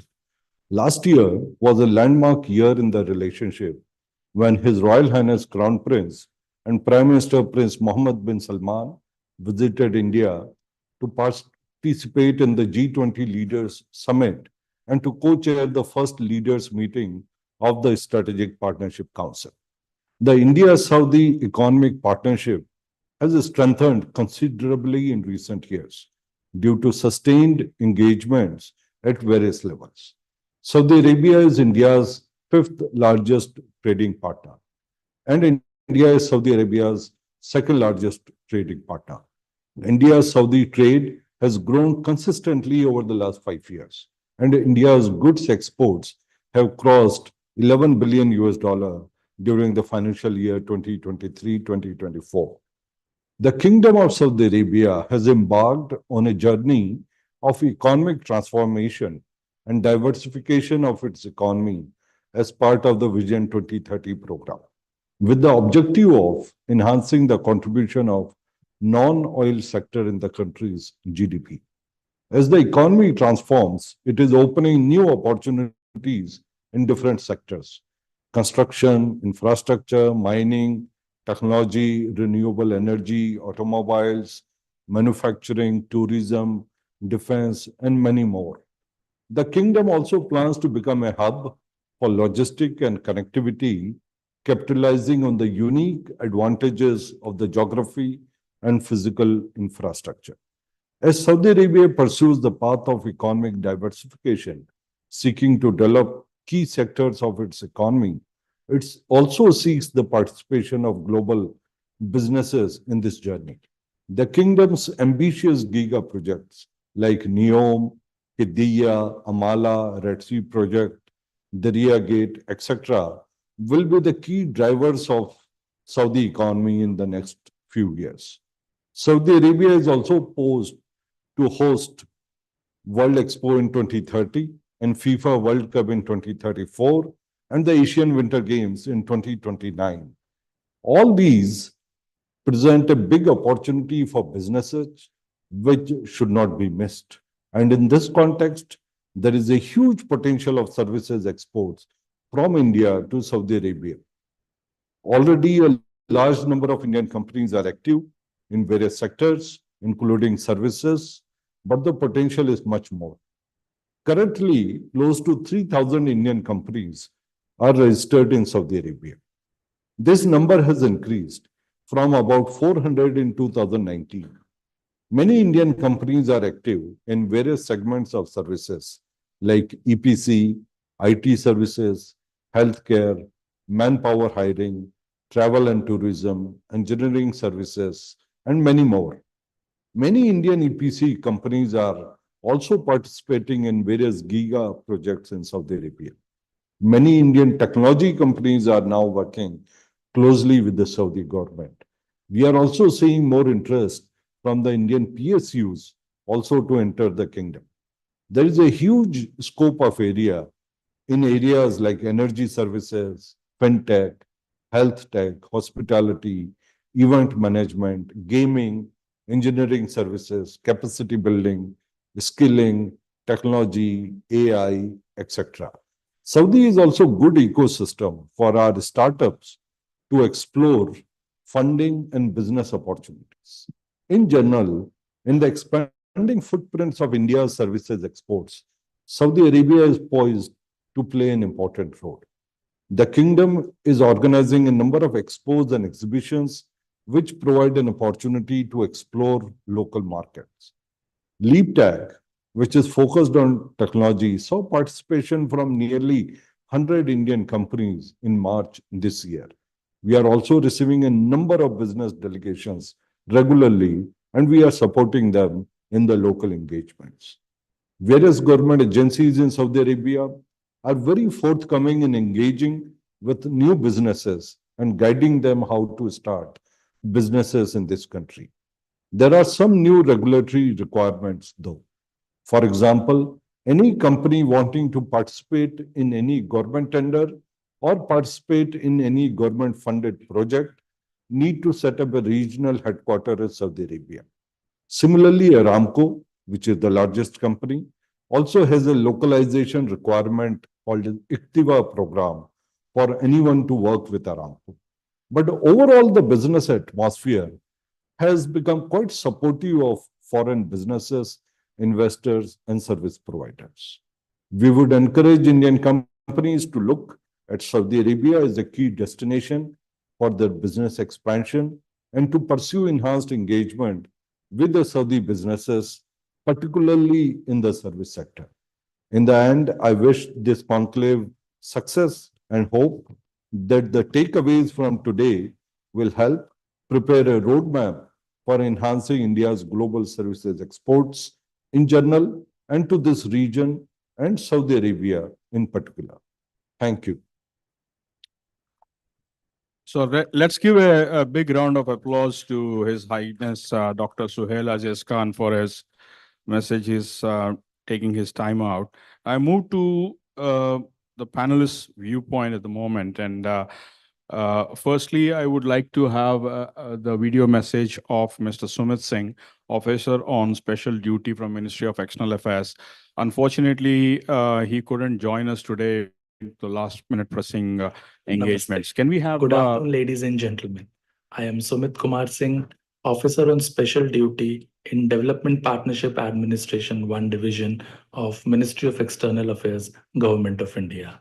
At the outset, I would like to congratulate SEPC for organizing this spectacular conclave and giving me an opportunity to speak before the learned audience. My sincere apologies for not making it personally to the event due to an unavoidable engagement that has come up at the last minute. In reference to topic of today's conclave, I would like to draw the attention of the audience towards Indian Development and Economic Assistance Scheme, which is abbreviated as IDEAS, that is IDEAS, under which Government of India extends concessional lines of credit to development partners, mainly from the Global South.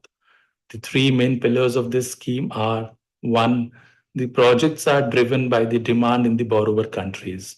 2, only Indian entities are allowed to bid for the projects. And 3, 75% of goods and services are exported from India.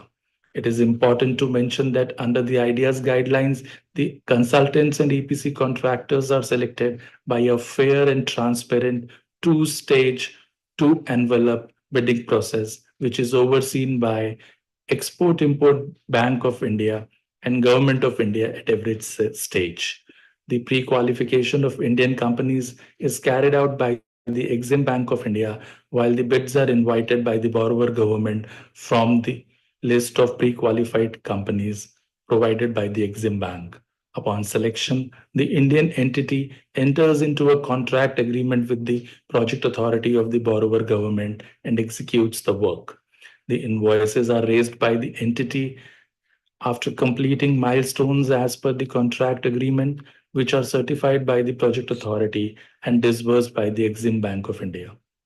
Monitored is done by Exim Bank and Indian Mission in the borrowing country, besides day-to-day monitoring by the project authority. Overall, lines of credit worth a little over 32 billion US dollars have been extended by Government of India to 68 countries across the globe. As far as Africa is concerned, GOI has extended 196 concessional lines of credit, aggregating a little over 12 billion US dollars to 42 African countries. 333 projects have been identified under these lines of credit in various sectors like power generation, thermal and hydroelectric power plants, solar power transmission and distribution, water supply, irrigation, agriculture, connectivity through roads, railways, telecommunication, etc. Just to give an idea to the audience about the scale of LOC projects, we have completed more than 5,000 kilometers of transmission lines, nearly 1,800 kilometers of road construction, and 1,000 kilometers of railway lines, apart from 5,000 hectares of irrigated land, etc. Some of the iconic projects completed in Africa under the Indian lines of credit are the National Assembly of Gambia, the Presidential Palace of Ghana, Kosti Power Plant in Sudan, which provides 1/3 of country's power, Naya Burungu Power Plant in Rwanda, which provides 1/4 of country's power, 20 megawatt Kabu Hydroelectric Power Plant in Burundi, Metro Express project in Mauritius, Mahatma Gandhi IT and Biotechnology Park in Cote d'Ivoire, first milk processing plant in Mauritania, first sugar plant in Ghana, first cement plant in Djibouti. I am happy to inform that all these projects have been commissioned with the active participation of Indian consultants and construction companies. As of now, 208 projects in 42 African countries have been completed out of the identified 333 projects. 84 projects are under execution, while 41 projects are in preparatory stages. For the benefit of my friends from the service sector, I would like to highlight that many of these projects would be put to bidding in near future for the selection of DPR consultant and project management consultant. The details of upcoming projects are available on the website of Export-Import Bank of India. For the ongoing projects also, the project authorities would be looking for consultants in the field of social and environmental impact assessment. I would request the Indian consultants to apply for the upcoming tenders in large numbers to make it a grand success. I'm sure that this conclave would provide an ideal platform for the networking of consultants and suppliers. Dear friends, I would like to assure you that Indian Mission in borrowing country shall be happy to assist you in case of any challenge being faced by the companies during the execution of the project. Adequate risk mitigation measures and advisories are also issued by missions as and when required. At the same time, it is equally important that the work executed by the Indian consultants and companies is of highest standard and the local laws and regulations are given due respect. In future, Government of India intends to explore innovative financing modalities like PPPs, annuity model, hybrid annuity model, etc., with an objective to move from aid to investment. We would like to explore new funding mechanisms which could also factor in India's own strengths, such as Gift City, etc. We are also exploring co-financing models with other partners of Global North, multilateral development banks, and regional development banks in Africa. To venture onto these paths, we would like to require the cooperation and collaboration of both public and private sector consultants. I take this opportunity to invite suggestions from the experts in the field of project financing to take the Government of India's mission forward. In the end, I would like to once again congratulate Services Export Promotion Council for organizing a successful conclave and request them to continue their efforts of bringing together the service sector experts and clients on a platform like this. Namaste. I think he needs a big round of applause. On that context, I would also request the Ministry of External Affairs and the Government of India. There needs to be a strong support in business development for the consultants. Also, there is a need to look at various challenges, risks, and mitigation in doing business, right from issue of visas to contractual assistance. So from that point of address from Mr. Sumit Singh, I now invite Mr. Faizi Mohsin. Can you hear us? Good afternoon, Mr. Faizi. Yeah, good afternoon. I can hear you pretty well. Yeah, okay. So Mr. Faizi Mohsin is a CEO and Managing Director of GEMS Gulf. So I would request you to lay a little bit of emphasis on the current opportunities and future outlook in GCC, India's differentiated offering in GCC countries, and also the target market sectors. Could you bring out and highlight these issues? I would give you about 5 to 7 minutes to explain that. Thank you. Over to you. Yeah, thank you once again. Good afternoon, everyone.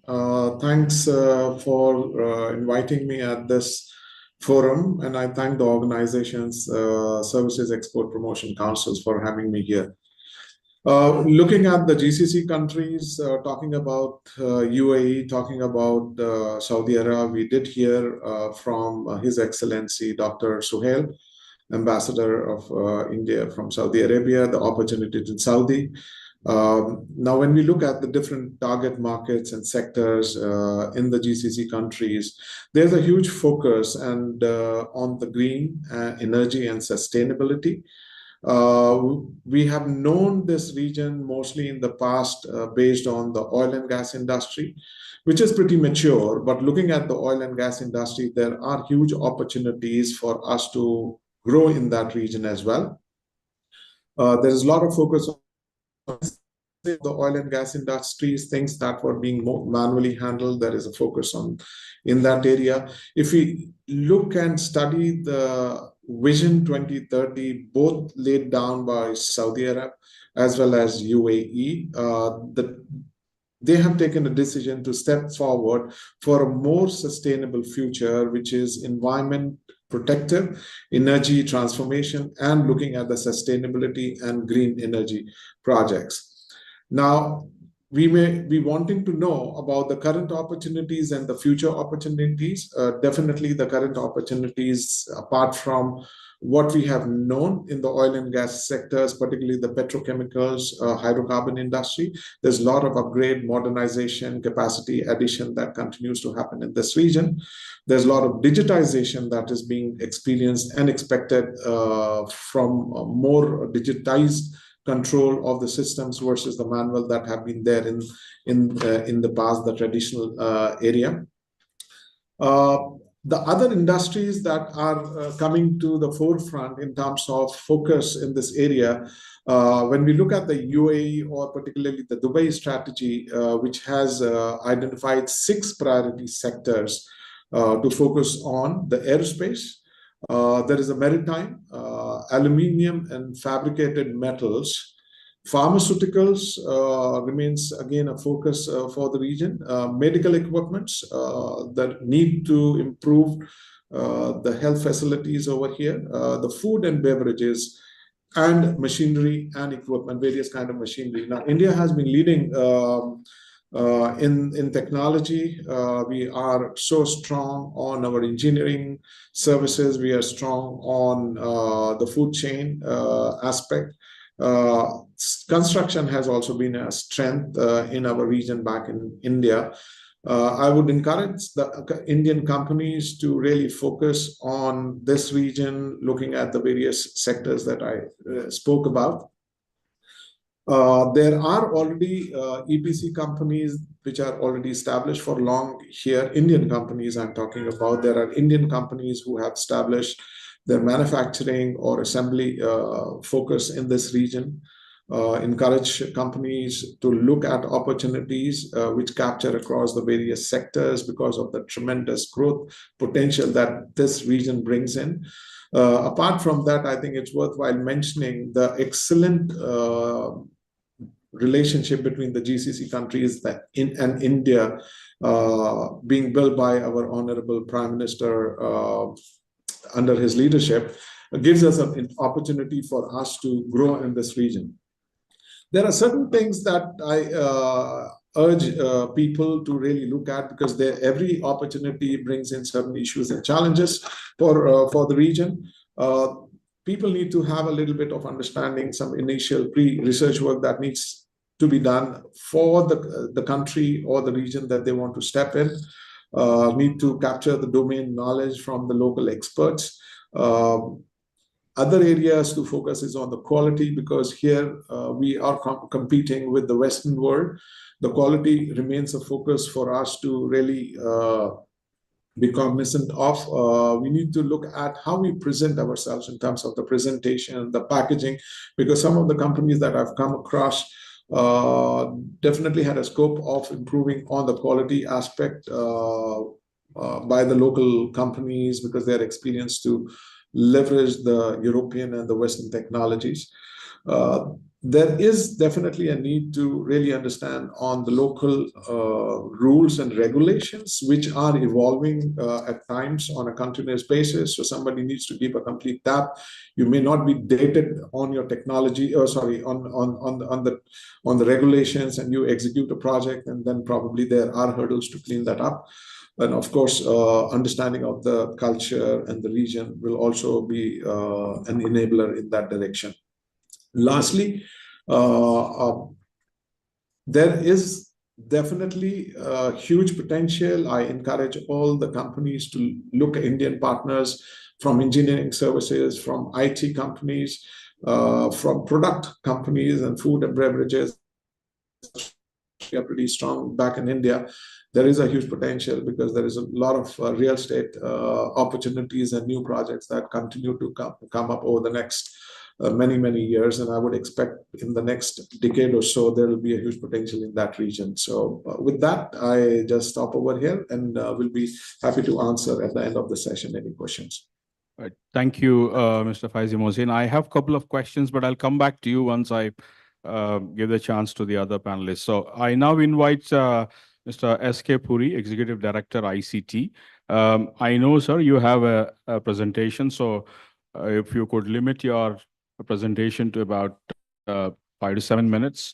Particularly, we would want to understand the lessons learned with your vast experience, both from the government side as well as from a consultant side. And also, how are you actually looking at mitigating the risks in both the African and GCC countries? Over to you, Mr. Puri. Thank you, sir. Can I have the presentation, please?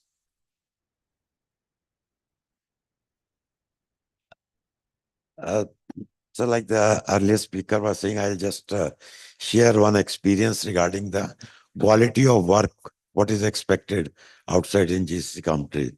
I have worked on deputation as UN expert to Government of Saudi Arabia, Ministry of Communication back in 92 to 95. And when I was in the ministry. So when I used to go to site, then the owner will ask the project manager, let's say the column, I'm talking of the bridges. Have you checked the reinforcement? Yes, sir. How many in the drawing? Sir, 28. And how many you have provided? Sir, 28. Provide two more. So point is simple. In these countries, they expect the quality. That is one part. Second, I will not, next page, please. Point is, oh, sorry. गौरव बताओ हाँ जी बताओ हाँ जी Could you mute him? Yeah. Now, ICT for the last 20 years is working in this. Of course, they worked in 50 countries, providing consultancy to infrastructure sector, that is highways, airports, railways, all these. There's huge potential in all these countries. I will just keep on focusing on the main issues. What these countries, because most of the funding is either by World Bank, ADB, Kuwait Fund, all this funding is there. So as far as they are concerned, social, environment, health and safety. Why I am flagging these issues is that these are some of the issues. Although in the last 25, 30 years, in India, in infrastructure, particularly highway, because I come from the highways, we have worked so much. Even this year, 2.5 lakh crore budget has been given to railways, 2.7 lakh crore budget given to the highways. So work is going on, but somewhere, in the speed of getting and completing the works, maybe, the importance of the social mitigation, environments, health and safety of the workers, that takes a back step. But when we are going out in these countries, we have to be very, very careful that we have to provide these things. Target markets, all this infrastructure, space, energy, defense, everywhere the requirement is there, because all these countries, like presently I'm working in Ethiopia, Kenya, Uganda, Tanzania. There's a huge gap between what is required by them and the pace with which the development should take place is not happening because of the financial constraints. So whatever financial they are getting, but still a lot of work. So one of the request I have for the government of India is that, like we have been successful in PPP projects, where public-private partnership has been very successful in our country, and the experience the stakeholders, whether the construction companies, developers, the consultants, all stakeholders have got so much experience. Then at our, whether Ministry of External Affairs, the government, or other agencies, if we can cooperate with them and kind of, we can exchange our ideas to promote this kind of PPP project, which is still, not coming up in those countries, because local people and private players are not prepared to take that risk. So there's a huge demand. Next, can you? Now, next, I'll go to the, sorry. See, key advantage of Indian farms, what we have seen in these countries is that, Indian, what I say, Indian engineering solutions, we have techno-economic efficient solutions. Because of our experience, we have the hills, we have the deserts, we have the, coastal areas. So all kind of experience of projects in which in these different countries, we do come across all these kind of challenges. Not every country or the experts from every country have that experience, which Indian companies in the last 20, 25 years have, they really have that technology.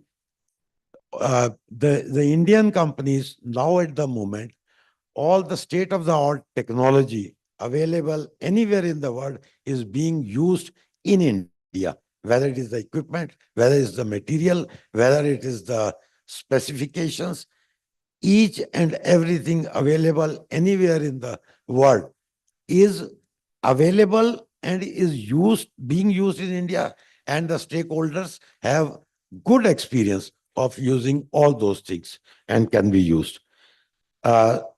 Knowledge and competency, because of the volume of work which we are handling at the moment in our country, it is unprecedented. I'm sure you must have gone to the highways and expressways and the metros and the new railway lines.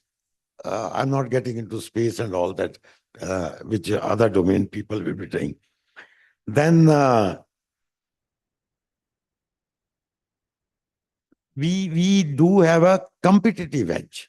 It's the only thing we are having a problem when we go to these countries is regarding the construction. There's no harm in saying that the Chinese construction companies, because of they are basically the state-owned companies. I'm at the moment handling about 18 projects, and all the 18 are Chinese contractors in different countries. But consultancy, Indian consultants have the upper edge. So we do have a competitive edge that the speed and volume of work done by Indian firms has never been done before. So the capacity to handle huge projects has incredibly increased. So this is what I just shared with you. Now, government support to expand footprint. So my point is, huge potential is there in these countries. They have to do a lot of work. And Indian companies, consultant, construction companies, manufacture, let me just tell the manufacturer. Now, what is happening is, let's say in my highway sector, there are so many products which are being used, so many equipment which are being used, but everything is coming from China because the contractor brings from China. And India, the Indian projects which are very, very good, we are using in India, we are not able to export because conflict of interest, or you can say their own interest. So that is where this government support is required. That if the government engages with the counterpart government, some kind of soft lending of money, some kind of PPP project wherein partnership can be done by government of India to promote those things.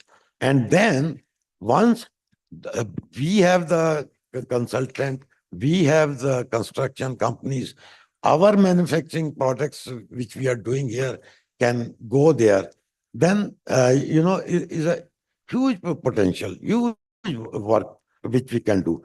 So diplomatic engagements are required from the embassy side, which again, it's a matter of, we can say that what the Indian embassies or consul general relatively need to have more interactive, which other countries do have.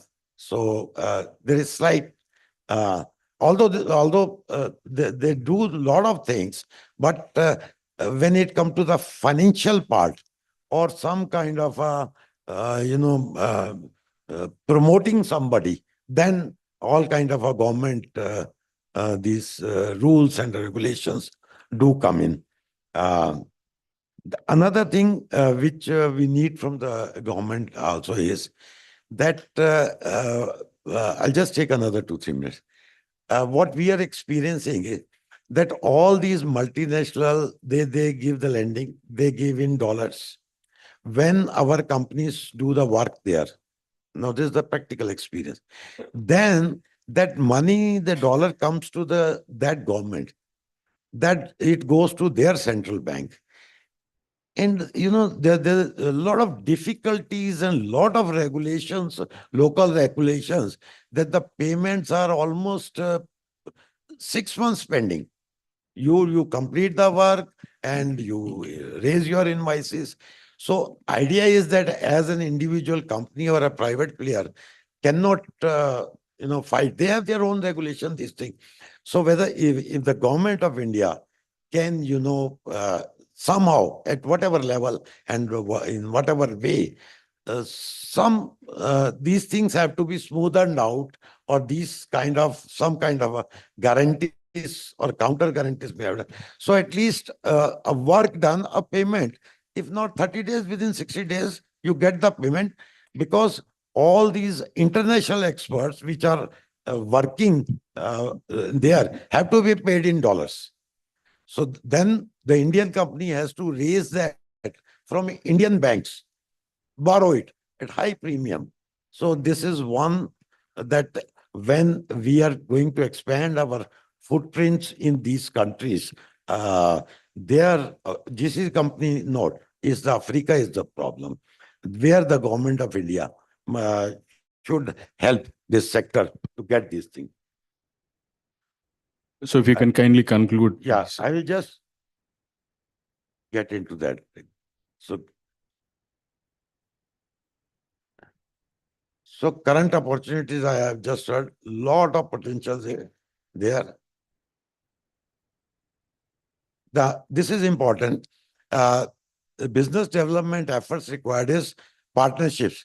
Establish joint ventures with local firms in Africa and GCC. That is very important, because one is that lot of rules, regulations, the geography, the environment, health issues, the social issues, the local consultant, the local experts, they know much better than the international expert, whether it's from India or anywhere goes. So it is very, very important to have a proper joint venture partner, and so that you can be successful.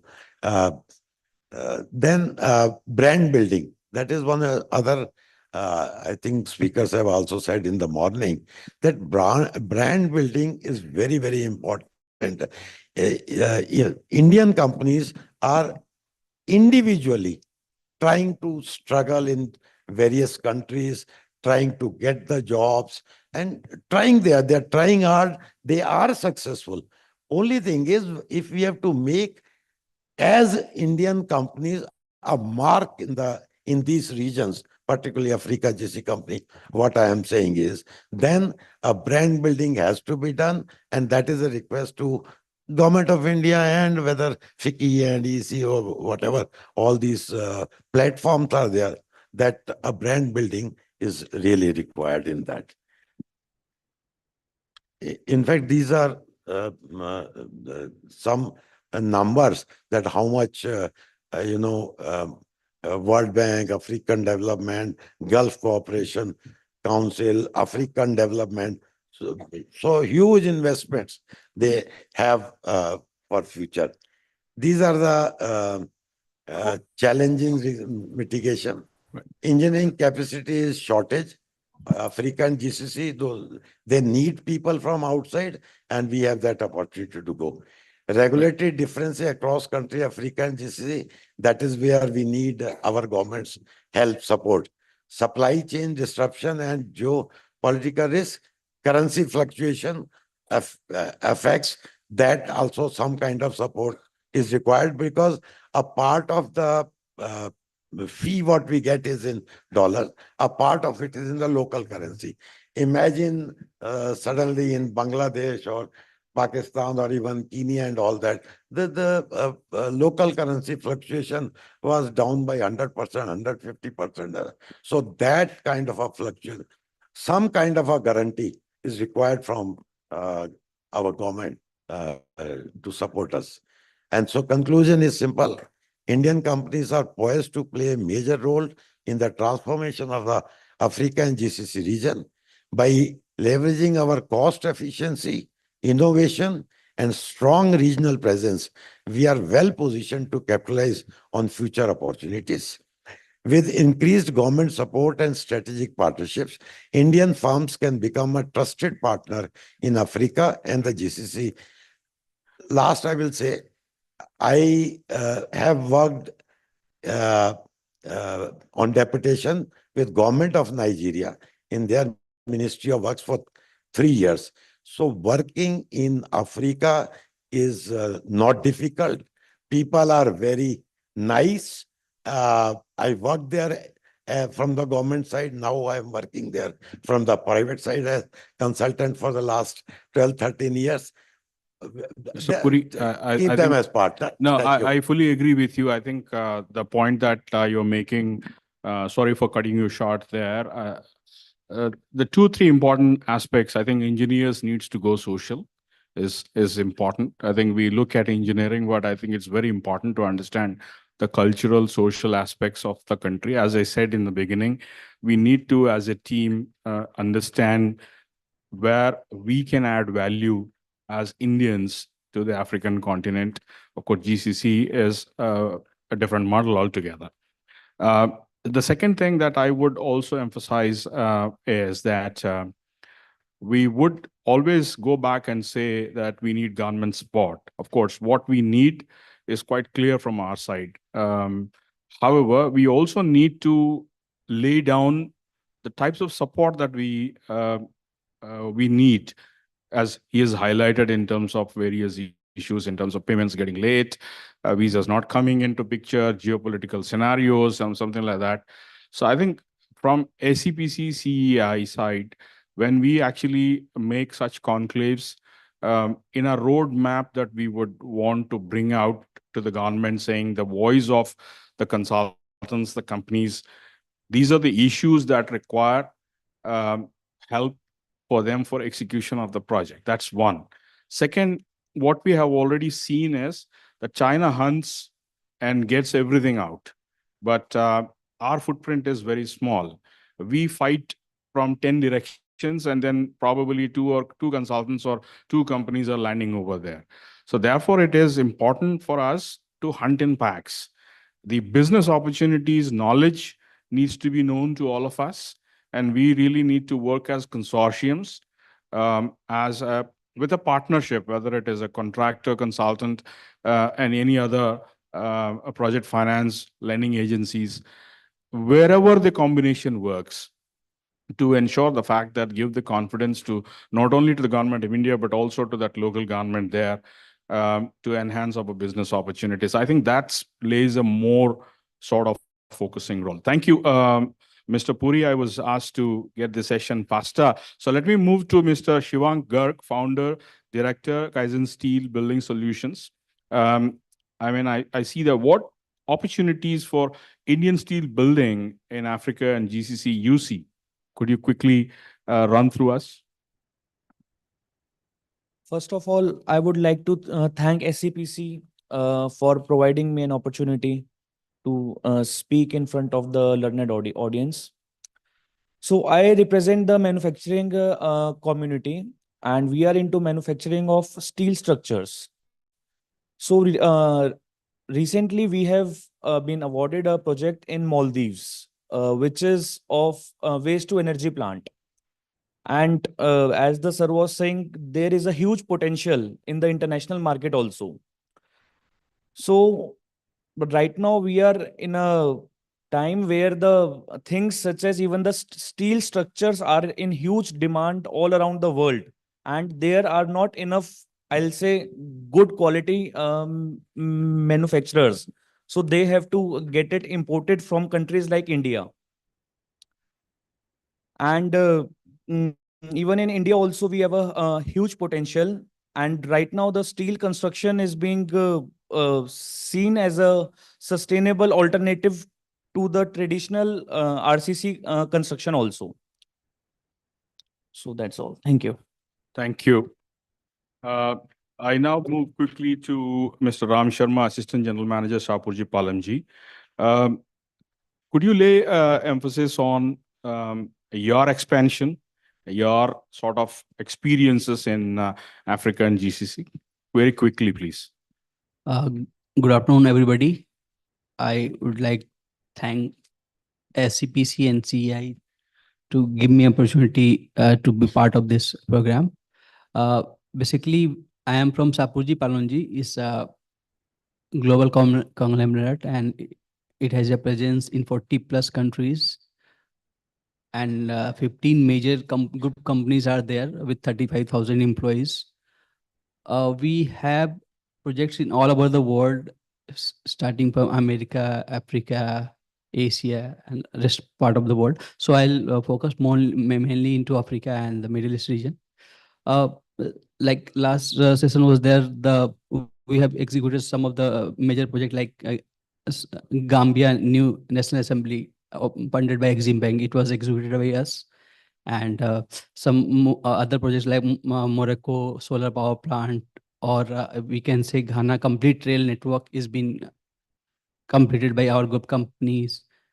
APRI Exim new headquarters is being made by Shapurji Pallonji, and many countries like in almost 25 plus African country we have executed the project, and we are executing, and at this stage also we are executing the various projects.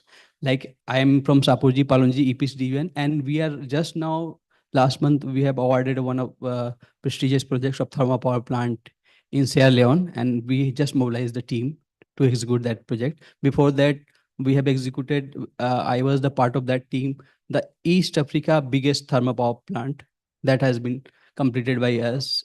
Apart from that, I was part of the Guinea, that port development project and bulk material handling.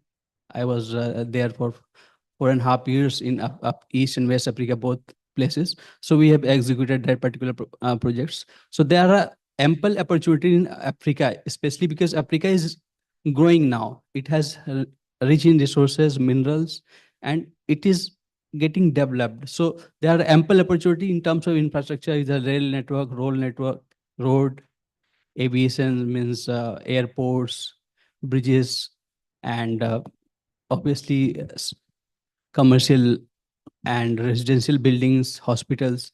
Even Exim, we are participated in one of the Exim Bank hospital in Guinea, but due to some, because that busting was done by Exim Bank 4 years back, and during actual when we have quoted with other bidders, the budget had exceeded, so that was could not concluded.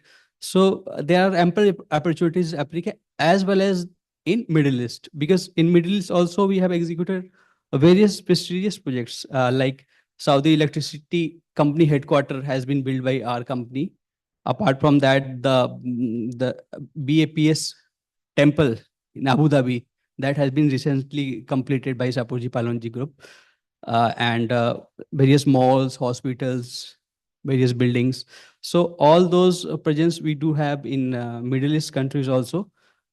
So one thing, since I was there in personally in Africa regions, I can say that the acceptability of Indian people are more in Africa, but we do require government support in terms of making good policies, making good draft policies, and the tie-ups with their government to facilitate or to promote the Indian companies, as well as we will require the payment mechanism, because that is Africa, since there are multiple countries at their different level of development. So there are political unrest, and those risks are also there, social unrest, those risks are there. So the government support will definitely help us to get good project, whether it's government plus private sector combined partnership to get any project, steel project, mineral projects, or any prestigious projects, or Exim Bank. Definitely Exim Bank is giving lots of line of credit. And so the terms can be drafted like that, that it should get promoted to the Indian company and export, especially from India. Like right now, the Sierra Leone, we have drafted the contract like that, that the most of the supplies we are managing from India, because we have negotiated with the the current, it is funded by the US DFC. So we have negotiated in such a way that since we are Indian company, we have very good control, and in India also getting a very good quality products. Nowadays, the quality, like Mr. Puri has said, that we are making everything which is being used in rest of the world, every technology, every equipment. So it's just support extended from the government to promote Indian company, Indian manufacturing. Okay. Okay. So that's it I can say. Thank you.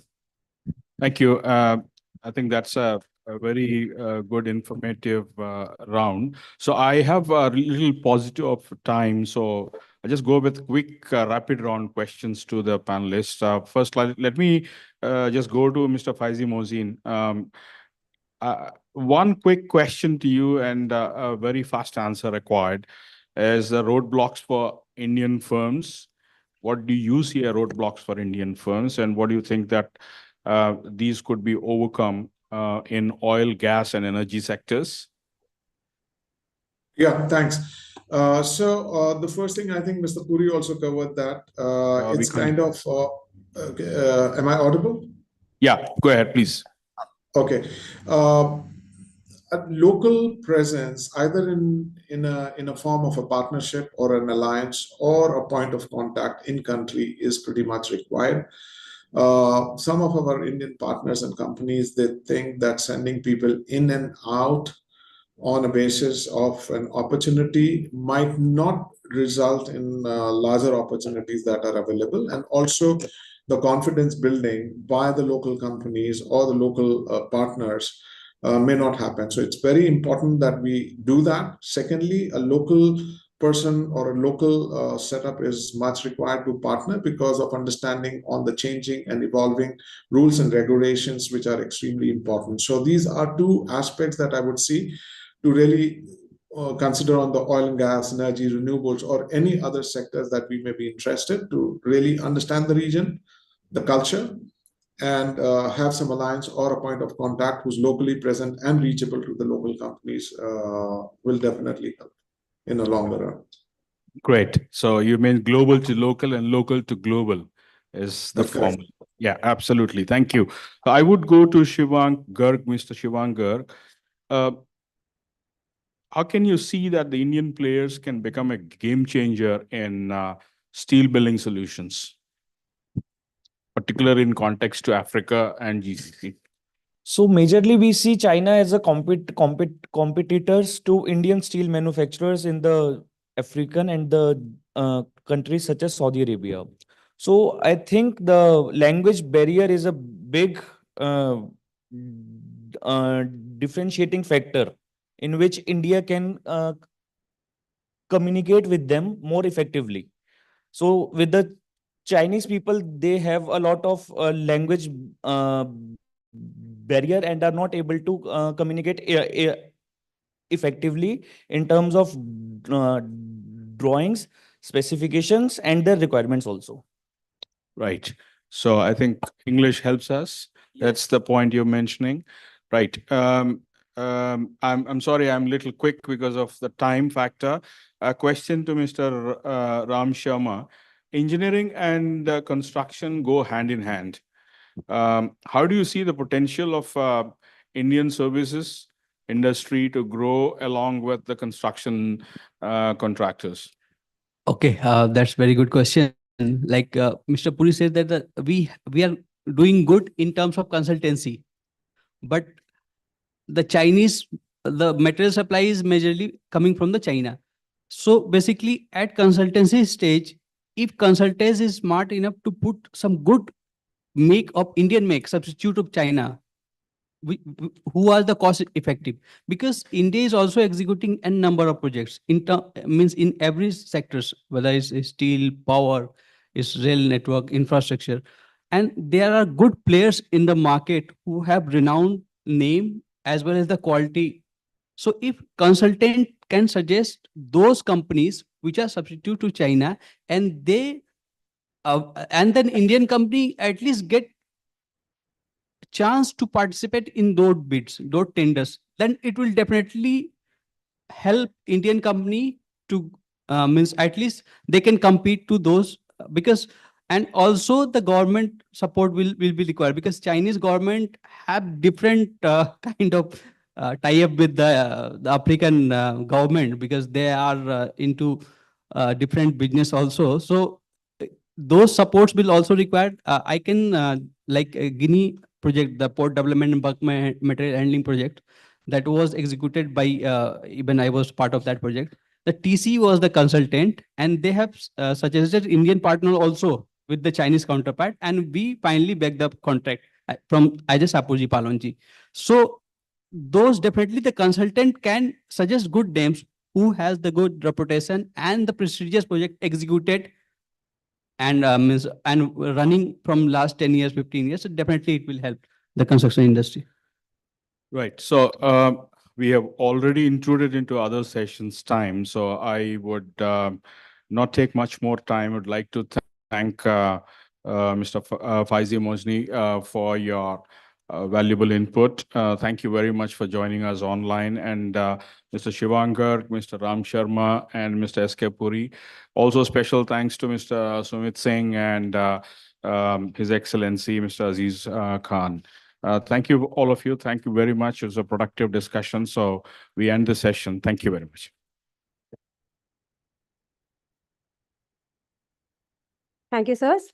May I now request Ms. Sana Philip, ex-TCE and CEAI Governing Council member, to join us on the stage to present a small memento.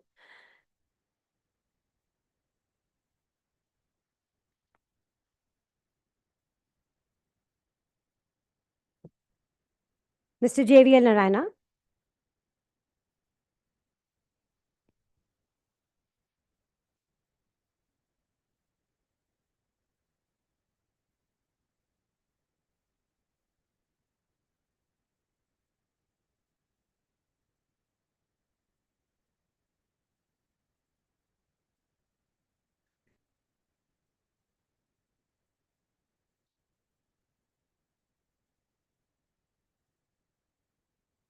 Mr. S.K. Puri.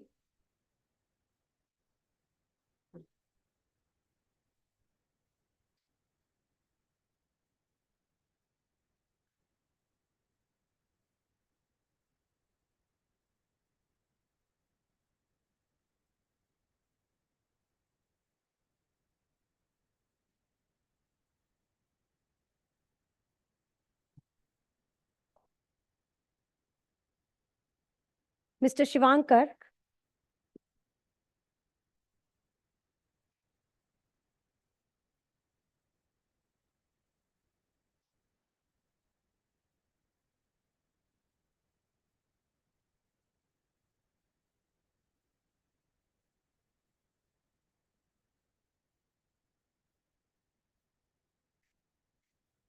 Mr. Ram Sharma.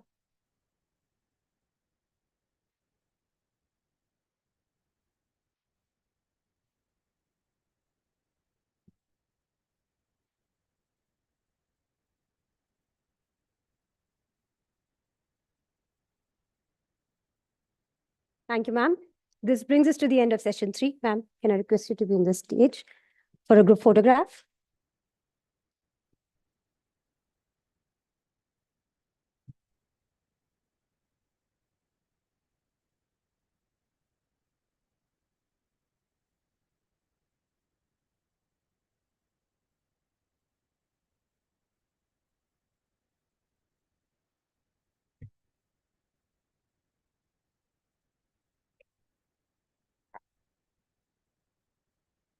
We thank Mr. Shivang Garg, Founder Director, Kazan Steel Building Solutions.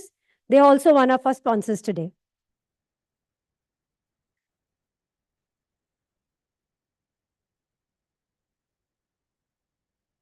We will now begin with session 4 on LAC, NAFTA, and EU region. Focus countries being Argentina, Brazil, Chile, Peru, Denmark, France, Spain, USA, and the UK. Please join me in welcoming to the stage our distinguished moderator for the session, Dr. Abhay Sinha, Director General SEPC. Our panelists from the embassies, His Excellency Mr. Manish Prabhat, Ambassador, Embassy of India, Denmark, will join us virtually. His Excellency Mr. Dinesh Bhatia, Ambassador, Embassy of India, Argentina, will play a recorded message. Her Excellency Ms. Abhilasha Joshi, Ambassador, Embassy of India, Santiago, Chile, will join us virtually. His Excellency Mr. Vishwas Vidu Sapkal, Ambassador, Embassy of India, Lima, Peru, will be playing a recorded message. Industry experts, Mr. Chandan Sinha, Associate Director and Planning Lead, AgCom India Private Limited. I request him to join us on the stage. Mr. Alok Gandhi, Joint President, Consulting Engineers Group Limited. Mr. Naga Bharat Dhaka, co-founder, Skyroot Aerospace, will be joining us virtually. And Mr. Setu Saveda Suvinam, founder and CEO, Reorbit. Reorbit is also one of our sponsors today.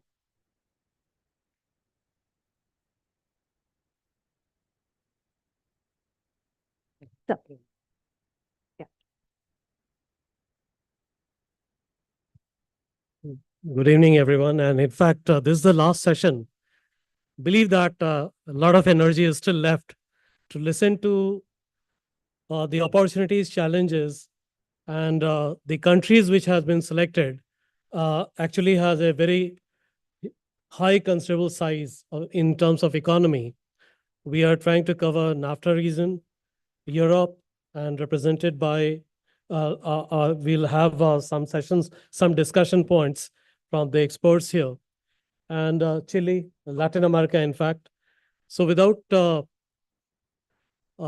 spending more time, I will just introduce His Excellency Mr. Manish Prabhat, and in fact, a very important point. He has been associated with this particular conclave in the last 2 years, and this is the third successive year. But of course, the earlier two editions was in the capacity as ambassador in Uzbekistan.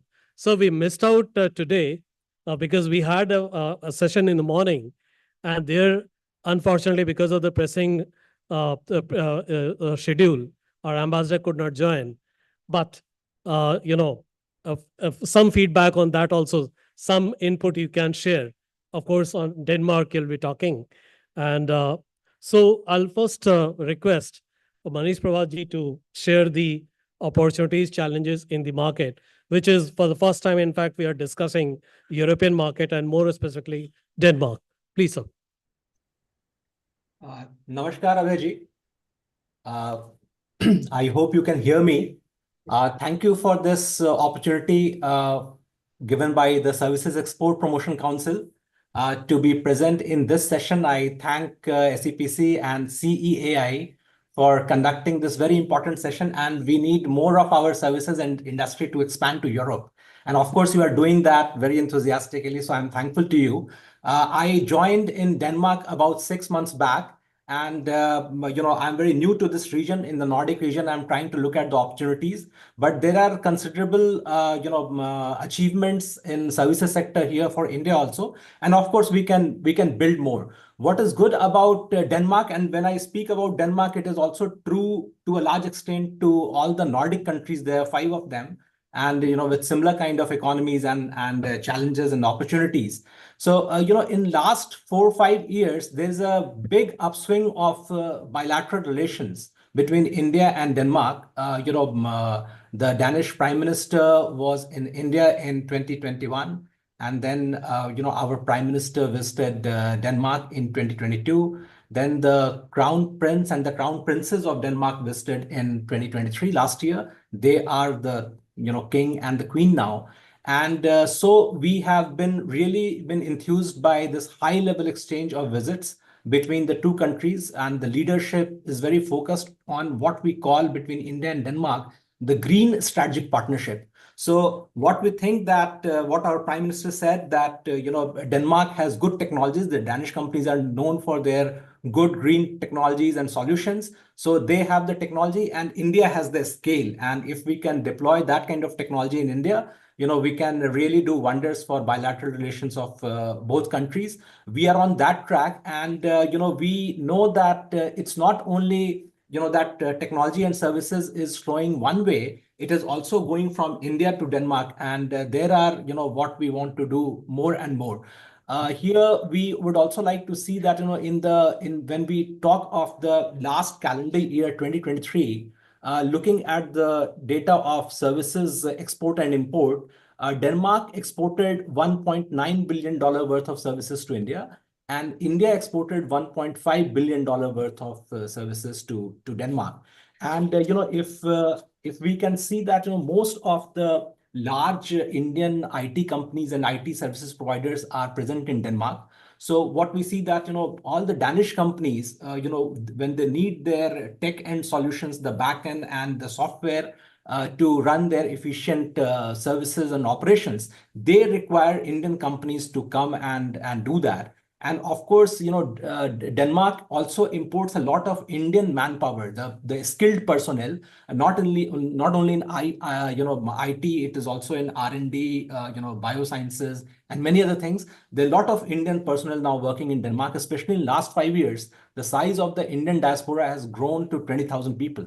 And these are the people working in various sectors of high-end technology. So we already have a brand for India which is established in Denmark. People know that India is a land of tech personnel and efficient companies who can provide good services in Denmark. But the thing we need to keep in mind that all the Danish economy and all the Nordic countries are very focused on carbon neutral solutions, green solutions. They're looking towards net zero by 2040, and they have very ambitious programs by 2030. They're already doing a lot in green technology. So whatever services we provide, apart from even the production and manufacturing industry, but in services also, whatever services we provide, if we can show and if we can think of that we can provide green solutions, or at least what we do, a large portion of that is also directed at saving energy or not doing carbon emissions, etc., our acceptability increases in the market. So that is what we want to do and we should focus upon. When we look at what kind of services we are providing to Denmark, the lion's share goes to sea transport because there's a lot of export, import, and container shipping between India and Denmark. That comes to close about 50%. In computer services, we are providing about 17%. In the professional and management consulting services of our overall export, 12% goes to this sector. And if we take architectural, engineering, technical, business, and engineering services, this combined goes to about 18% of our total services. So you can imagine that in this $1.5 billion export basket, what kind of areas we are specializing upon. But of course, there we can do much more. And if we see that, what are the sectors in Denmark which can be of our, which can receive our attention, and in which Danish themselves are very good, but they always look for partnership. So for example, Danish design, in design, Denmark is very famous for their distinctive style, minimalist, and the functional aesthetics is always prioritized. They are good in interior design, in product design, and even digital design. Now, in the urban livability, Denmark's cities are doing very well, and the infrastructure design of the urban space, they emphasize pedestrian spaces, the space for cyclists. These are the best in Nordic countries. The cities have integrated green spaces, water management, and low carbon transport. So recently we had the delegation from Chennai Metropolitan Development Authority. They came here and looked at different kinds of solutions which are working in Copenhagen, and met some leading companies. So of course, when these kinds of services are required back in Chennai, of course we need the even if there are Danish designers whose designs ideas are being implemented, we all need local partnership to implement and give the local input in those kinds of designs. So we can imagine that what kind of opportunities are available. In engineering, Denmark has pioneered wind energy engineering in a very big way, and Danish companies like Vestas and Ørsted, they are the leading global market firms in wind turbine technology and offshore wind farms. We of course have our own ideas to develop offshore wind farms in India, and we would need various kinds of expertise from around the world, of course giving our local inputs. And these energy efficient building systems and sustainable infrastructure is particularly very important in Denmark.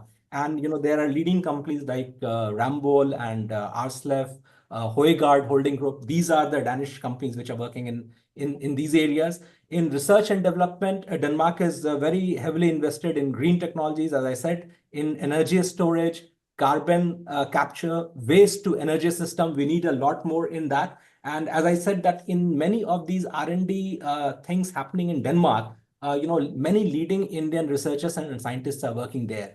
I would also like to emphasize that in about 10 areas in government to government relations, in about 10 areas, we have joint working groups in Denmark, especially in water technology. We are a lot of Indian engineers and Central Groundwater Board, officials are coming to Denmark for training and exposure to what Denmark is doing in water technology. And the good thing in that is to see that we also have a lot of good technological solutions which we have offered to Denmark to look at, because there are solutions which we can provide also to Denmark, and the Danish authorities are very keenly looking into that, and we are into discussion that how to take them forward. So there are good things which we can also offer to Denmark. Also in there are between Department of Science and Technology of Government of India and Innovation Denmark and the Danish Ministry of Higher Education and Science, we do joint calls for researchers from both sides to come together. Money is provided, seed funding or research funding is provided by the two governments.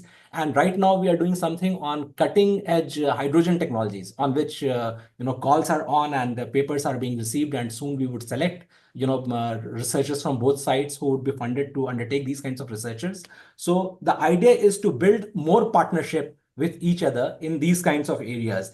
In environmental services, Denmark is one of the leading nations around the world. It has highest rates for recycling, globally, and also its waste management services.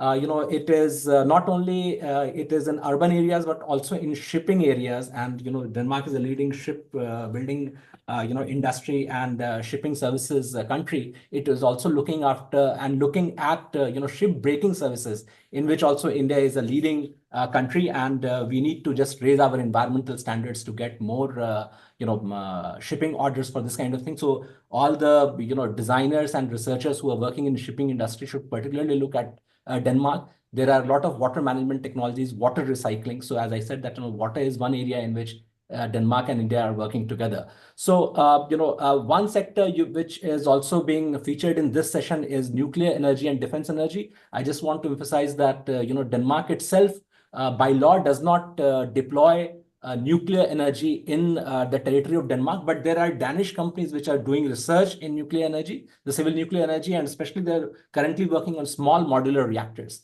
So, if there are, engineers and firms on our side who are working in this sector, probably we can think of finding partnerships. In defense, again, Denmark is a NATO country, and there's this kind of hitch always that whether we source it from outside. But if you have good ideas, we are willing to look at and work with the Danish industry and present our ideas so that there could be more research collaboration in this field also. What I would say that the leading Danish companies, which are good management companies like Vestas, LM Wind, Ramboll, Novonesis, Novo Nordisk, Maersk, all are present in India. They are looking at the big Indian market, and similarly, in being partnership with them, we can also step into the Danish and the Nordic market. And I would encourage SCPC to think of bringing a delegation to Denmark, or at least being present, or individual members can visit the different trade fairs happening in Denmark from time to time. They go on throughout the year, depending upon the area of your interest. And I would encourage that you come to Denmark and visit these trade fairs to make these connections. And your embassy is here, which would always help you. So please write to us in specific areas where we can guide you and find good partnerships for you. So here I would end, and I convey my best wishes for the success of the session today. Thank you. Thank you, sir. In fact, we have got a very good insight about the opportunities in Danish market, and you also mentioned about Nordic countries. And about the delegations this morning, we have been talking about the support from embassies of India. And I believe your words must be music to ears of everyone here. The kind of data you have presented and the opportunities. We will definitely explore the possibility of launching a delegation. And definitely we are looking forward to that. I'll move on to Her Excellency Ms. Avilasha Joshi, joining us from Santiago, Chile, live. Ma'am, requesting you to please. Good afternoon and namaste to all of you from Chile, Director General and other authorities of SEPC, my fellow colleague ambassadors, distinguished guests. It is indeed a pleasure to join this panel and to discuss about the opportunities between India and Chile. Firstly, thank you for having me on this panel and for organizing this session, which is both timely and essential. As you all know, India and Chile do have substantial trade. In 2023, the trade stood at 2.68 billion US dollars. Our trade represents around 1.4% of Chile's exports and 1.63% of its imports. But this partnership is strategically significant. Chile is a distant country on the other side of the Andes, very far from India, as you all know, but they have managed to bridge this geographic distance with most of the countries. They have more than 35 free trade agreements. With India too, we have a preferential trade agreement which was signed in 2007 and expanded in 2017, which has indeed given a fillip to increase our trade. But we feel that there is still a lot more potential and there is a lot that the Indian industry could actually look at and contribute here in Chile. Since the time the PTA was signed, exports have indeed grown from being the 28th largest trade partner. Chile is now the fifth largest trade partner for us in this region. And today we are one of the top 3 sources of Chile's imports of pharmaceutical products, textile articles, and leather goods. In fact, there has been great growth in export of Indian engineering goods also, which now represent more than 65% of total exports from India to Chile. The growth has been diversified, supporting Chile's key sectors. As you know, Chile is principally a mining country with a very large contribution of the mining sector to its GDP, and also has good agricultural products and exports. Machinery, apparatus, and parts have surged by 233% since the PTA was expanded in 2017. And sectors like food, mineral fuels, and lubricants have also experienced remarkable growth of more than 200%. Technology imports also stand out, marking an evolution in Chile's demand for high quality and innovative products from India. With the continued influence of the PTA, we foresee that these sectors will continue to grow for the benefit of both the countries. Indian companies have also made substantial investments in Chile. There are currently about 23 Indian companies in various sectors like pharmaceuticals, IT, engineering, automobiles, agrochemical, power transmission, etc. These companies contribute high-end technological solutions and expertise to enhance productivity, especially for their agriculture, mining, and energy sectors.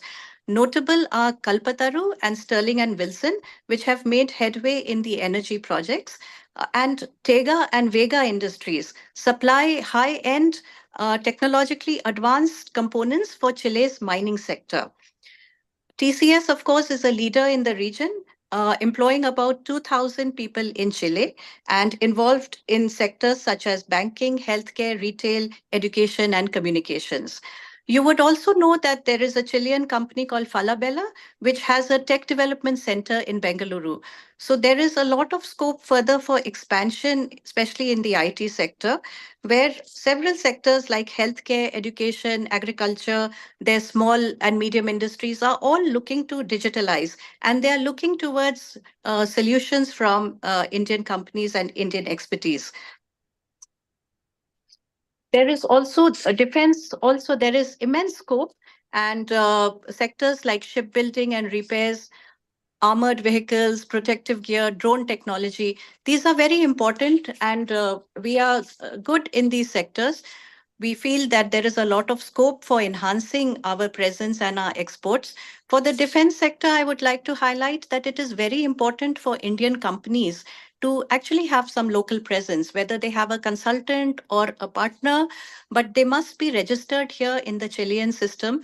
And then only they will be able to apply for the tenders. So this is very important. And some of the Indian defense companies are registered here, but it is a little difficult to participate in the tenders unless they have a strong local partner.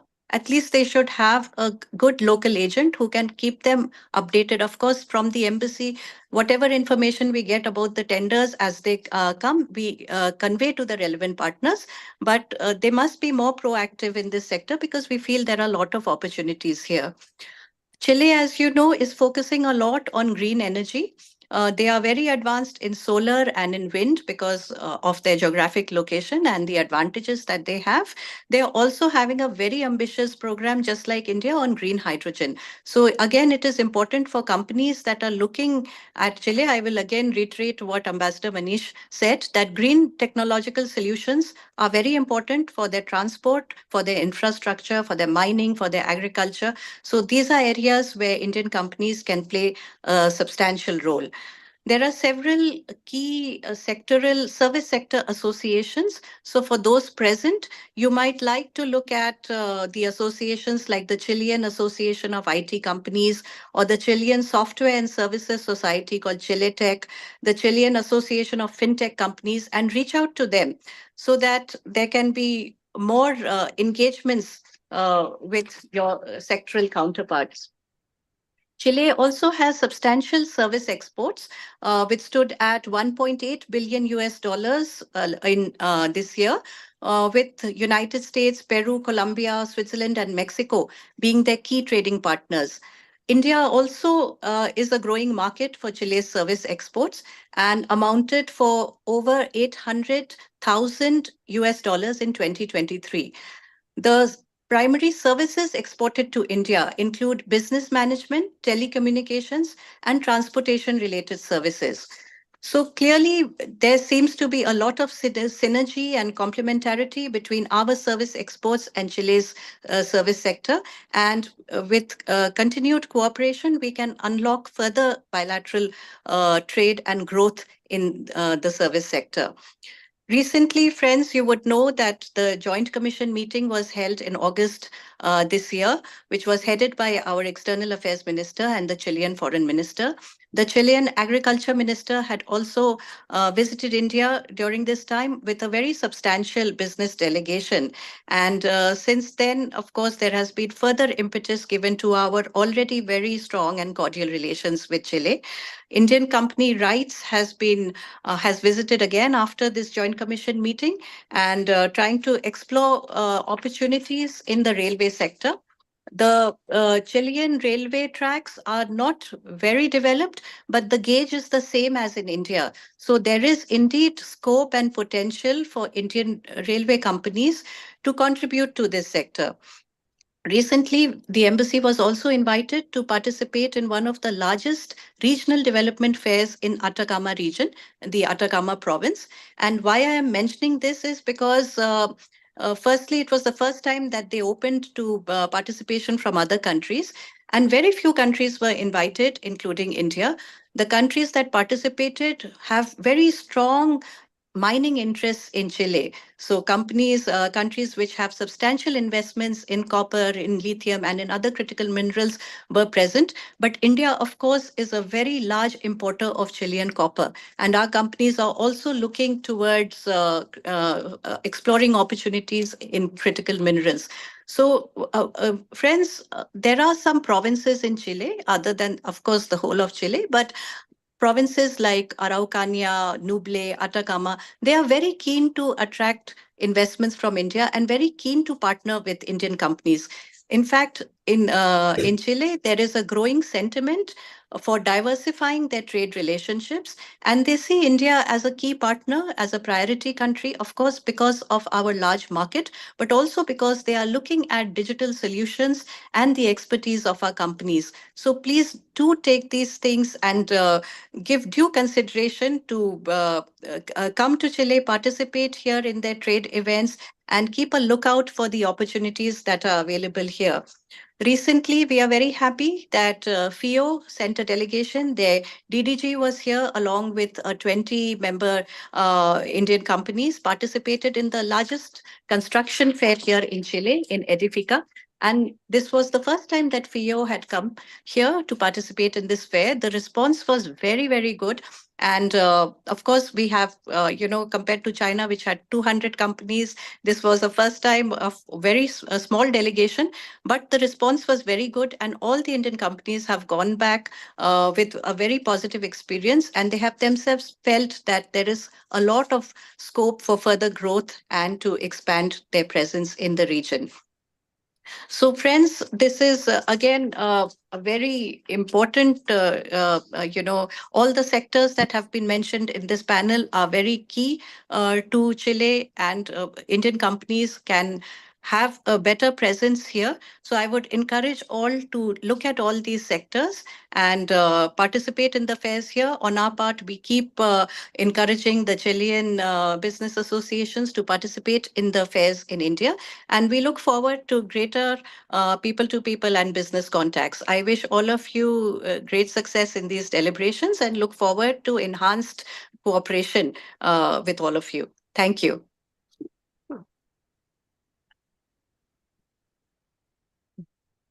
Thank you, ma'am, for the input in such a great detail. In fact, I had myself an experience in pharma exports to Chile and commodity exports. In case of services, we noted that, whenever we talked about opportunities and emerging opportunities, I believe the people from the industry or representation from the industry, they get slightly inhibited by the distance. But with the kind of opportunities emerging, I believe it's time to bridge that gap. And distance is, when we talk about digital medium and the way services can be delivered, I feel that there is an opportunity coming. And you especially mentioned about the construction event. I believe that can be one way to look at for future. And we would definitely be putting our proposal under MAI to Ministry of Commerce to undertake that delegation. You also mentioned about registration of companies. In fact, there is already some support in MAI that if Indian companies have to get registered, normally it is there in the case of pharma, like there is a registration for market authorization, but that has been extended for services sector as well. And unfortunately, I have not seen any single application which you could have forwarded to the Ministry of Commerce. So it's an opportunity, and I believe the mandatory requirements, whatever are there, Ministry of Commerce is there to support, MEA is there to support, and of course our embassies are always there to support us. Thank you, ma'am, for such an excellent insight on that. And we'll request you to stay here, ma'am, for a while. Maybe some questions maybe come to you. We move on to two video presentation of our ambassador, His Excellency Mr. Vishwas Vidhu Sapkal. He's from Peru. And after that, we move on to another video presentation. But meanwhile, can we have? Yeah.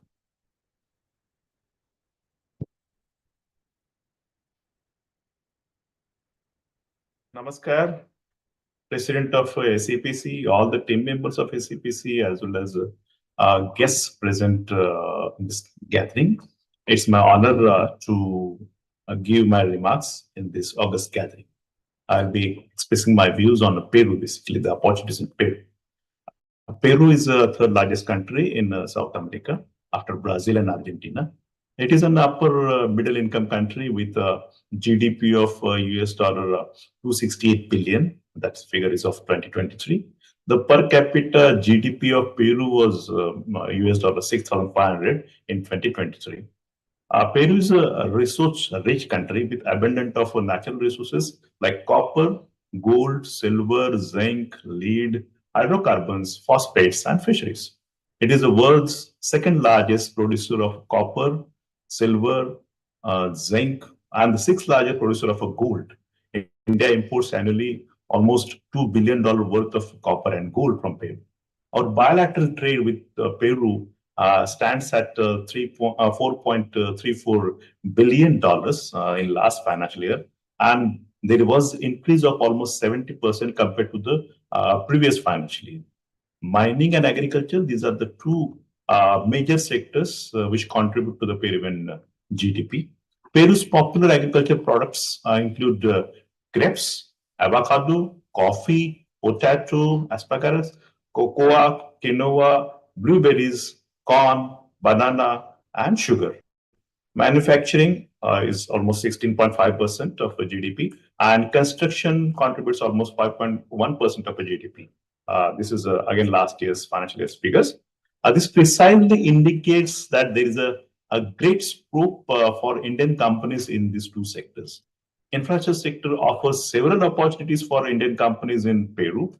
The road network in Peru has tremendous opportunities due to Peru's peculiar geography and the Andes mountain range running perpendicular to the country in the center of Peru. This effectively reduces the means of transport from the Pacific coast to the Andean highlands by only airways. Similarly, Peru has an Amazon region towards its northeast region, sharing its boundary with the Brazil. A major part of the region, Loreto, which is in the Amazon jungle, is not connected via roadways to the rest of the country, restricting that people reach there only by air, making it one of the few cities in the world not connected by road. So road infrastructure via the Amazon forest is a very sensitive topic in Peru due to naturally environmental concerns. If our companies could strike a fine line between the environmental concerns and the developmental goals, there is a great opportunity in this sector. The peculiar geography has also hampered the growth of an effective railway line in Peru as a means of transportation. Currently, Peru's railway network is scattered and mainly used for recreative purposes. This has resulted in exorbitantly high airfare for domestic travel within Peru. Indian companies, with their expertise in the construction of railways, could benefit from investment in Peru, as the sector has a great scope for development. As I mentioned earlier, mining is one of the most important and lucrative economic activities in Peru. Less than 1% of a Peruvian land has undergone exploration for minerals, which implies that there is a vast majority of the region is yet to be explored for minerals. A large number of mining concessions granted by the state do not have access to financing. Peru also does not have a single gold refinery, despite having a more than 100 years of history of gold exports. A recent lithium discovery also opens new opportunities for Indian companies. There is a requirement of more participation from Indian companies and EPCs in the annual B2B as well as B2C fairs conducted by the Peruvian agencies. Annually, the Peruvian agency, CAPEO, conducts its exhibition called Exxon in the month of October. Indian participation was restricted to the only tiling sector. We expect that a lot of other players who are doing well at exporting other countries also can come and be part of this exhibition and play a really significant role in the construction sector.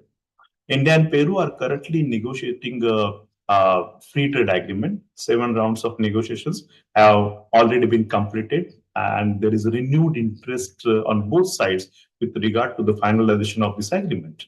After the FTA is signed, our products will be very much competitive as compared to the other countries. We have significant presence in the automotive sector, especially in the 2- and 3-wheeler sector. Our companies like Bajaj, TVS Motors, and Hero Motors have presence in Peru. Their brands are known for its quality and performance, especially in the Hilita lines of Peru. They would also benefit from FTA, thus becoming more popular. We also need to promote our 4-wheeler models, such as that of Tata and Mahindra.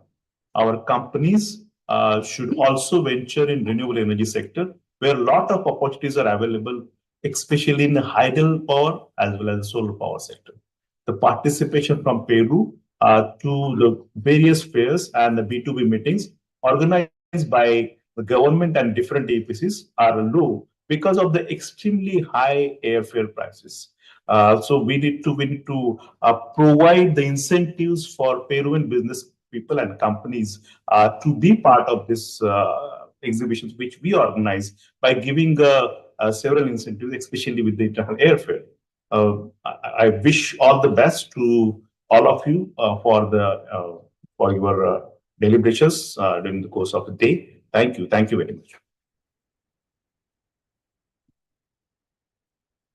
In fact, our ambassador from Argentina has also sent a video message. He could not join online. His Excellency, Mr. Dinesh Bhatia, our ambassador in Argentina. His video.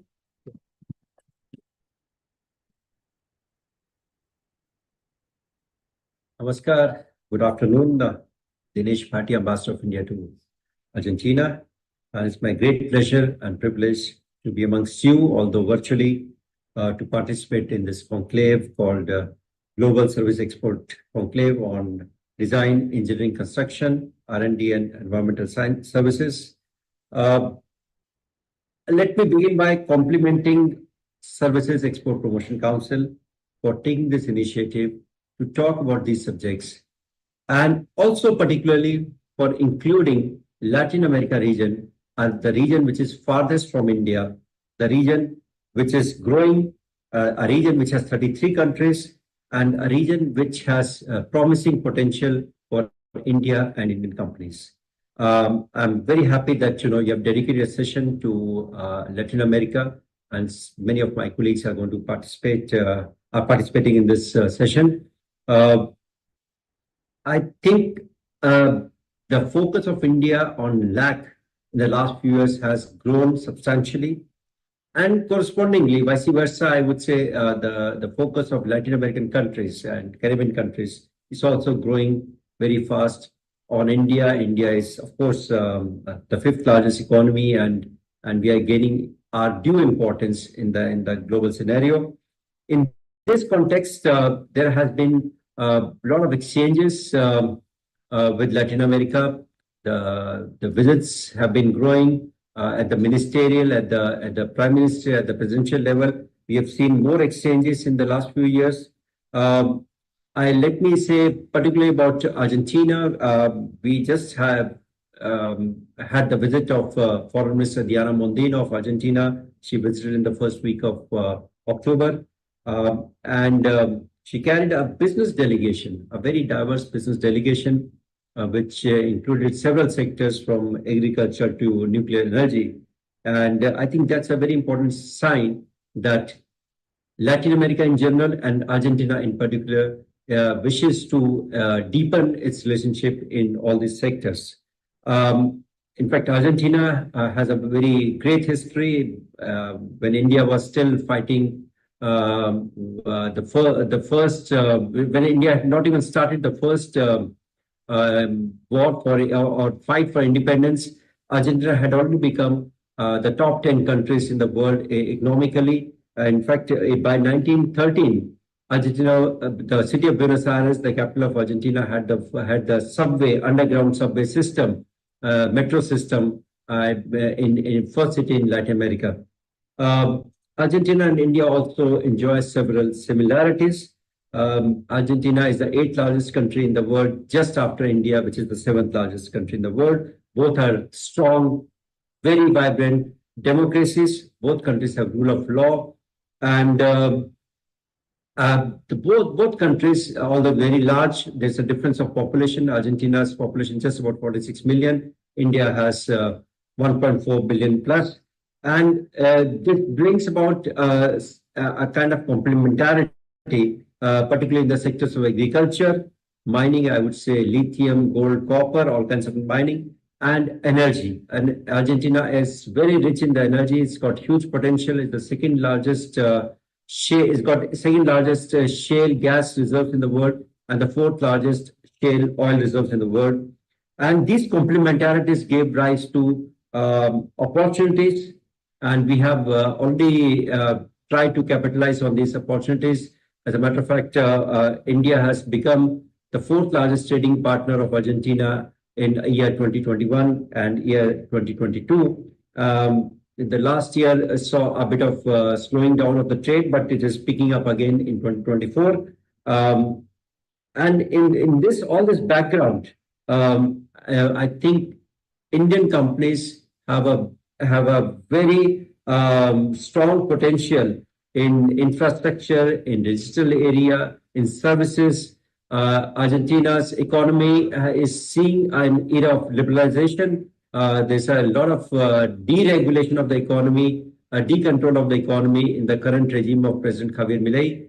I think we should capitalize, we should work on in this scenario and bring in more Indian companies to Argentina. And in that context, I would like to invite Services Export Promotion Council and its constituents companies to visit Argentina, bring a delegation. The Embassy of India in Argentina would be very happy to support all of you. We'll be happy to arrange all your meetings, do business to business interactions. And that is the only way we can work. That's the only way the business can thrive, business can prosper. And with these words, let me wish the very best to SEPC, its members, and all the participants of today's session and this conclave. Thank you so much. Namaskar. Dhanyavad.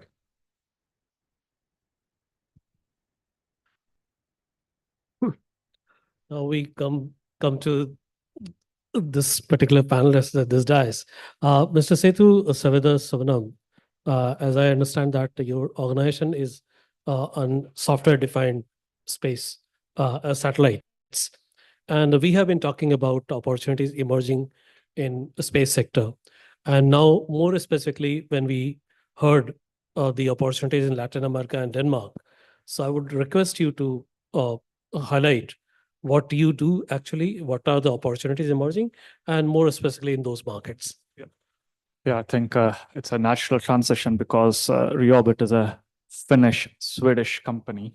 So we have quite significant presence there. And we also have a very significant presence in Argentina and Chile. In fact, we are one of the few Finnish companies that's actually registered under the defense procurement in Chile, which in itself is quite a tedious process, I would say. Going to what we do, so we build satellites, primarily focused on sovereign capabilities and intelligence. So we focus on both telecommunications, but also geointelligence. Primarily within these markets today, let's say Europe is quite in a state of turbulence, given the Russian aggression to Ukraine, and particularly the Nordics is quite, let's say, vulnerable when it comes to defense. And one of the biggest challenges, let's say, for Indian companies operating in Nordics is actually the vicinity of India towards Russia. And that's I mean, I in fact met actually the Finnish ambassador in the morning, and one of the first topics that came in the discussion is how can we now, address this issue of security when it comes to Finland or Nordics and then India. So probably that's I think one of the biggest challenges when it comes to space and defense and working within Europe. But also the opportunities are quite big because today India is investing quite heavily into the space segment, and I guess probably Bharat would elaborate on that. So I'll leave the Indian segment of the space to Bharat to elaborate. At least India's investing quite heavily into space, and Europe in the last 45-50 years have actually significantly advanced, and they are now at a stage where Europe is eagerly looking to export, and India is in a state where India is also looking to sort of grow its space ambition. So I think it's quite synergetic between Europe and India. And going to, let's say, LATAM, I think LATAM is also quite interesting because we have heard a lot of, I think I'll touch upon three things what the ambassadors mentioned. So one is lack of connectivity. LATAM is quite vast, but also the population is sparsely distributed, and there's a big Amazonian region. So the lack of connectivity is very pronounced. So one way to connect the unconnected is space. So there are a lot of opportunities, and today we are already very actively doing business in LATAM with Chile, Colombia, Argentina. In fact, our biggest office outside Europe is in Argentina. And also, many would be surprised actually, Argentina's also not, I mean, I think Ambassador mentioned that they are quite advanced when it comes to the subway infrastructure. Also, Argentina is one of the first countries in the American region who actually ventured into space. I think Argentinian space program started probably in early 60s, way before, a lot of other countries ventured. So there's actually a very thriving space program within Argentina and a huge talent. So there's a big market there in Argentina as well. And of course, Chile, there is a lot of minerals, and mining is a big industry there, and space can do a lot of stuff when it comes to mining. So there is a lot of untapped opportunities in the LATAM region that the satellite and space segment could venture into. And then, I think overall what I would say is, let's say, probably maybe I'll put it this way. So one of the core challenges, let's say, when it comes to exporting as an Indian space company or deep tech companies, the business cultural mindset is quite different when it comes to Europe and India. So in that sense, particularly when you want to sell satellites, it's the engineers who are selling these satellites, because at the end of the day, it's a technical sales. And we, as Indians, I'm from India, although I've been living in Nordics for 17 years now. So we, as engineers in India, are never trying to sell. And within the deep tech, you are actually, as an engineer, selling. I think that's the core challenge I've been seeing at large. How can you sort of address or bring the social aspect? I think it was addressed in one of the panels. How can you merge the social aspect while you have the technical aspect? So I think that's a big challenge, and probably I think maybe Bharat can also elaborate on that, how they are going about it. Yeah. Thank you. In fact, I'm going to Mr. Chandan Sinha now. I believe you're in consulting, and based on whatever you have heard and the challenges, opportunities, so I'd like you to throw light on the same. Yeah, thanks. I'm really grateful to have this podium and forum for participate and interact with the multiple stakeholders. So regarding this opportunity in terms of consulting business, we are dealing in most of the consulting business in aviations, metros, rails, transit, big infrastructure projects, even the data centers worldwide. So in terms of the opportunities in this globe, particularly we are discussing in this panel, we have a good footprints in more than 50 countries. And the basic things, what we have to achieve through the collaborations, like if we are not able to get the projects or the outreach to those countries, so then we have to explore the opportunity in terms of the finding the correct collaboration or the JV consortium partners who will kickstart the business as the entry points. Once you'll enter into the market, then you can build your credentials and you can make your footprints in terms of the quality deliverables, in terms of the health and safety and all compliances required. So and then you can get kind of a mileage and getting more projects and looking more opportunity. The second, the challenge in terms of in this geography, what we observed, because we have done lots of infrastructure projects in those domains, especially the data center, we are very key pioneering in this area. So all the big hyperscales and the colos, all the players, we are doing it. But the challenges we are feeling is the dynamics of the market and the kind of economic fluctuations happening throughout the world, as a global as well as in the domestic. So these is the very key factors which is affecting the business, where any consulting firms or organizations are hesitating to take the risks. So except the major players, the middle and the small players are very fighting and very feeling very challenging situation to tap those businesses and opportunities. So yeah, this is, thank you. Thank you. So collaboration is the way forward, as you mentioned. Anything on the skill gap, like if you're exploring Latin American market, or to you as well? Both of you can answer here. In terms of definitely, once we are delivering in terms of delivery, we are talking about either the services or the products, or the engineering or the design interventions, or any kind of services we are giving. definitely the two, three things are very important. The first one is the high skilled technical professionals is required. And today's market, most of the big players are hunting for the high skilled professionals and they're hiring it. So you have to upgrade your skill set as well as the company skill set and as well as your employees' skill set. So once those things has been upgraded as per the requirement of the time. And the second, definitely the upgradation in terms of AI and the digital platforms, which we have already introduced the AI based and the digital solution based, the designing and the interventions, what we are designing. So those two things are very important. And the thirdly, definitely the in terms of the strong support required from the your counterpartner or the government side, whatever the regulatory reforms in terms of skill R&Ds, there are lots of things happening and governments are doing it.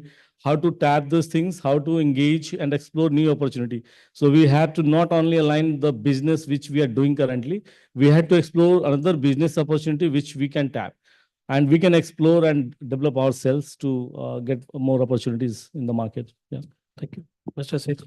Again, I can answer specific to the space industry. India is really great at technology and engineering. So I think there's nothing that we could do. I think we are quite good at jugaad, as you call it, right? I think the key challenge is how do you compete with the huge sales machinery of SpaceX or the OneWebs and others. So I think that's a skill that I think we are not taught growing up. The practical skills. I think that's very critical because at the end of the day, I think, of course, there's big enough market in India, but it's not a market that you could just survive with. So you have to go international and to be very strongly international, because if you want to be a successful space company being in India, I think 80% or probably 90% of your market is international market. So how can you actually operate or expand your operations being in India and selling it internationally? And I don't think a lot of actually Indian service sector companies are still doing that because they do have significant presence in the countries where they sell. But when it comes to space, I think the whole technology will still be here in India, and then probably you're having small markets and you're selling it from India as Indian. So I think that's a very unique dimension that I think we are not used to, and we'll see how it sort of evolves. Thank you. Very valid point made. I'll move over to Mr. Naga Bharat Dhaka, who is joining us virtually. You have heard two of us here, as well as our ambassadors, the video messages. So your reflections on the challenges, opportunities, and your take on every specific sector you are addressing aerospace. Sure. Hello all, I'm Bharat, and thanks to SCPC for inviting me for this forum. So I represent a space launch company based in India, based out of Hyderabad, called Skyroot Aerospace. We're one of the leading space tech companies in India. So what to mention, one of the key things, like what's unique about space sector is it is inherently a global trade intensive organization, because if you see, there are only 6 countries in the world with space launch capability. There are hardly a double-digit number of countries with like good space satellite manufacturing capabilities. So every other country, the trade in space is inevitable. Like every satellite in the world has to come to one of the 6-7 countries to go to space, and every satellite operator needs to approach hardly like only 10% of the nations have this capability in developing space infrastructure. So the space trade is very inevitable. And one of the good thing India has done, out of the 2 good things India has done, one is starting early in space tech, thanks to Dr. Vikram Sarabhai, who had the vision to start the Indian space program in 1960s, convincing our government back then to start a space program despite our socio-economic conditions, which has placed us in the top 5 nations in the world today in terms of space technology. And one other right problem that India is tackling now is, though we are like top 5 nations in the world in terms of space capability and technology, our space commerce market share is very less. Currently, less than 2% of the space market, global space market, is being catered to by Indian entities or Indian government and Indian entities. So with a strong conviction to bring that up to a double-digit percentage, the space reforms were introduced into 2020, and the in space, the regulatory body has been both regulatory and promotory body has been established, and there's a good roadmap established for the private companies. It's not just, and the pace at which the Indian space regulations have been rolled out also is a inspiration for certainly most of the European countries. I've seen firsthand so some of the European regulators were wondering at the pace at which the Indian government has rolled out the reforms and the policies. Just to give you an example, like the in-space body was formed only 6 months prior to our first space launch in November 2022. So within 6 months from the regulatory body forming, we were able to do a space launch, figuring out all the launch authorization process, the third-party insurance liability process, everything, which is truly indeed took the at least the European regulatory bodies by surprise. That even our regulatory bodies can work at a pace of a startup is one of the true good thing that's happening now. So one of the key push India is rightly giving is both in regulation, they're giving the right push to enable the space tech innovation in India in every possible way. And of course, the next step is government being the anchor customer and government being the anchor funder for the sustenance of the space companies, because in especially the upstream, the space economy upstream companies like in the launch sector or the satellite domain, the revenue streams might be a bit lumpy based on the global demand, and having a anchor government customer helps in the good baseline sustenance of the space companies. And that policy is coming up, and investment in space tech companies, as most of you might have seen the recent news, the cabinet has approved 1,000 crore venture capital fund to invest in the space tech startups, both in the early stage and the growth stage. That is the most welcoming next natural course of step. So India is doing everything right, and it's up to the private sector in India to take these advantages and go to a global arena and sell themselves. And Setu has rightly pointed out, like technical marketing is the one of the key capability that the Indian engineers, core tech skilled engineers, has to turn themselves into, to be able to place our products which are technically need not be second to none. In the global arena, we have all capability to deliver space grade global standard products from India to the space ecosystem around the world, be it the satellite infrastructure, be it the launch services. And with respect to the trade opportunities, with respect to EU and Latin America opportunities, there is a significant interaction we are seeing. Even US also, there is a good space commerce. There is an Indian Joint Commission for Civil Space Corporation with US that has been working on since 2 years. Even there's a delegation from Indian space startups that happened just this year in March, where a few of the startups, including us, could visit US, NASA, and some of the top US space grid ecosystem to understand the regulatory body, how they function, how the grants or the government funding works and government contracts work in space domain, which was a good learning both for the ISRO and the space bodies in India and also the space startups like us. So one thing we are seeing as a good collaboration opportunities as a space launch companies, like we are seeing countries, even though they do not have launch program, they're coming up with spaceports. Like in the future, spaceports are going to be at least if not as rampant, or are going to be there in almost every country. So spaceports will be as commonly used as airports a few decades from now. So most of the countries with good vision and good geography to their advantage are building spaceports that can avail the services for other country launch vehicles to come and launch from their places. Like Brazil has one spaceport now, and Argentina has a thriving space program now, and as Setu rightly pointed out. And all the Latin America countries also are doing the right thing with respect to what they can do, what they, to playing right at their geographical advantage with this, because access to space, if you have a right geography like India has an advantage to build a spaceport, like access to space will be easier. So all the countries with right geographies can play at this spaceport economy. And so there are multiple opportunities, and as I mentioned, it's a small world with respect to space industry. Like all the progress everyone makes in the space industry will be known across, and like the marketing is slightly easier compared to the other sector which are highly competitive. So all we need from Indian side is be able to good technical marketing capability to be able to build good products and also be able to sell them at the same pace. Thank you, Mr. Naga. In fact, yeah, please. Maybe I'll add a comment, and probably Bharat, you could comment on this. This, I mean, I think you've briefly touched. I think the launch dominance by countries is being very visibly seen, right? Like SpaceX is now a bottleneck when it comes to launch, and there's a lot of US government funding deliberately going into SpaceX to control the launch, and similar activities are happening in Europe as well. Probably, but I'm sure you would have observed it. ISAR, RFA, and Arianespace. How do you see the dynamics of that going in India? Is there an ambition with the Indian government to basically control the launch segment, and how do you see things going there?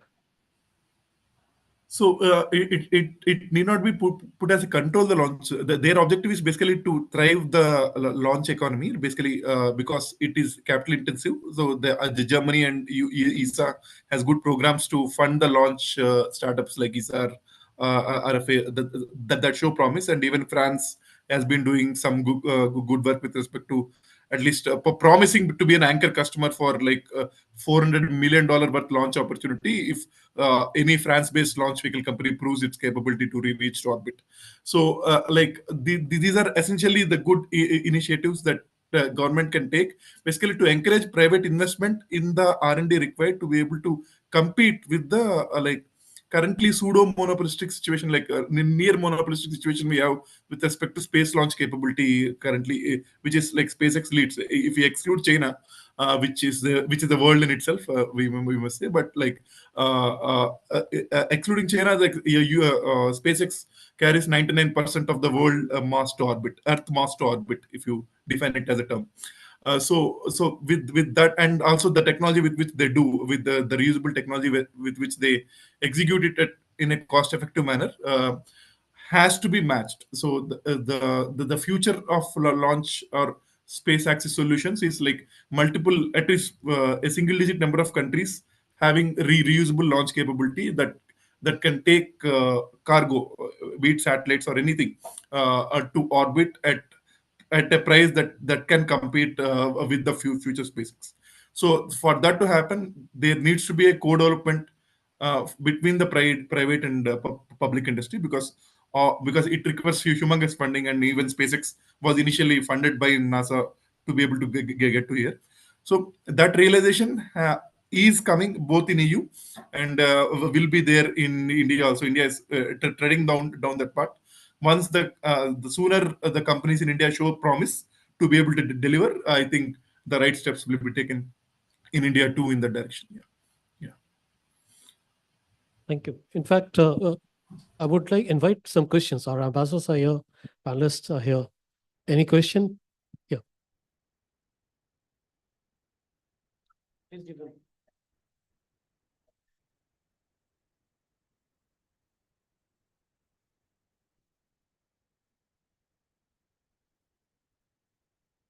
Good afternoon. This question is to Ambassador Joshi and Ambassador of Peru. I am Biswajit Bhattacharya.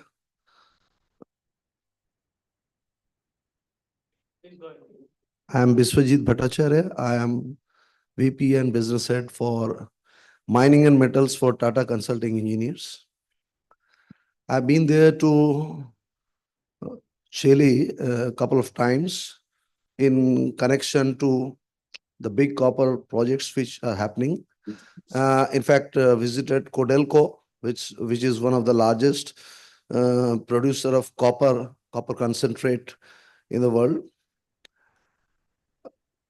Wanted to bring to your kind notice that from TCE, our mining and metallurgy business, we are currently executing 2 large copper smelters, having capital investment in excess of $1.5 billion. One is in Indonesia and another is in India, in West Coast.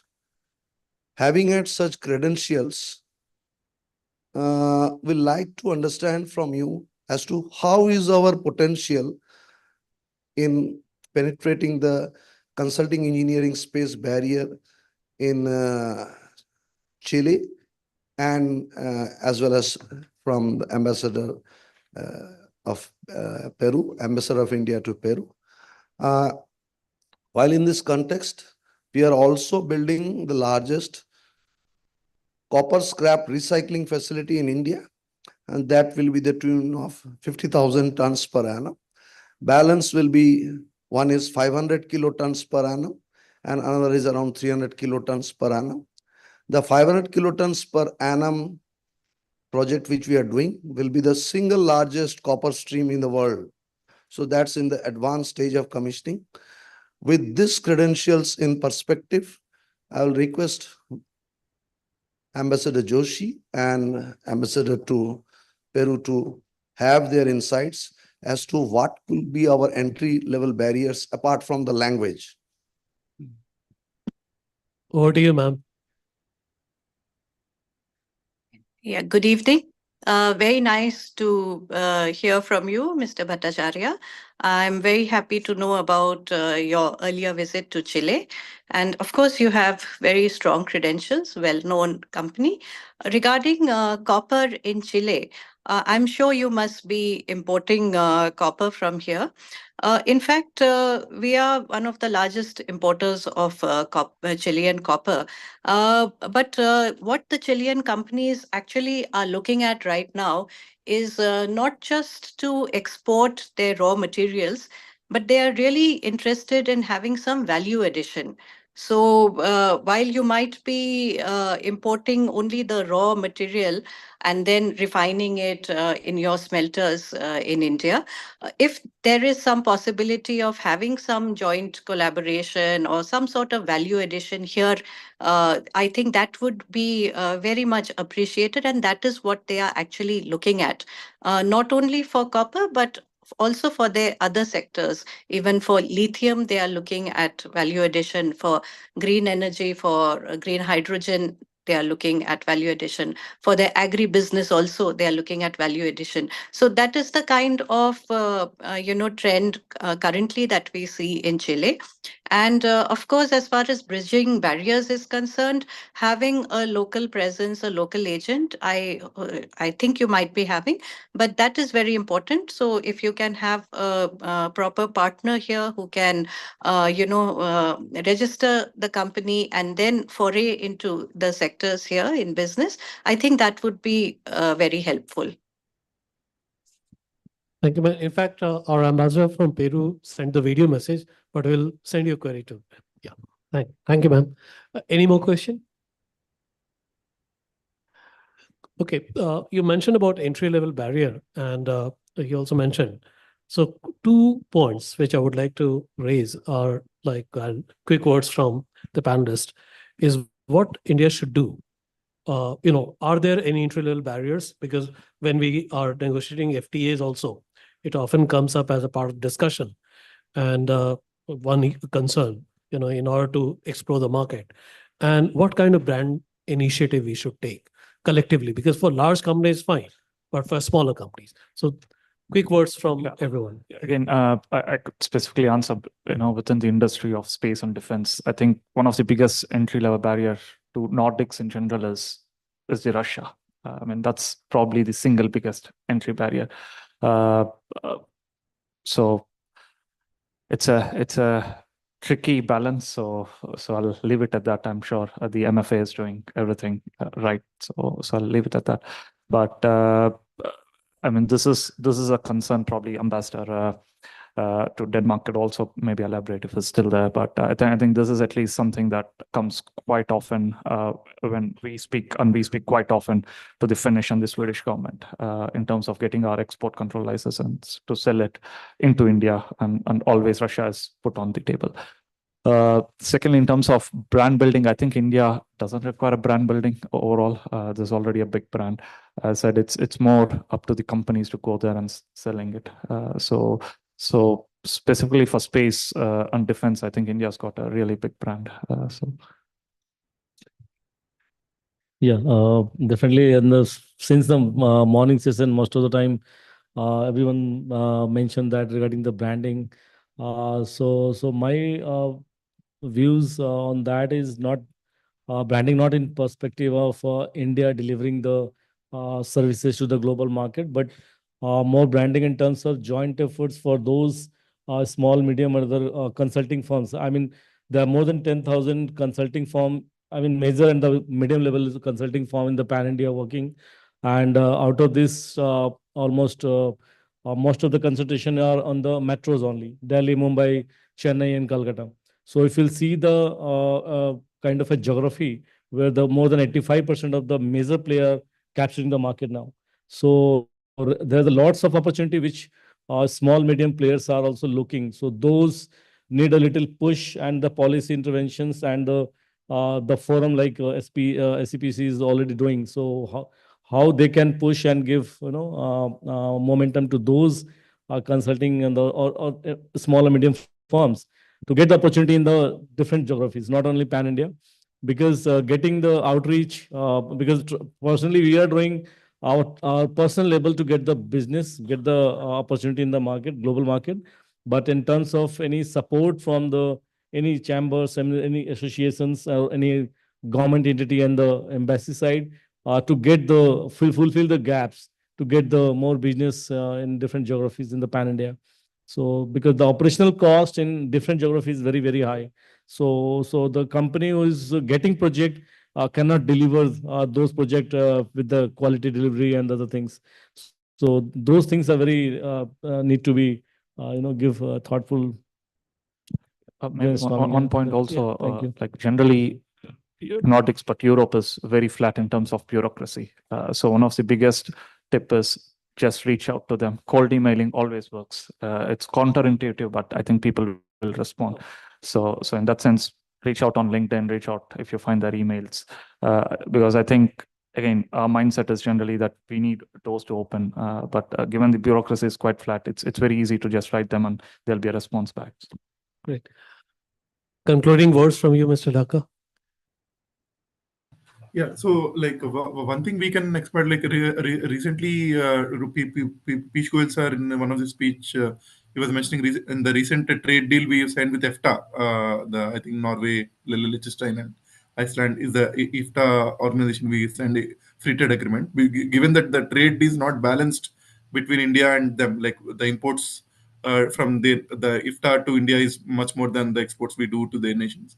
The kind of agreement was signed in a way that an obligatory investment from EFTA countries in India was also proposed. Like if they're manufacturing, whatever they're importing, the obligation to actually find a Indian manufacturer to establish at least part manufacturing or assembly of the machinery they plan to ship to India. So these kind of free trade agreements can be made use of, because those need to be obliged within a timeline. So some kind of partnership opportunities with respect to any kind of EFTA countries can be explored by the Indian counterparts in the similar domain of industries. One thing. Thank you. In fact, I'll conclude this session by extending my thanks to the distinguished panelists here, Mr. Setu, Mr. Chandan, and Mr. Dhaka. A heartfelt thank to our ambassador, His Excellency Mr. Manish Prabhat, Her Excellency Ms. Avilasha Joshi, and our ambassador from Peru and Argentina, who sent their video messages. Thanks to everyone for the day-long session. Being here is and getting the input, but we definitely look forward to hear more from you. This connectivity needs to remain, and a lot of deliverables we have has emerged today throughout the day, and we'll be sharing those inputs not only with the Ministry of Commerce, but with our ambassadors as well from various regions. For the first time, as mentioned in the morning, that this time we changed the format of discussion. We divided the entire course of discussion into various regions. I believe this exercise, this initiative would have definitely been very insightful in terms of the regional specific market opportunities, the challenges. And that will also give us a lot of content in order to put it forward to the Ministry of Commerce and other ministries. Thank you so much. Thanks, everyone. Thanks. Thank you, sir. Thanks. Thank you. Thank you, sir. May I now request Mr. A.S. Barara, Chairman, Mentec Consultants, and CAI Governing Council member, to please join us on the stage to present a memento to the panelists, please.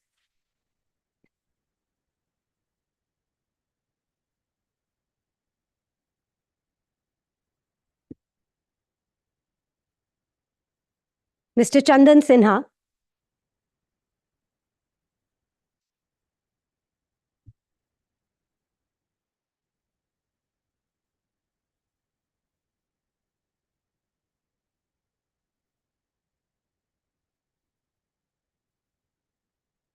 Mr. Sethu Savida Suvanam.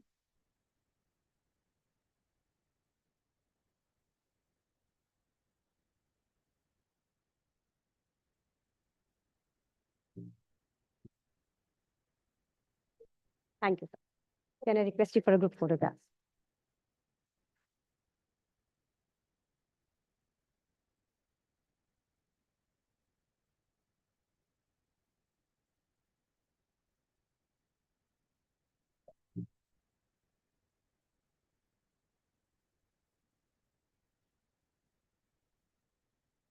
This brings us to an end to session 4, the last technical session of the day.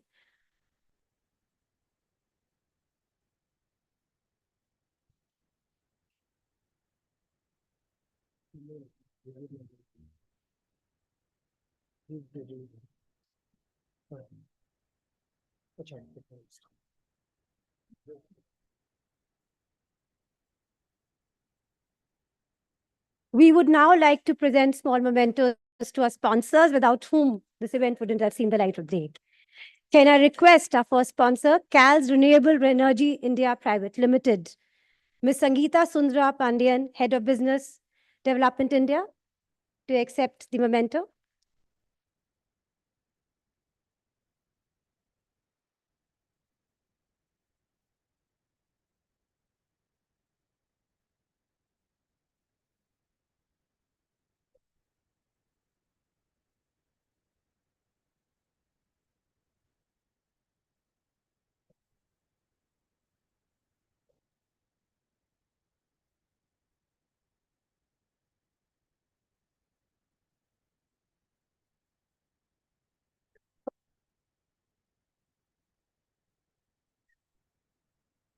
CAL's Renewable Energy India Private Limited, Mr. Arun Balanar.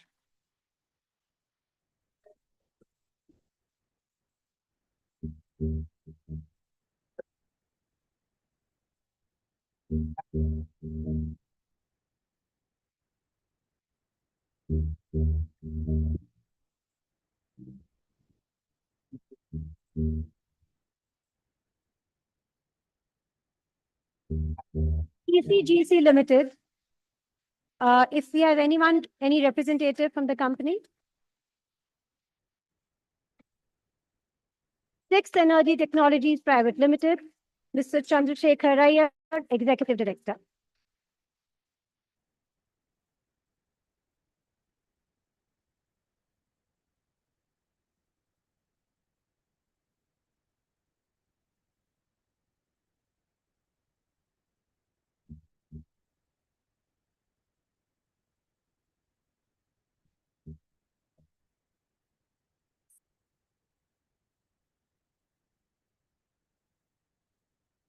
Aphoria Architects, if we have any representative from the company.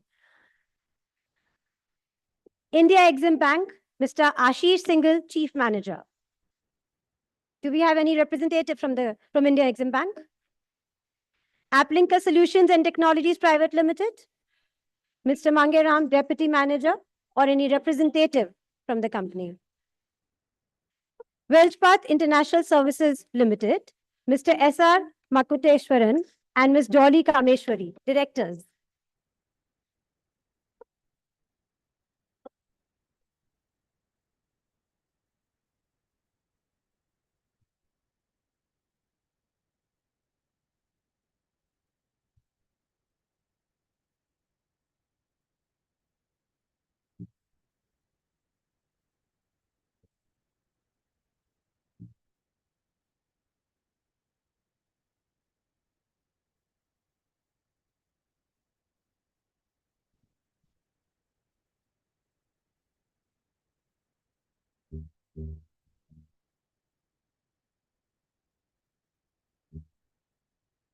Thank you, sir.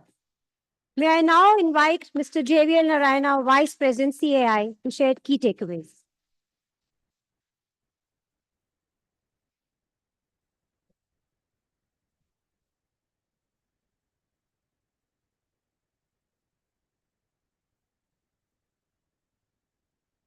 Yeah, good afternoon. I think firstly, I must thank the audience for a long, patient hearing. I'll keep it short.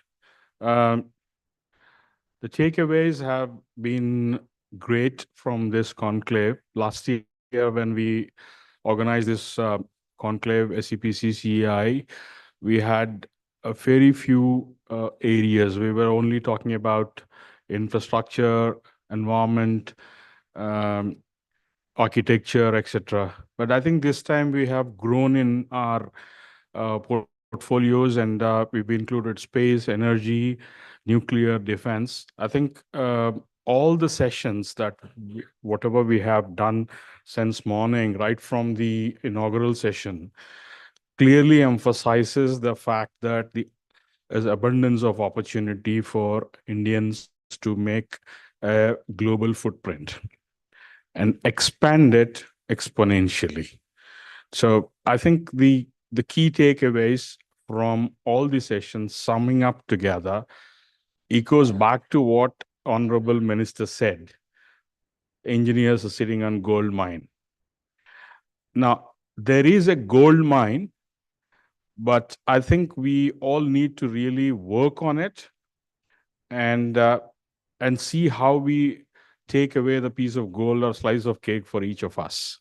And that's the most important thing. The second thing, what we have noticed is that, okay, individually we're making gallant efforts and going to various regions and trying to get work. But I think there is a collective approach required, and that is actually missing. Now, we really need to work on a roadmap on how we can make a collective approach. Now, the platforms of SCPC, CEI, and other platforms that we have would definitely help in making this collaborative approach. So we need to make consortiums, we need to make joint ventures, we need to really look at the strengths and weaknesses of the teams, and then also look at the smaller players and the niche smaller players with coming up with MSMEs within the country, where they have smart, innovative, and sustainable solutions on the back of number of large companies which could bring in the state of art of expertise. I think the sessions really give a very clear clarity to us that we really need to work together, and we need to make a roadmap of how to do. I think I would again re-emphasize the fact that Mr. Abhay Sinha was telling me when we were planning to organize things, there's that a roadmap need to be prepared, and consultative approach is quite required. While we take away from this conclave and try to build it up and stitch a roadmap, what I would request on behalf of SCPC CEI is that contribution of all of you is equally important. The participants who have directly come over here, who are virtually joining us, the government side of it, the private sector, the associations, we all need to really work together and explore opportunities for ourselves. The other point that I have noted out in the entire session says we are making a lot of effort, but one thing actually we are missing. Our Honorable Prime Minister keeps on saying that Indian culture is the biggest selling point. I think we need to stitch that together along with our efforts. I'll tell you an example. In the morning, we had Dr. Seth from the previous ambassador from Vietnam. He's organized a Namaste Vietnam festival, and he has done it so diligently that he mixed the sessions with, and he brought Bollywood. And that really made people to get together, because food, culture, Bollywood, cinema has really made the people to tilt around. And that most of your partnerships are done in the evening. So I think that is one thing I was mentioning, that engineers need to go social. And that's one of the key things that we really need to work on. With all this that we have, and I think the roadmap is just not looking at business, but the roadmap goes back to the fundamentals of business development, of working together and making it an effort till till the last penny is pulled back to India. And that's the important thing. In one of the sessions, we were talked about uh, the government support. I would again like to re-emphasize the fact is that we need to tell the government what support we need, and that needs to be clearly written down. And we need to make continuous requests to the government to make that policy level decisions, to implement them. Going forward, I think we are actually planning together a collaborative approach to take this conclave outside India. And there we would want a greater participation from the stakeholders, and also the contribution from the industry, in terms of making your efforts as our efforts and working as one team. I would sum up there. I would not go into the details of the sessions at the moment, but I think there have been a fantastic level of discussions. All the sessions have really given us an eye opener that today I would lastly say that east or west, India is the best, and we can do it and we will do it. Thank you very much.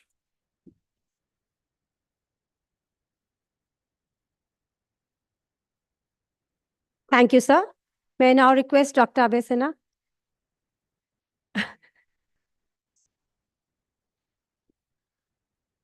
Thank Nidhi, and thanks everyone. And this is a formal vote of thanks to my colleagues in SCPC and CAI. Thanks, Mang. Thanks, Rajiv ji.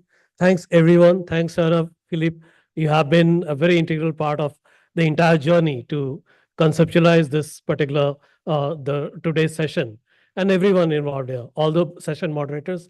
Thank you so much, and we look forward to the next year's edition, most probably in the month of September. But before that, as Mr. Narayan mentioned, we need to have a roadmap. We have taken those points into account. We'll have a roadmap. We'll have an international conference outside in one of the chosen country where we see a lot of opportunities. And I think that will be a way forward. Thank you so much. Thanks, everyone. Thanks all of my colleagues. Thanks. Thank you, sir. This brings us to the end of the special conclave. Thank you to everybody, and we look forward to meeting you in the next conclave. The house is now open for networking and tea and snacks.